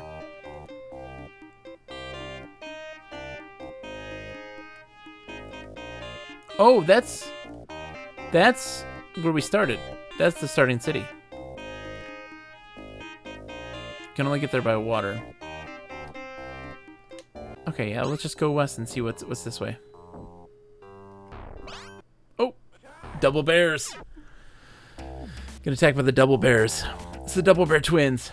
Calls Bach to see if he knows they used his tune. I'm digging the music. I'm with you, Jess Thor. Like, I know, yeah, they have definitely, you know. But also, fun fact, Sakana Cow, that song's also in the Genesis game of Fantasia, which is not a good game, I might add. But the music I dig overall. There is one or two tunes that are the most grating sounds in the world. But outside of that, overall, it's good. Dude, Slash got some major hits. One bear's dead. It's in a lot of games, exactly.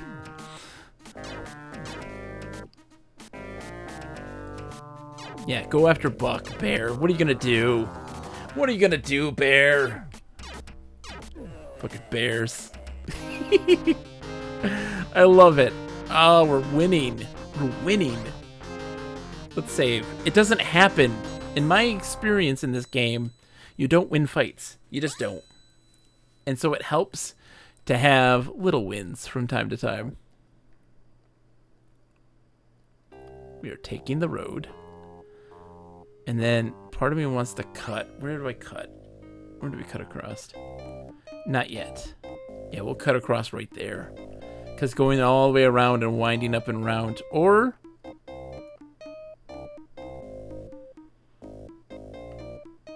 if we just go down and then we cut across there, that might be a better choice. Yeah, let's do that. Let's do that. Take the road down and cut across from there.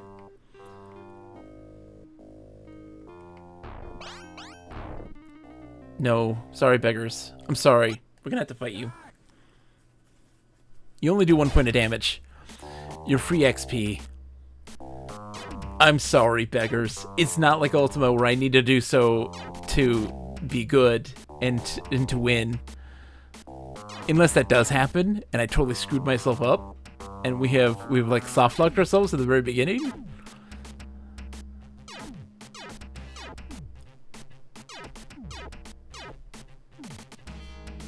Come on, Slash. Levin is down.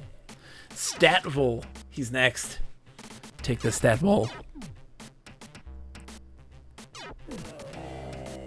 Statvol's dead. Buck has earned 200 experience points. The Order of Logic. Oh, we leveled up.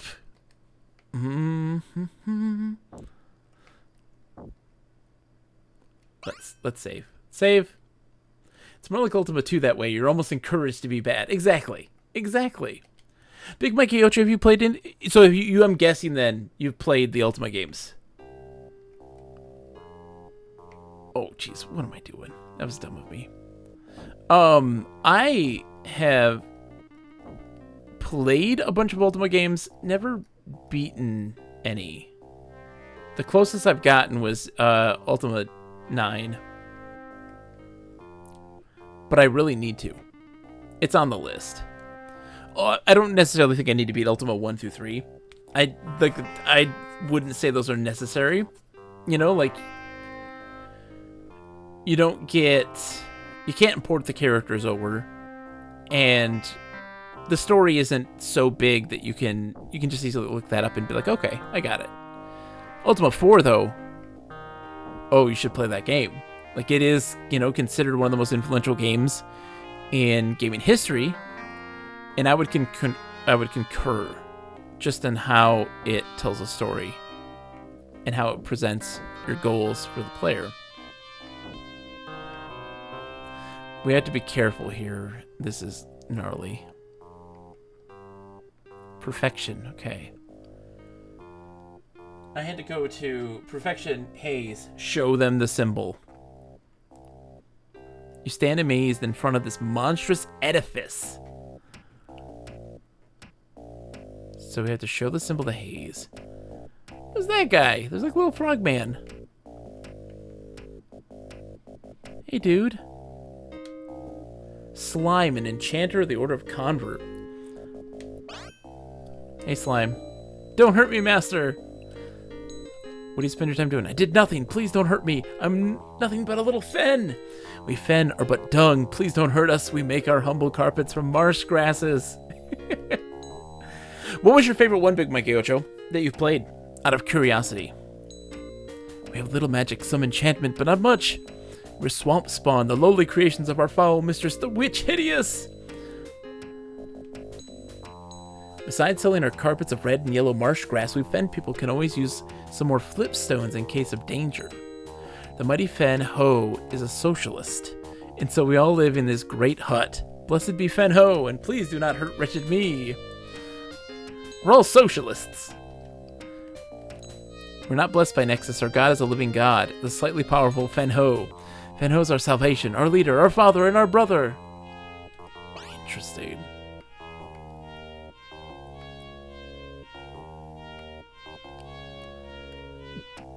The world of Ultima is a thing that I know so much about, but I've never gotten to really experience much. It's kind of like what I would say about stuff like EverQuest. Like, I know a lot about EverQuest. I've never really experienced much of EverQuest. So there's just a bunch of these dudes walking around.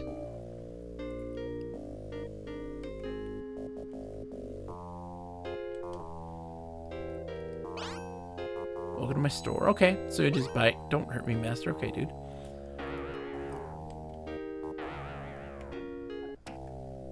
Nothing in the chests. So, like, this is kind of a one big, mega store.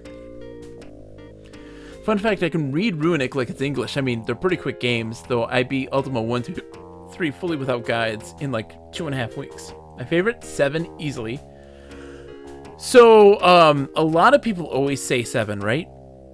And I'm super curious. Like, I have attempted to play 7 a bunch, and it's just that other things come up, or I just get distracted, which is always the case. Have you played it with, like, in the original form, or did you play it using the, what is it? The modern conversion, where they made it just workable on modern platforms and with some quality of life stuff? I can't remember what it's called.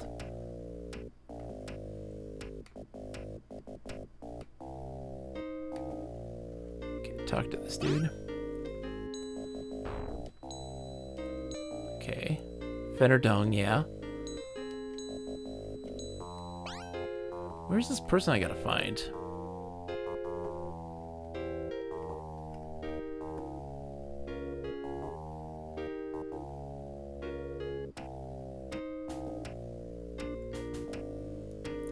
Original. Exalt, the modern conversion is acceptable. Okay, so, like, I always have this question about the difference between original and exalt. And I'm like, what... Is there stuff in Exalt that is missing from, like, is there stuff that's in Exalt? Or is there stuff in the original that is not in Exalt? That's what I'm trying to say. Is there original stuff that is not in the Exalt version of it? I'm very curious. I'm just walking back and forth because I'm pushing buttons.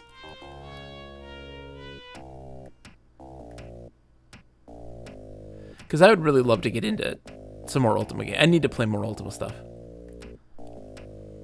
Oh, I see. He's in front of the door. Sorry, but only a true hero may gain entrance to the throne room of the great Fen Ho.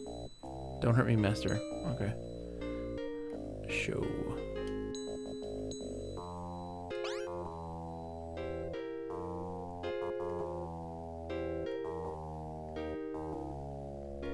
Okay. Who's the person I gotta talk to in here?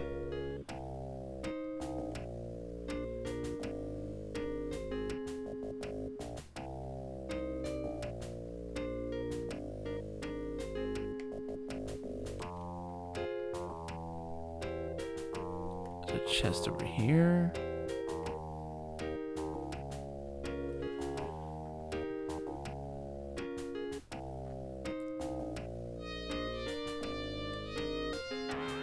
Nothing of interest. Okay. That's the thing. We're in perfection right now, right? It's like, go talk to Hayes. Oh, I gotta find him. So I'm thinking like Hayes is a person. No, Hayes is one of these dudes. So I just gotta find the right one.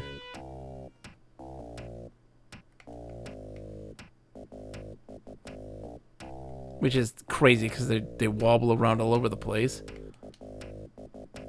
Muck. Exalt has everything 7 has, but Exalt adds a lot of quality of life stuff. It's taken more from 7 part 2. Like the key ring, some graphical stuff, like making the paper dolls look a little better. Okay. So in the end, like, no purist is gonna be like, no, you didn't experience the game right by playing Exalt. Muck. I'm looking for Hayes. Because I don't want to be, like, missing something, right? I don't want to be missing something from the original experience. If it's, like, really small things that are quality of life things, I don't mind that so much. Slime.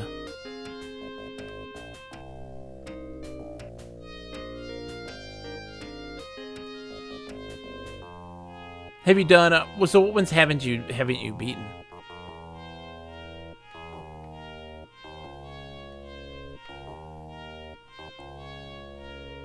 Slime.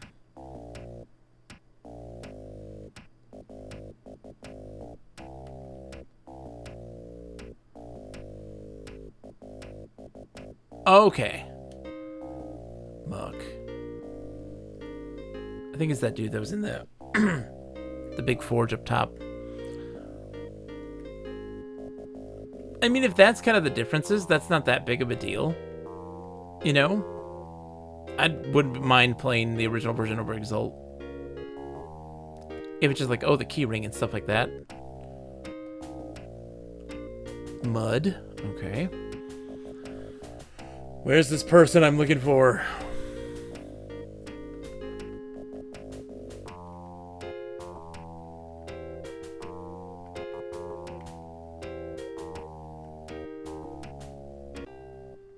Is there any other buildings here?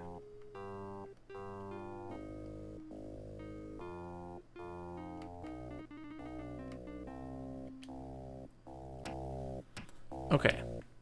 We're looking for Hayes.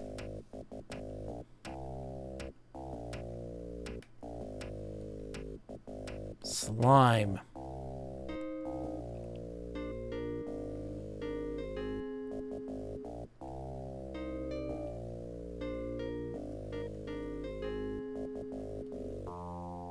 Mud. Muck. Let's see.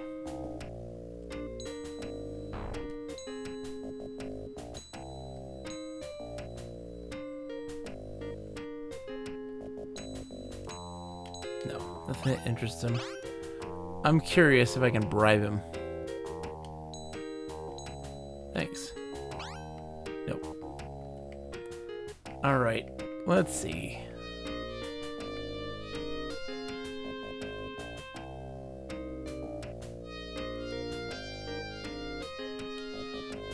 Still working through 5. Okay. Every Saturday night until I caught COVID and had big, long COVID issues to deal with. Oh my gosh. Only other ones I'm missing are Savage Empire, Martian Dreams, Underworld 2, and Ultima 7 Part 2. Oh man. I hear 7 Part 2 is fantastic. I hear good things.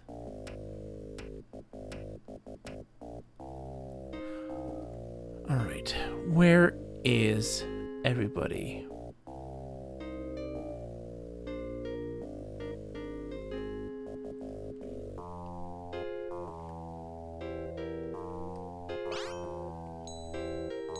Don't hurt me.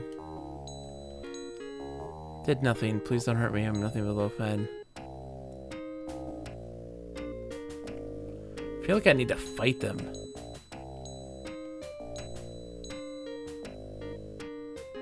Humble hut. It was his courage that led us out of bondage. They might even know he's a socialist. Yeah. Okay.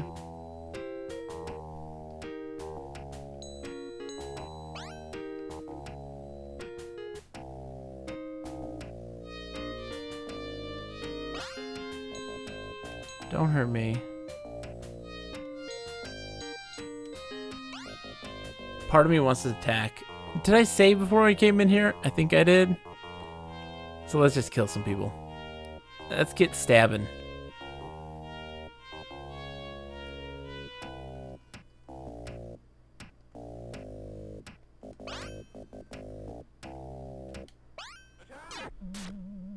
Let's see what happens. I'm curious. Oh, he does a lot of damage. Let's get to stabbing.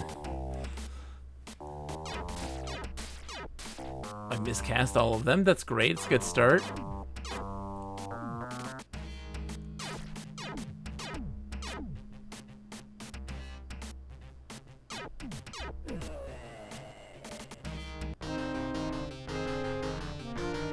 No, that is not what we need to do. Nope. System. Oh, we can't. We can't be inside when we load.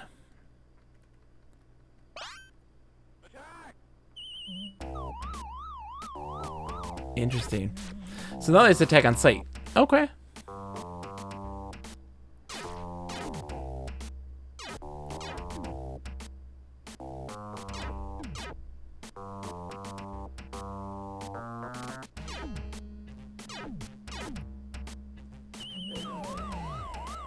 He's dead. Yeah, we'll load. Yay.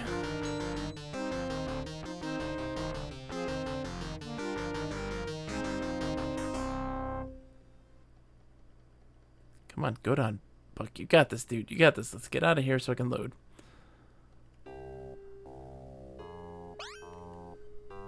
Pick, load, yes.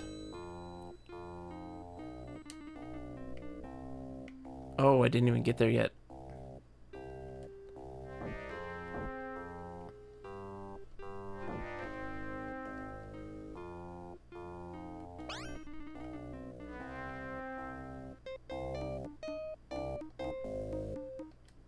Oh, shoot. Yeah, I did that wrong, but that's fine. Oh, what does this say? Phenopolis, okay.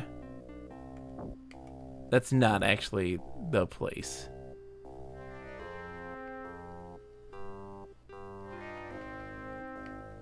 I thought that was perfection. It is not, it's Phenopolis.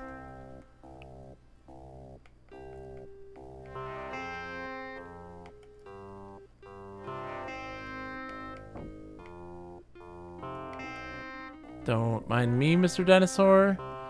I'm just going this way. Don't mind me.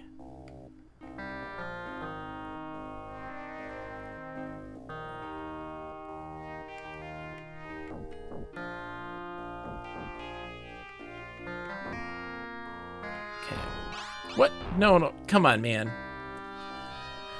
Yeah, here you go.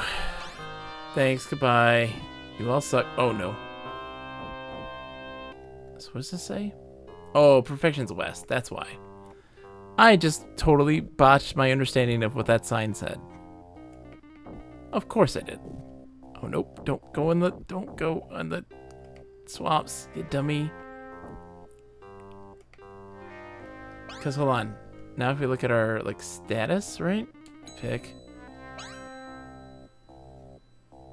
Healthy and feeling very tired. Okay.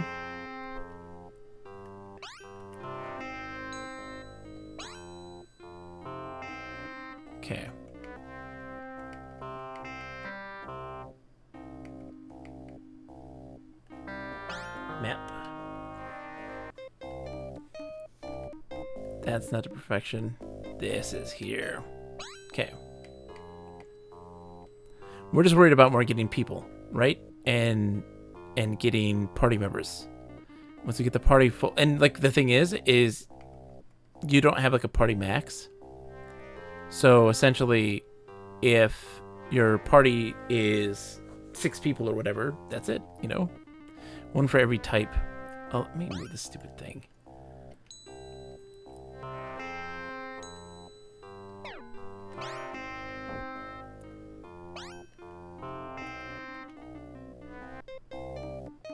Okay. Yep, perfection's that way. Chaos? Nope, not going there.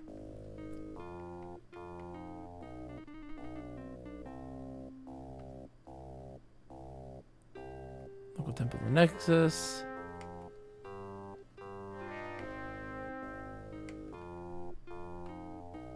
Someone's home. Someone's home. Restaurant. Conjurer's Guild. Center entrance to this huge building leads to the Conjurer's Guild Hall in the Library of Perfection. There we go. Hello, I see that you're from the Academy and that your quest has led you to Haze. She's upstairs, but she doesn't want to be disturbed. Perfection is eternal, and we are its instruments in this life. Are you truly perfect? No, not at all. Then what are you talking to me for? We have work to do. What do you spend your time doing? I do whatever needs to be done. I spend most of my time meditating and picking flowers. Conjuring is the greatest of all the arts. We open the gate to the other world and bring through the perfect images that reside there. Unfortunately, the things we bring into this world rarely last long. They grow tired of this pathetic existence and return to their own plane. When Nexus created us, he made our eyes blind, but our perfect vision can see the ideal plane as well as this one. I don't know about the ideal plane. The ideal plane is the transcendental land that exists parallel to our own. The necromancers call it the Deadlands, but they're mistaken. It's the objects there, not the souls of people, that are important. We're transported by Nexus to the combat plane when combat begins. The power of Nexus and Void comes from their use of the planes. Alright. Have any information? In the City of Perfection, we devote our lives to the ideals of perfection. We study in the library and pick flowers. We sell our flowers bouquets. They're treasured around the world for their perfect forms. Perfect crystal fetches a good price in... Oh, crystal fetches a good price in perfection. Okay. Stay away from Void, for he represents disorder and imperfection. The rings of evocation and perfection are the essence of our discipline. Only the purest of souls could hope to find the rings of our order, for they were lost in the cataclysm. Okay.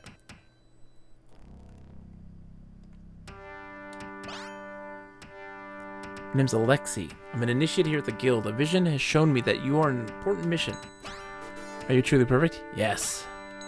I don't believe you. Perfect people don't lie. Perfection's eternal. Yep, got it. What about your job? Meditating, picking flowers. Yep. Not last long. I do know about the ideal plane. Yep. All the same. Quest. Stay away from Void. Okay, we're going upstairs. We're talking to Haze. We got a thing.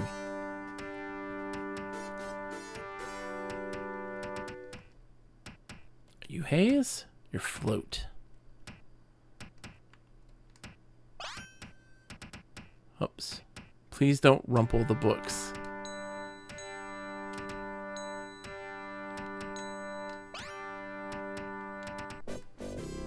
Ooh. Tome papers. I got lucky there.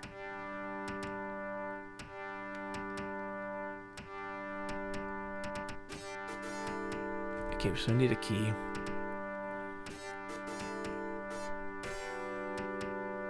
What did I get?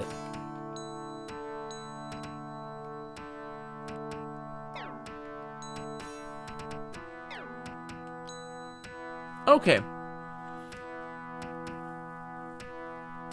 Let's see. During the dark years, the ring of perfection was sealed away. The keys to its retrieval are among those who never walk the earth simultaneously.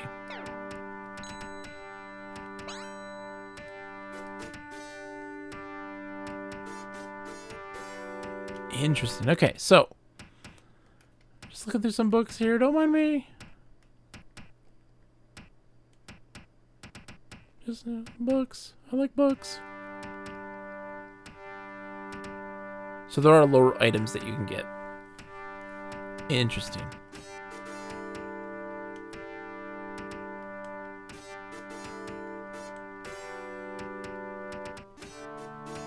Can't talk to this person. What do you got for me? Come on, game. Catch up.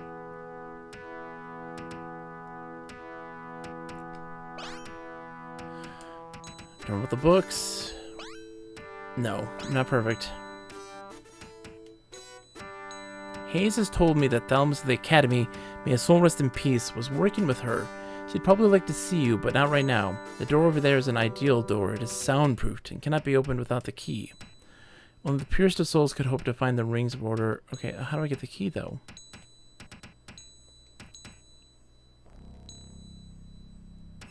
It is soundproofed.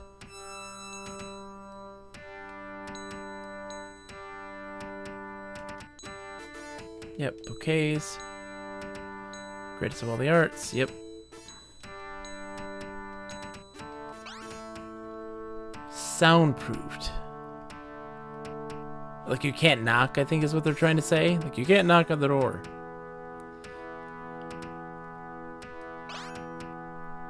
I'm contemplating the fountain. They have a lovely sound.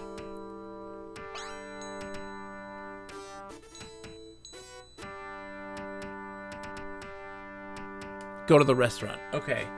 She's in the restaurant. Or somebody is. That's gonna help me. Interesting. Okay, so I'm enjoying it so far. Like, one of the things that I am enjoying about this is that I'm enjoying like the little, just the dialogues and the little bits and pieces. I'm sorry, you must have reservations to eat here. Come back some other time. We're full. I'm not trying to eat here though. Isn't this place great? I come here all the time. I'm not perfect, dude. You want to get in and see Mistress Hayes, but you need the key to the ideal door. I know where it is, but I want something in return. I'm working on a new spell and I need some flamewood. You can find out about flamewood at the Perfect Library. Come back when you have some. One of the purest of souls. Okay, so, jeez. Okay. So, flamewood. Go back to the library.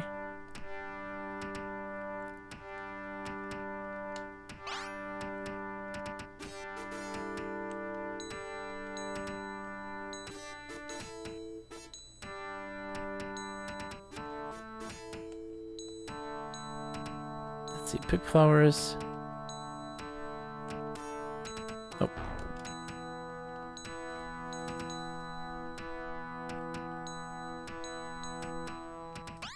Okay, so I gotta look for something here.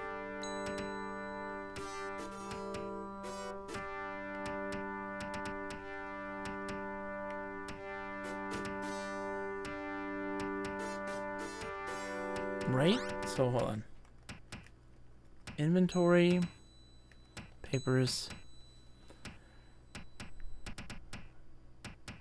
This is holy ground, yeah.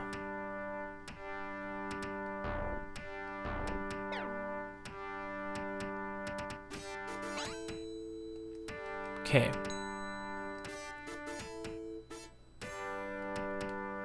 Check every bookshelf once again.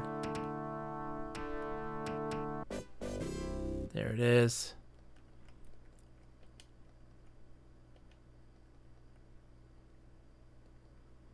Certain exotic spells involving water summoning can be aided by the rare flamewood found only in the Cave of Fire. I need a sextant, and I don't have one. Ah!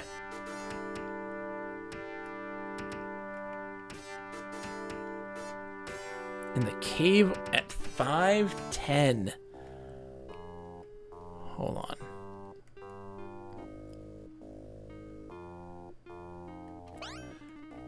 So we have to find the university, the cathedral.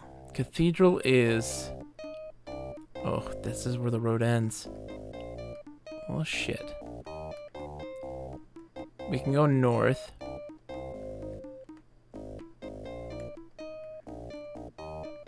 That's gonna take us where? What is that? Yeah, where's that? Oh, we gotta explore. So we got a journey ahead of us. How much food and water do we have? Okay, we need to buy some. We need to stock up, and then we're gonna go on a journey. Cause I don't know where any of this stuff is gonna be.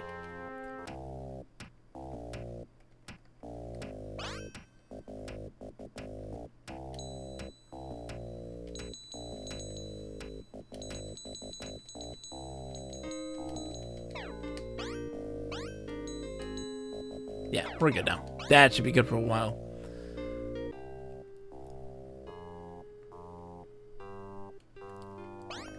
Let's save. And we're going north.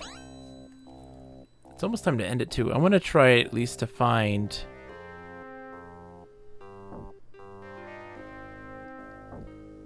So what does this say? Chaos is that way. Okay.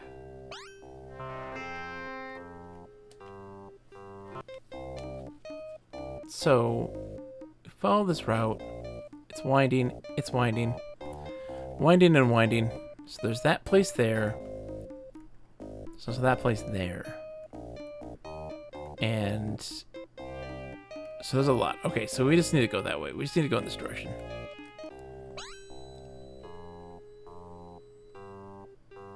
Oh.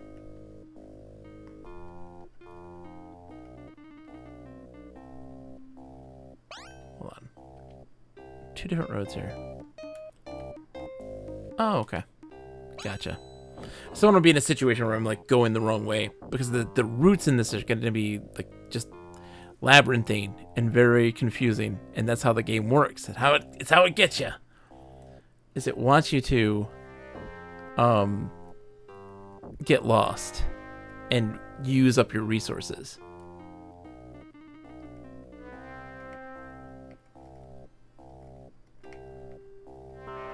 There's a dino. Don't mind me, Mr. Dino. I mean you no harm. Oh, there's a ship there. Don't mind me, Mr. Ship. I mean you no harm as well.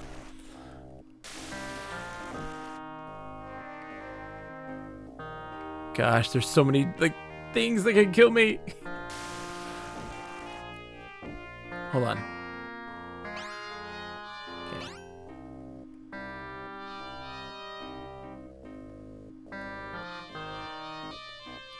I've got this. Thank you, Mojito. Thank you for thinking of me. Have you ever played this, Mojito? Has anyone in chat actually seen this game? I'm very curious how many people know of Rings of Power. It's not one that a lot of people remember. It's not one a lot of people know about. But it's fascinating. Never in my life. Interesting. Alright, so I want to go north. I want to go to that town. Most people have never heard of this game. Weird Genesis. Ooh, let's fight the bear. We need to fight because we got to get our boy leveled up. Oh, Slash. But it's interesting because it's like, in terms of an RPG, right? It's so unique for consoles. You don't see this style of game on consoles. One of the things that I love so much about the Genesis, one of the things that I think that makes the Genesis so interesting, is that it does so well with creating like a computer experience, if that makes any sense. This game is prime for like DOS. Chaos. Okay, so we're in Chaos now. Let's save. And So, and what I mean is that like they did great ports of games like Buck Rogers, King's Bounty, Star Control, those sorts of things, right? And that just fits this major theme of Western developers on the Genesis. Tower of Chaos. Oh, yeah, hold on. Don't we have to show something to the people in Chaos? Yes. If you like looking for Master Xylotl, you'll have a hard time finding him without his secretary. Check the cell in the temple. Okay. The more things stay the same, the more they change. This is... Okay, so Chaos is the home of the enchanters. Great. We'll go to the temple. Hello.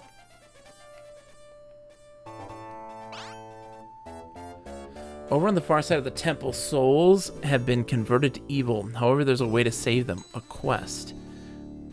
Do you know anything of the Rings of Power? Yep. It's said that there's a way to save those who have gone over to Void. Religious research is best begun at the Great Cathedral. Consult the confessional at the Great Cathedral. He stands on the symbol of Nexus. Ask him about this quest. Consult. Confessional. Symbol of Nexus. Cathedral. Everything's telling me, go to a cathedral, go to a cathedral, go to a cathedral.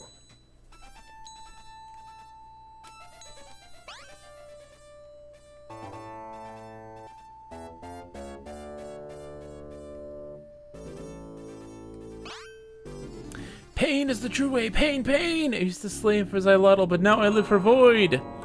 Okay, so in order to see them, we gotta do that. I got it. Anthrax, a priest, is in peak form and looks full of vigor. Anthrax' mood is pleasant. So, sir, your mind has been filled with the lies about my order. Void wants the best for man. Pay him the pain, and eternal pleasure shall be yours. Pain forms the junction between worlds. Pain will bring Void, the destroyer, to save us. The world's a horrible place. Isn't that nice? Pain, pain, suffering, misery, pain. Stop bothering me about that, wretch. Okay. What do? I torment helpless people and steal candy from babies. The world is full of evil. Yep. Reap the whirlwind. Void created us long ago to serve him. Our reward shall be great when he triumphs. If you lend your pain and the pain of others to him, he'll reward you as well. Who cares? Cities are but pathetic constructs of mortals. Void cares only for pain. Why should I help you? You're the enemy. Get out of here. With the rings, Void shall make Nexus suffer for eternity. The magnitude of his pain shall bring the universe to the feet of our master. I don't care what happens to the world as long as we don't have a golden age. I hate to bathe. Cool. You seem like a nice person. Taking those corpses, though.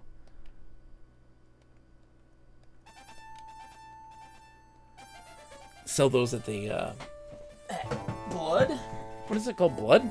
Yeah, they take corpses. Alright, so we need to go to the cathedral. I have no idea where it is. We'll find out. Oh, nice, it's, haha. I'm gonna get my sextant. Sext ant. Excuse me, do you have a sext ant?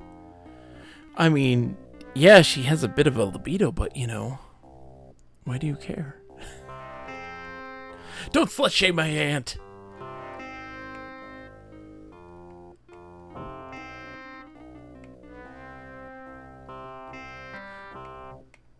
Oh, Jesus. Nope. This way, dude. I'm so dumb. I'm so dumb. Alright. Waterfall west of Cathedral. I'm curious. Map.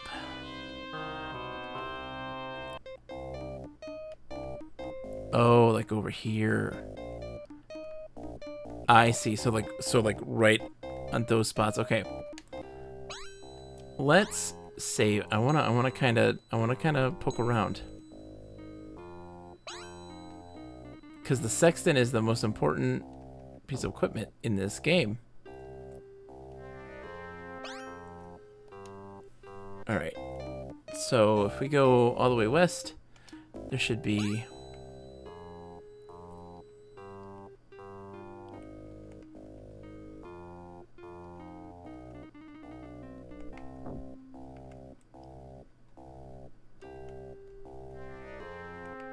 There it is. Hidden cave! Oh, there it is!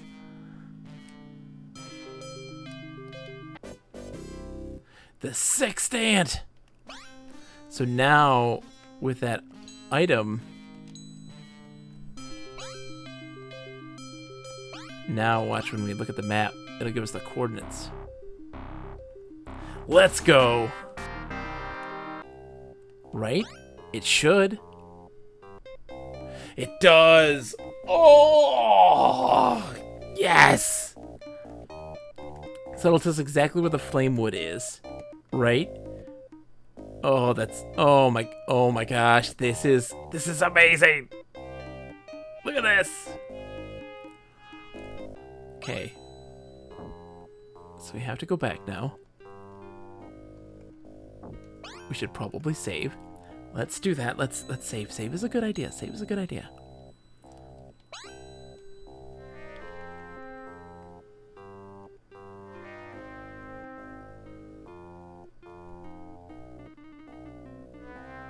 There we go. Okay. Whew.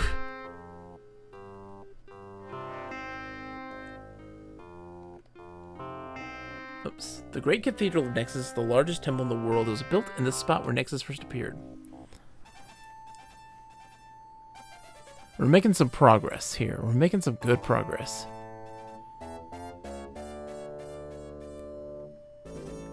So I want us to consult...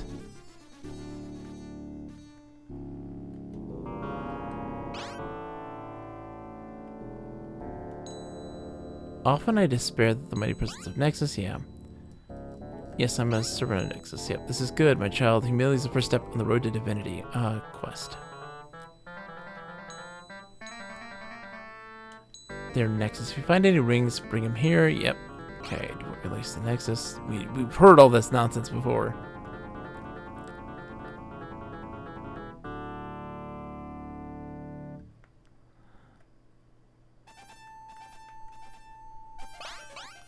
It is a statue of Nexus. You can see that it is missing one of its 2 ruby eyes.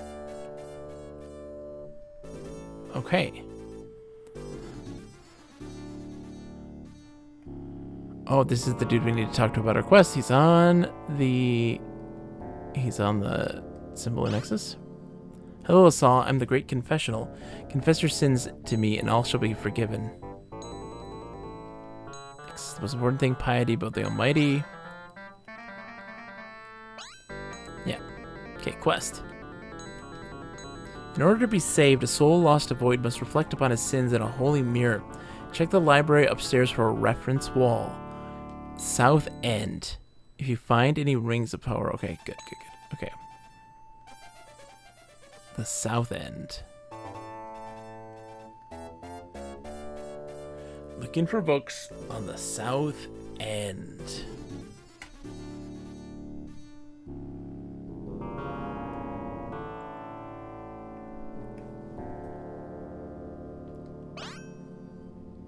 I'm reading up on the Ring of Variation. The Book of Variation says life and death shift an eternal variation. However, the test is passed by the scholar, not the athlete. If you find any rings of power, okay, that's great. Helpful. All of this feels familiar. Like I remember my brother looking through these libraries of stuff.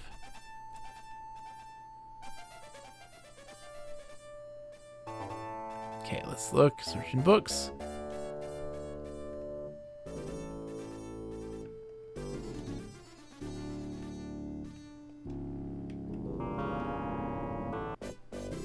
Okay, what do we got?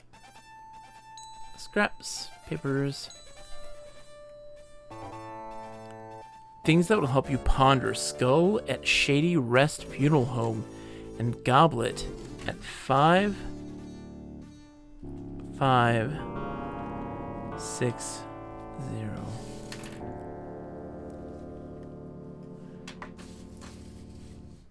Things that will help you ponder. Skull at Shady Rest Funeral Home.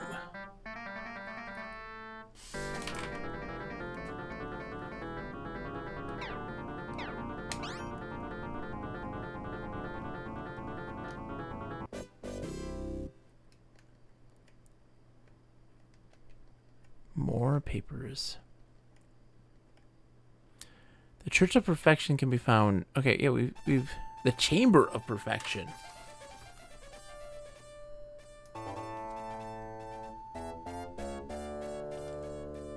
$32, 9, 18, 4.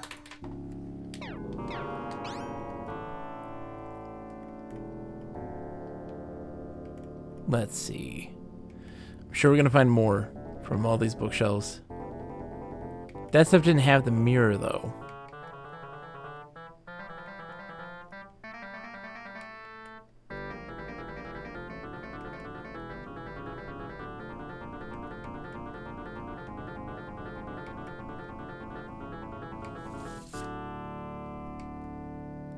We're looking at everything. Talk to this guy real quick. Student mutation. Loading next is okay, so load camera in my quest. The Litany of Mutation says fair is the ring of mutation, but its likeness is now only as thick as a hair. Expect the unexpected and beware. Cryptic, okay. Memo.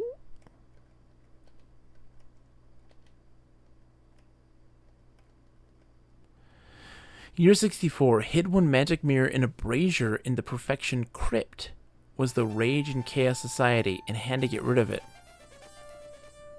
Okay. So I'm guessing the crypt is in the Chamber of Perfection.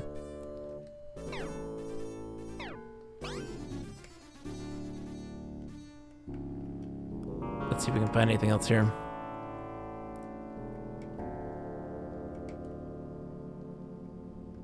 We're making good progress. It helps that we're being thorough.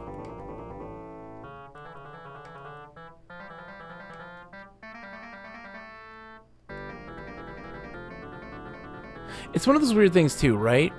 Where you're playing this game that most people have never played in their life. And you're like, let's discover this. Let's figure this stuff out. Like, what are we trying to figure out here? Okay. So.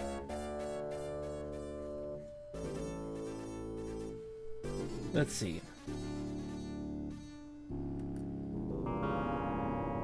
Scholar at the Cathedral. Okay, so. Yeah, I want to form the party, I think, before we really learn anything else about what's going on in here. Oops, jeez, I spammed the down button. So we gotta find the Chamber of Perfection.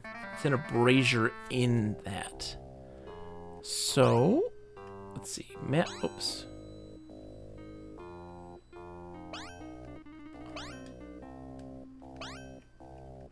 Map. Okay. 32-9. It gives me two numbers. Okay, there's this. Okay, so 32.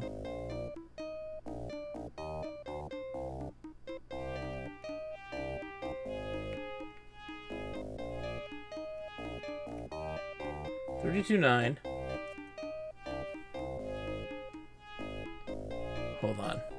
Hold on. I don't know if I got this right. Let's see. Papers.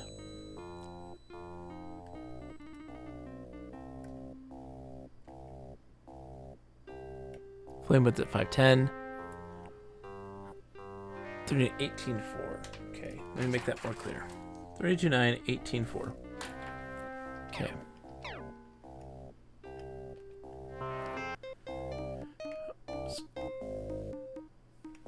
$32.9.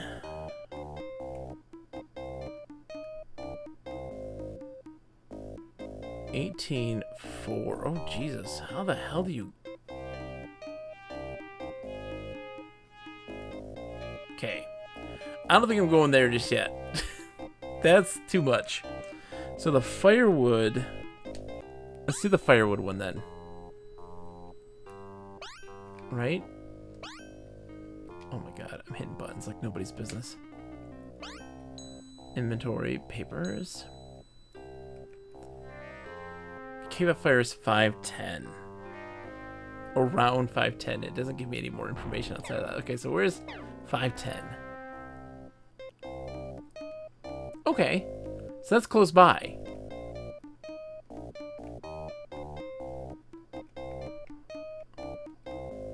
Oh wait, is it 5 feet by 10? Is that why it's like that?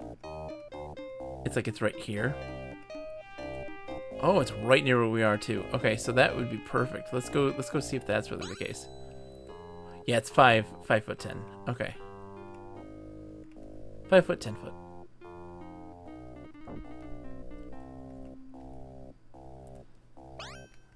Map.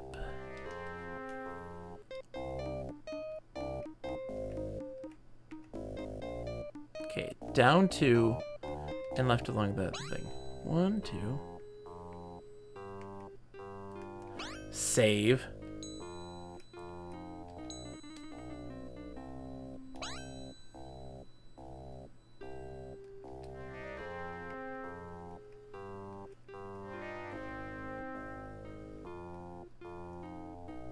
Hold on. Let's see. Search.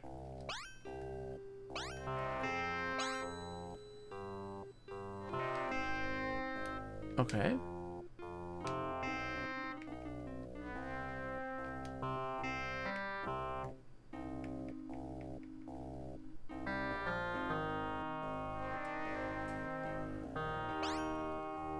All right, papers. Only in the Cave of Fire around 510.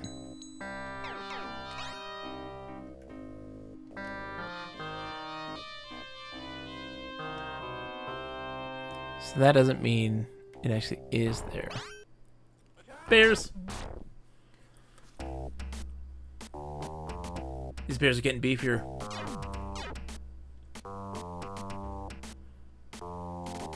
I hope he levels up, man. It seems like he has a long way to go before he levels up. And like that is gonna be wild. Like what's it gonna take?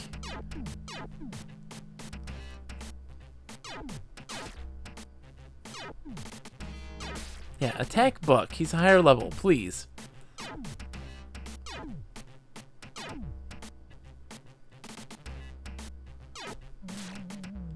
Oh. Stop buffing. I have this, I guess it's on auto. I don't know.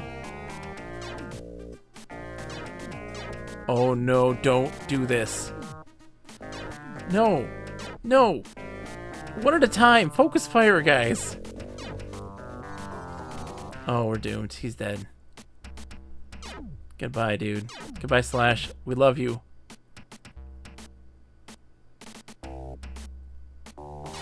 Or not. Wow. Wow. GG. No! Okay, yeah, go after Buck. Go after Buck. We don't care about Buck. He's fine. Dude, that was beefy. Alright. It's barely alive and feeling full of vigor. He's earned 23 points of experience. 83 points. What is Buck like right now? Satisfactory and feeling chipper. He's earned 217. Okay. So how do we find this cave?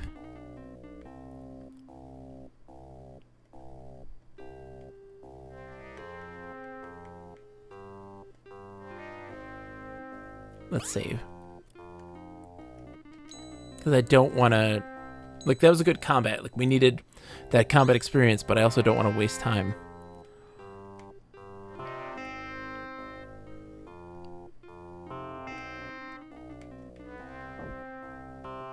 No, that's not going to help me, is it?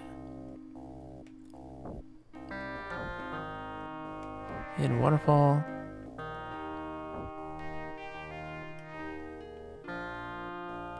It's like you'd think a cave of fire would be in the desert, right?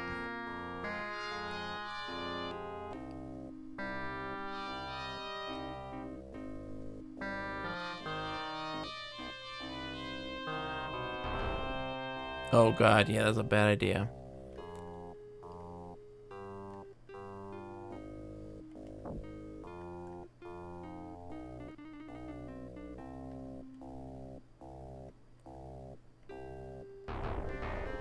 Yeah, I know I'm running out of water.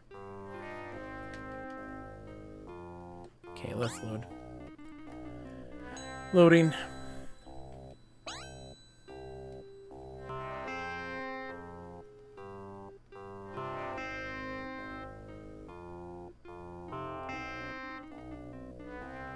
Is this really going to be a situation where we just have to search every stinking tile? I think it's going to be, you know?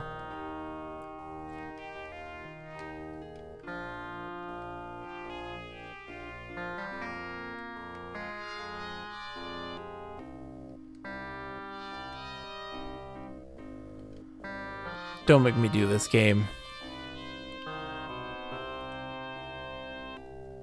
And I feel like the Cave of Fire is going to be that in the desert, right? It's not really here. It's further down here. It's like this area. It's at around 5'10".